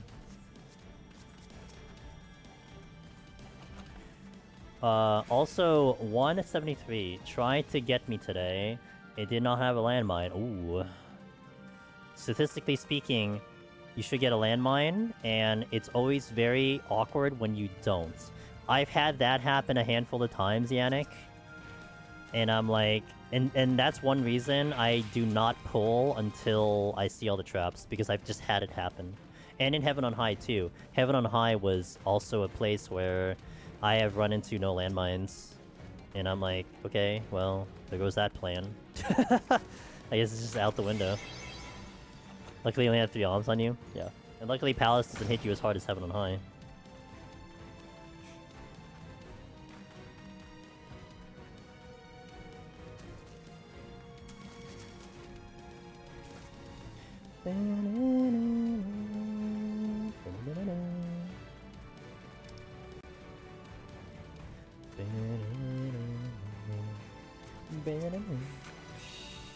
What keyboard do I use? I'm gonna type it in YouTube chat. I'm gonna verbally say it. It's called a Kinesis Gaming Split Keyboard. Actually, let me find the link. That'll be even better. Kinesis Gaming Split Keyboard. Not sponsored. I wanted to point that out. If I was sponsored, then I would give you a code, but I am not sponsored. However, I did post on Twitter that I was using their keyboard, and they did like it, so I mean, there is that. Okay, so I'll put it in Twitch as well. This was asked in YouTube, so I'll put it in Twitch. So that's the one here, and then that is the one over there. I believe that is the precise model that I use. And it is a split keyboard. So a split keyboard just basically means it's cut in half and then put in 2 sides. And one of the reasons why, so my original keyboard that I still have, I use for my streaming PC, it's a Razer Black Widow. And I swear, I was not well versed in keyboards at the time. I still am not. I'm not well versed in keyboards, period. I know you guys like know about like caps and all that stuff, and I'm just like at all about the information that's out there for keyboards. Literally, I went to Best Buy. Oh no, okay, wait. Let me start the story from the beginning. Okay, hold on. So originally, I was playing on a laptop, and I was streaming on a laptop. Same laptop that I was using for the first 4 years of my content creation career.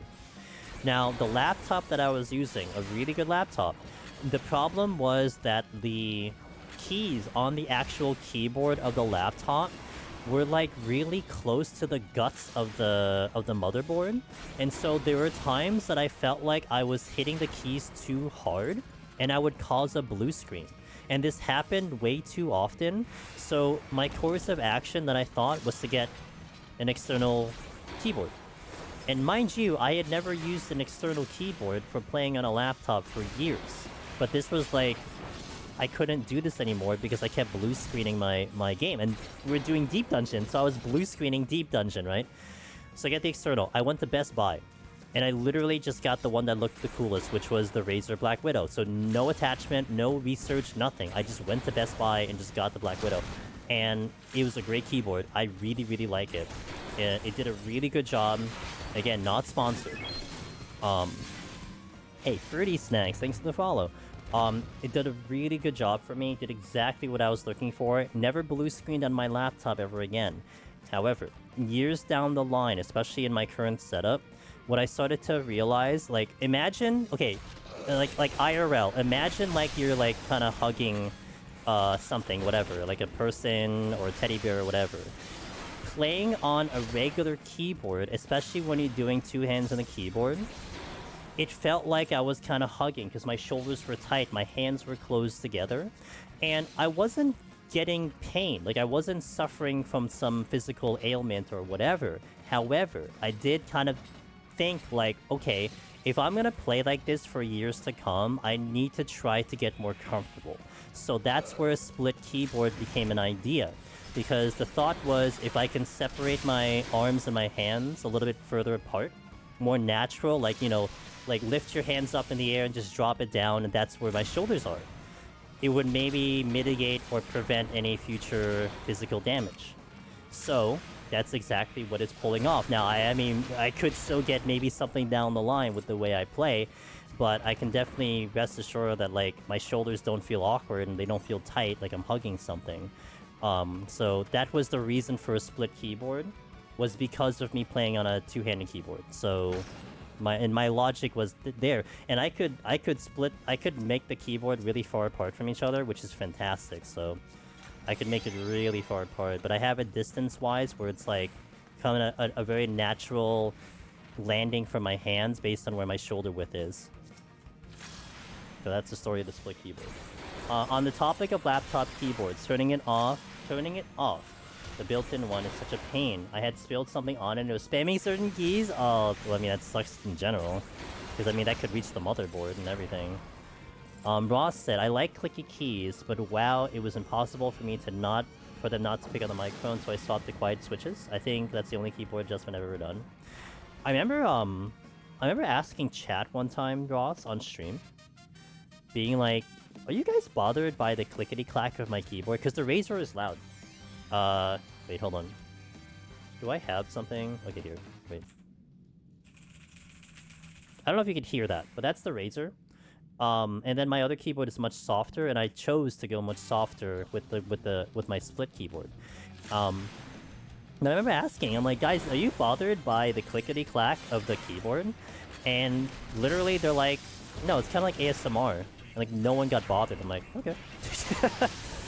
Well, if you guys don't mind it, I mean, I don't mind it. So I mean, it's all about what you guys think. But now I have much softer keys on the split keyboard, so you still hear it kind of, but it's very soft. Now I do like the clickety keys as well because of the feedback. I understand why the difference is and everything, but I think I press my keys hard enough that I can get enough feedback and know the difference.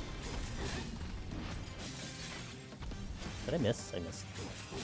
For some reason, I also don't mind it, but I hate it from you. Gotcha. So do you hate it from on the microphone perspective, or just in general? I mean, you said you like clickety-clees, so I guess like when you're not streaming or doing something like maybe Discord, it's fine, but I'll never bloom. I really like keyboard sounds. Only people I've come across that don't really like it are folks with misophonia. Okay, that's fair. I have not run into anyone who had a massive problem, but then to be fair, I almost feel like if you had a problem with the clickety keys, you probably wouldn't be here more than likely than tell me that you didn't like it, right? So But I personally haven't had a thing, so... But that's good to know. That's interesting to know. I don't like having it get picked up. Gotcha. I tried deleting the drivers for it once. It had an external Nope laptop would install them on boot. Oh, I remember the days of the laptop force installing things. What worked is switching drivers to incompatible ones. God, I hate that when computers will just like continually turn something on. Like, okay, for instance, I have another PC, and that thing for some odd reason has a very big tendency of just restarting whenever the hell it wants to. And I isolated the problem that I had to disable a driver that was not essential. But somewhere down the line with the Windows update, it thought it's like, oh, you seem to not have this driver working, let's reinstall it 6 months later. And I'm like, oh yeah, I wonder why the computer now just keeps restarting all the time, because it reinstalled the goddamn thing that I disabled, and I had to figure it out all over again because I couldn't remember what it was. Like, I had it working, and now it's not working again. Yeah, we all love Windows. I find it kind of nice when I'm watching someone as long as it doesn't sound super abrasive. It's kind of like extra feedback what they're doing, which is kind of cool. I think I personally don't get bothered by it either. Yeah, and I agree. If it's not like literally overpowering all the other sounds, it's fine. Yeah, I don't think I've run into a content creator or anything that it was like, I can't stand it. Every time my GPU updates, it goes into auto overclock mode. Oh my god. That's hilarious. And he's just, you know what? Your GPU is just really excited to get an update, you know? Yo, let's test this baby out! Blue screen. Alright, boys, we did our job. Also, I'm a proud discoverer. I can turn off auto start on OneDrive in Task Manager. Oh, that's actually kind of a nice thing to do. AutoDrive loves to want to log in all the time, that's for sure. Bam, bam, bam, strike. I'll let that strike here. My brain just filters quickly sounds out. Can't even hear it in my own keyboard when I'm playing. I think I'm with you, yeah. I mean, when you hear it, it's like selective hearing, right? When you hear it so much, you kind of just like mute it in your brain. I still remember that one of the greatest Final Fantasy meme videos I saw years back, and I'm sure maybe you guys saw it too. It was in the middle of Hades, and they were on the Discord call. So it was just a bunch of friends on a Discord call doing Hades, and it came to the portion where you had to get out of the chains, and all you heard on the call was just a massive smashing of the keyboard from someone. And I'm like, oh my god, that is fantastic. That would be me a couple of years back. You know exactly? Yeah, it was such a good video. Oh my god. I mean, at least they got out of the chains, you know? That's what's important. I think they did. I mean, that would be funny if they didn't. Alright, Yannick, have a good one. Good chat. I'll catch you next time. Yeah. Fighting for their life. Yeah, I mean, look, you gotta make sure that you don't fail, because, I mean, if you fail, it's gonna GG, but...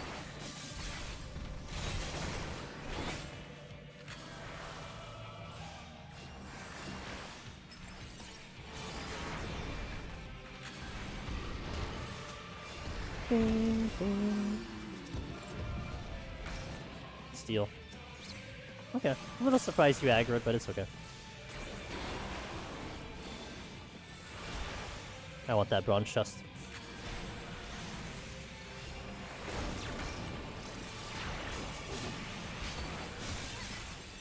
Ay.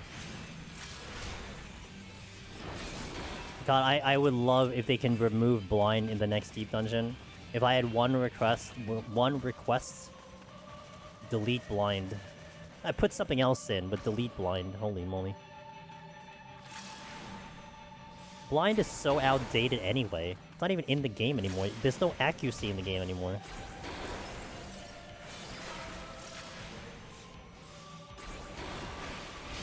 No one in their Final Fantasy career will ever say, hey, I really missed accuracy.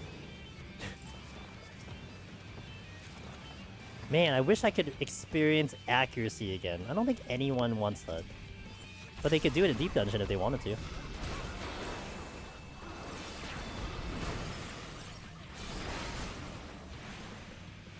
Well, I guess you can pummel some enemy that's a higher level than you. That's also one way to deal with accuracy.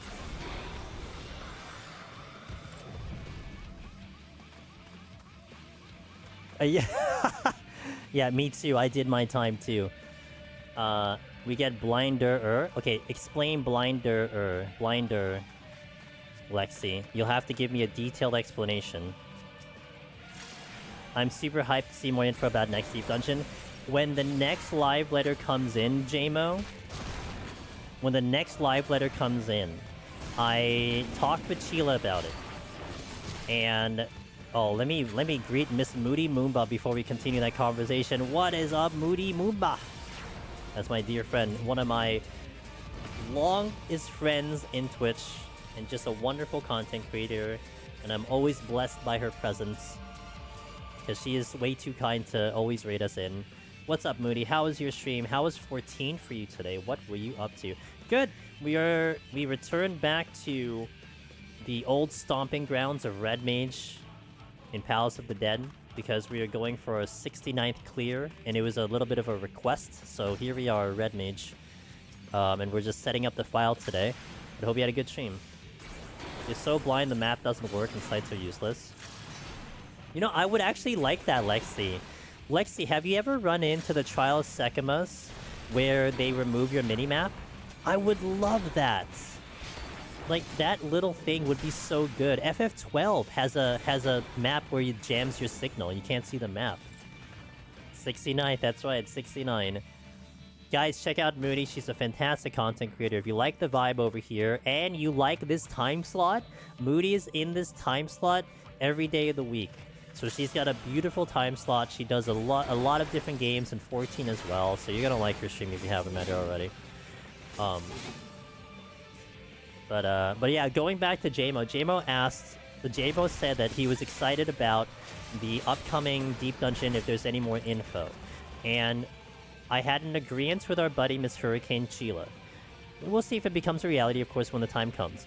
But she usually translates the live letter when the live letters happen, and I'm sure that she's going to prioritize if it's a Deep Dungeon one, which the next live letter should talk about Deep Dungeon.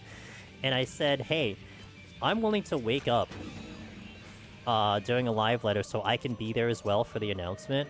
And I said, did you want to do a collab or something? Like we'll both be live and then you could translate. We'll do like the stream together thing so we can have both channels up. And she said, yeah, we can do that. So might do that when the next live letter comes in. I'll wake up at some dumbass hour of like 6 a.m. and look at the live letter and then go back to sleep. But best we have Miss Sheila translating on the spot because she's the best at it. So who else? Yeah. Me too. It should be the next live letter. The next live letter should have it, because they're gonna start talking about 7.3, maybe. If the live letter says 7.3 content, then we're in. If it doesn't, then we wait for the next one. But that's basically what we're looking at. Let me catch up and chat a little bit. When I think of accuracy in Final Fantasy, I think of running into Dark Val 4 in FF10 and being unable to land a hit on it. I wish I did the Dark Aeons. I never played the international version of FF10, and I wish I had the ability to do so, because I played the original OG one, and that didn't have, I think, that stuff, so...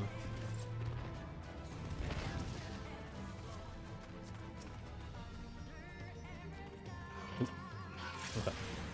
Also, Moody, if you gotta do any post-stream stuff, of course, you got your thing. I will not be here too much longer, though. I was planning to go to 130 or 126, but I will keep everyone entertained as much as possible, and we are certainly gonna find someone to drop you off to that is just as lovely, if not even better. Maybe. It's hard. Better than Moody? I don't think that's possible. But we'll get just as good as Moody. I need to see... Oh. Yo, hello there.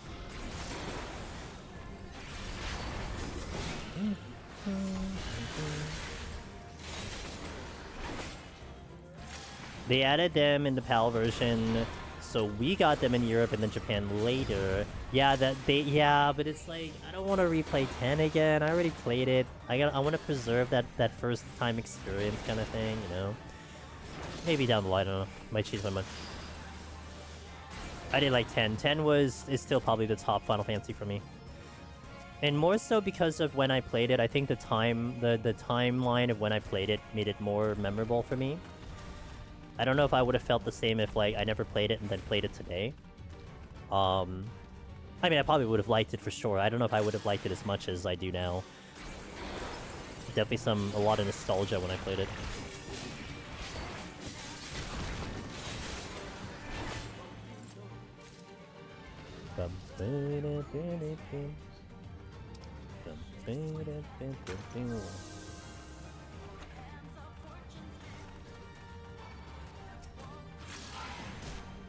Bird.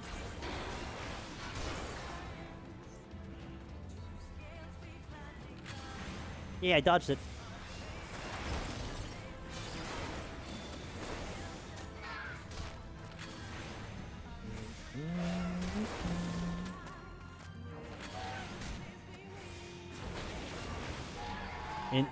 There was the charity bot command.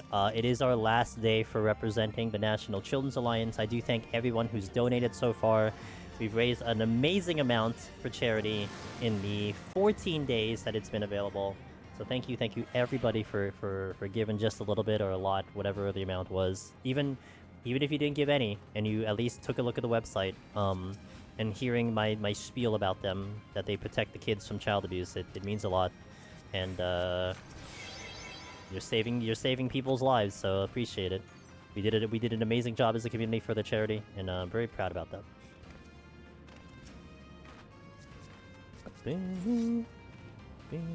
We've almost raised so I think it was 3 years that I've done them for, so this is the 3rd year.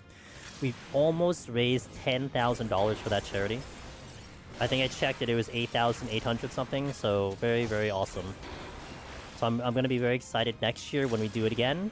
If they'll have me again, if they're going to do it again, and we'll get to break 10,000 with them. Be great. Awesome.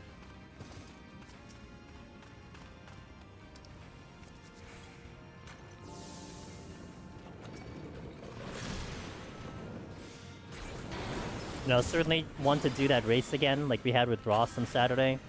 Definitely tweak it around, so I want to try to make it so that you guys have a bigger impact. I felt like, I think you guys were unable to have a pretty good impact on the race that I was hoping for. Also, the wheels seem pretty freaking rigged, which kind of sucks. I'm probably going to try a different wheel next time, but it was a good experiment to see how it goes, and really the only way that we were going to find out how it even went was to just do it. But I think that was a pretty nice way to do another variety of donation incentives. Alteration wheel? Alteration wheel? Explain yourself. Explain yourself. Sight. It's good. I need to find a wheel that's less, like, weird. That's all I need to find.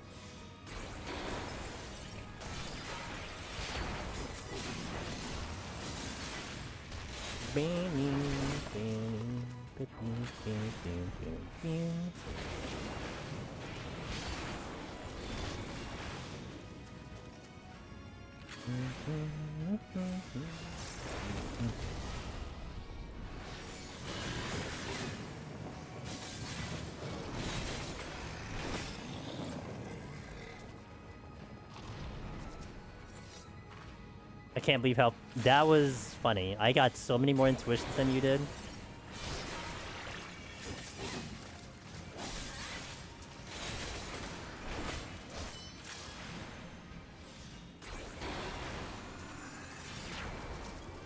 Like, we can maybe even, like, get more creative about what we can make the other person do as well. And that next time, Ross doesn't block the timer with the wheel. Hey, look, it's all about learning the kinks of the thing, right? In real time. You gotta learn real time, so it's all good. These are some of these things, like, you learn by actually doing them. Just like a deep dungeon run, you learn by doing. But, I mean, Ross was a great sport at it. Honestly, the perfect individual to do this type of race, so worked out really well.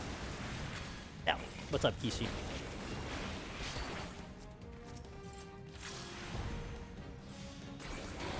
bum, bum.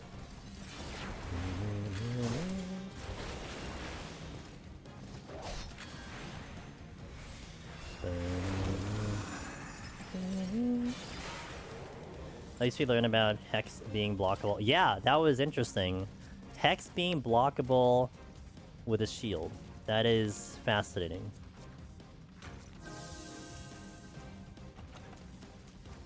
Never would have actually thought that would have worked, because that would imply that Hex does damage, right? Like, isn't that the normal situation where if a shield can block something? Well, I guess that's not necessarily true, because no, yeah. Trying to think of instances where something doesn't do damage but you still block it. Because even poison, most of the time, poison does do a certain amount of damage. It's just you're blocking it, so it does 0, therefore it doesn't work.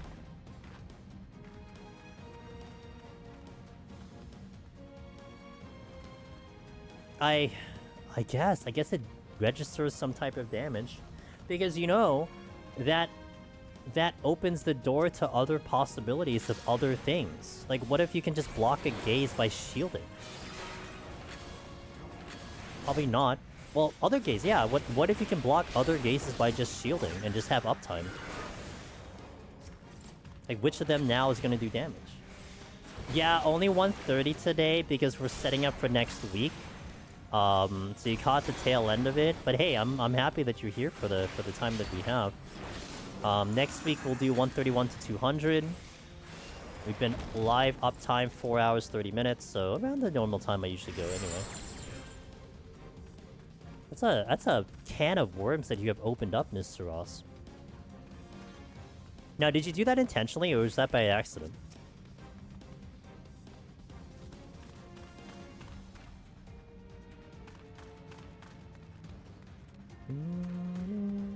Accident? And you just happen to have shield. I guess mana ward is a long time. Maybe you're protecting against but dang. Wow. That's like, to me, that's a revelation.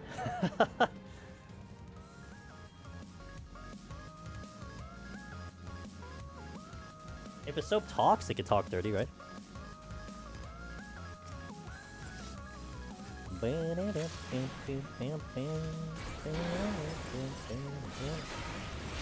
Wait, how did I hit you? What? An AoE tilt. Okay, whatever. You know what? These are details I'm not gonna spend a lot of time thinking of right now.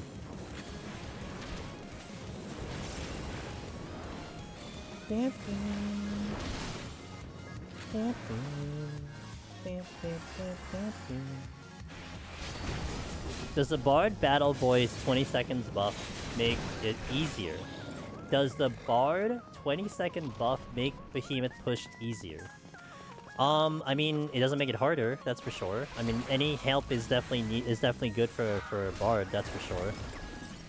But I don't know if, like, you're meaning in the situation of, like, it's a big change for it. I mean, it helps. And I know that Ross, who's in Twitch right now, would argue that Bard is definitely a lot better than it was before, because before you really needed to use a resolution for it, and he'll say that resolution's no longer needed. So maybe that does help the situation out for Bard. Aside from, you know, the other job changes and potency changes and whatnot, that Bard can be somewhat consistent without too much RNG coming into play. You just have to play good. Which is still hard. I mean, Bard is still difficult, but...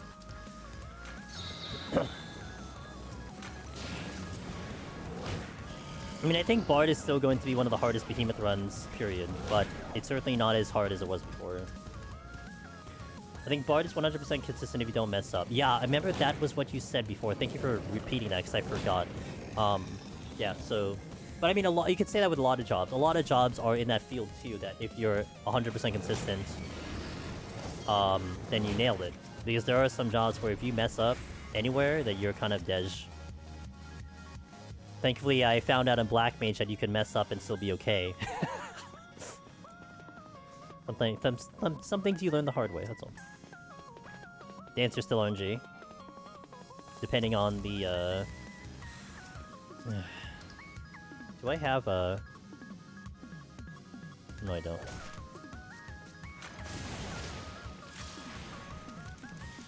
I know when I clear Dancer, I think I direct crit like 3 of them or something like that. It was something really stupid.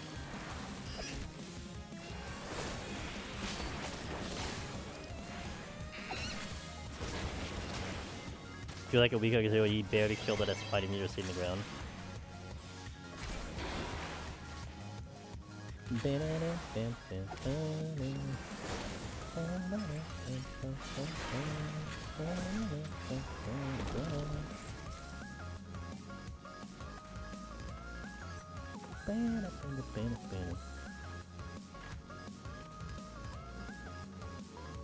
So what chests are here?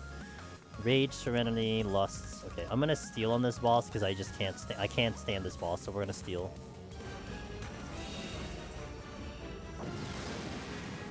Boss makes me try too hard. This is my least favorite boss in all the T dungeon. I dislike this boss very much. I mean, a close second is floor 10 Eureka Orthos, but... And the only reason I don't like floor 10 Eureka Orthos is just it's a long-ass fight. This is just an unnecessarily long fight. And he hits harder than he really should. I just want to get rid of this fight as soon as I can, because it's just a dumb fight.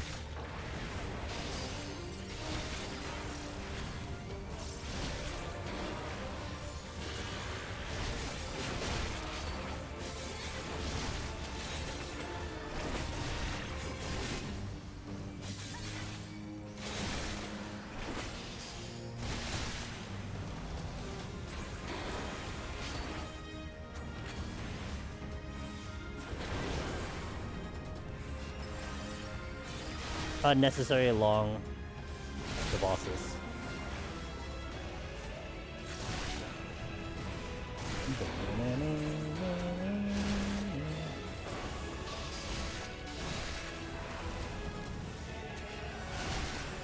Ow!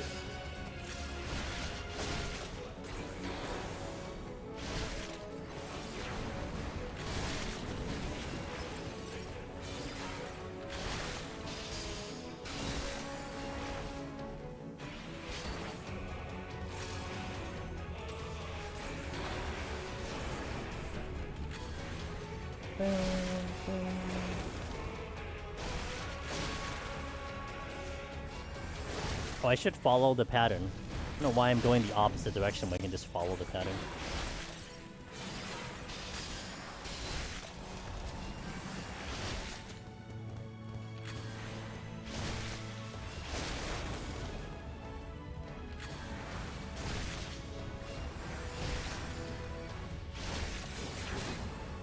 The floor 30 version of my first major wall was my first major wall in Palace because I couldn't take the damage at low Aether Pull Red Mage.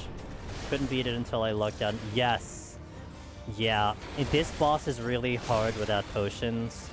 And it takes like some very, very intelligent uses of like your max potion. No, I'm sorry. Your X potions, I believe you have, or mega potions that you pick up. Definitely steal, definitely lost if you're going low Aether Pool. You know, it's a very good question, Darth. A very good thing to bring up. I actually brought... I had a video talking about how to farm Aether Pool in Palace of the Dead, which actually is very popular, which I'm very excited about. It did a really good job, and it's still doing a good job. And I had someone actually come in kind of angry a little bit, and they're like, oh man, you know, I tried doing this on Reaper with low Aether Pool, it's just impossible, like, I don't know how to do it. And I'm like, okay, what's your Aether Pull? What job are you doing? You're doing low Aether Pull on Reaper. So I took my primal character, I dipped my Aether Pull to match their Aether Pull, went up to 30, and tried to do it at an even lower Aether Pull than they had. And it was tough on Reaper. Like, you had to steal, you had to loss, you had to make sure your uptime on potions were good. And mind you, this was without sustaining potions, so no sustaining potions. And I think I walked in with like 11-11 or something with my Aether Pull. But I mean, you're talking about, like, I understand the fight. I've done this for so long, so I know things, and that probably helps me out in terms of the results, but basically I just wanted to show the person, was like, well, you know what? I get you, it's hard as hell, it's possible, but I don't know if you wanna trouble yourself with this kind of challenge. Like, just do a double file, get your Aether Pull a little bit higher, then try it again. But, you know, at least it's not impossible, but not recommended. Monkey's Paw. They'll add something worse than blind. Wow, ignore my stream delay for like 30... You know what, Mask? Mask, it's all good, man. Sometimes I don't get to YouTube till like 30 minutes later anyway, so it's all good. Which I apologize. You know, on YouTube, when I was still getting used to responding to YouTube chat, I was like 10 minutes late on responding to someone's comment, so they said something. And then the follow-up thing they said, it's like, oh, this must be pre-recorded. And I'm like, wait a minute. No, I swear it's live. I just didn't get to you in time. And like, I never got that in like Twitch, but I'm like, is that a YouTube thing? Like, do they actually show pre-recorded content in YouTube? I felt so bad. Like, you know, it's like, I just was still getting used to it, but... So I tried my best. But so yeah, you're all good. Don't worry, I forget conversations like 10 minutes ago, so it's nice to get a reminder. Guys, we did it! I mean, I would really be angry if we didn't, but nice, clean 51-130 into 131. This will continue next week, next Monday, this time slot, 1:30, 3 o'clock p.m. Eastern. Next week, we're also doing our Tokyo Treat Box, which means I'm going to be on camera. So if you want to check out that stuff, one of our best sponsors on the stream, Japanese limited time snacks, amazing things, and we're going to show you the box that had just come in. So if you're interested with that, that'll be next week as well, with the hopefully clear number 69 coming in at you. Hi Chila, bye Chila! So I appreciate you guys watching. Everyone on YouTube, everyone on Twitch, thank you for being here. I hope you had a fantastic, or will have a fantastic rest of the week. This week, Tuesday, Thursday, Friday, Saturday, more than likely, it's gonna be Path of Exile 2 while I still work on hardcore. So if you want to see me suffer in hardcore in a different game, that's 9 p.m. Eastern. And then next week for variety will be Expedition 33 coming in. So there is that as well. So yeah, thank you guys for watching. If you haven't joined our Discord or has said hello to the YouTube over there, that is the information on that side. We also have socials and everything. I'll post the Discord on YouTube if you guys want to join our lovely Discord. Hey, and if you guys want to join the Discord in preparation for Deep Dungeon 4, look, I don't want to brag, but I would love to think that we are going to be the premier location for Deep Dungeon Solo, especially when the new Deep Dungeon rolls around. So if you want to chill in there and like keep it mute and then come back when the 4th one comes around, I highly advise that. We're going to be busy. We're going to be very busy when the new Deep Dungeon comes in. So, alright guys, thank you for watching. I'm going to go find someone to raid. Let's see, who do we say hi to? See, the problem with Darabon is that Darabon tends to... Wait, it's his birthday? Guys. Look, I know you said Sig was going in, Sheila. It's Darabon's birthday, though. It's his birthday stream. We have to say hi to Darabon. And I did a little early, so he might end in like an hour. And he's playing a really funny game. So, I gotta go to Mr. Darabon. We gotta say happy birthday. Happy birthday to Darabon! He's playing a game that I thoroughly enjoy, Stanley Parable. And by the way, Darabon, he's planning to do Reaper in Deep Dungeon very soon. So he might be someone you do want to watch because he will be doing... we were talking about Reaper a little bit earlier in stream, so he's gonna get to Reaper, I think, sooner than I am. But, wait. Happy birthday, Darabon. There, easy. Easy chat message. Guys, Darabon, by the way, if you don't know who he is, he's the trap man of Deep Dungeon. He made this guide talking about all the traps in Palace of the Dead. He's the guy. So that's why he's really nice to follow, and he's going through his variety arc, and it's his birthday, so wish him a happy birthday. Thank you guys for watching. I'll catch you next time. Have a good stream. Chila, have a good raid! Probably say hi to Sig. Maybe. I'll look in his stream, probably. See you guys later. Have a good night.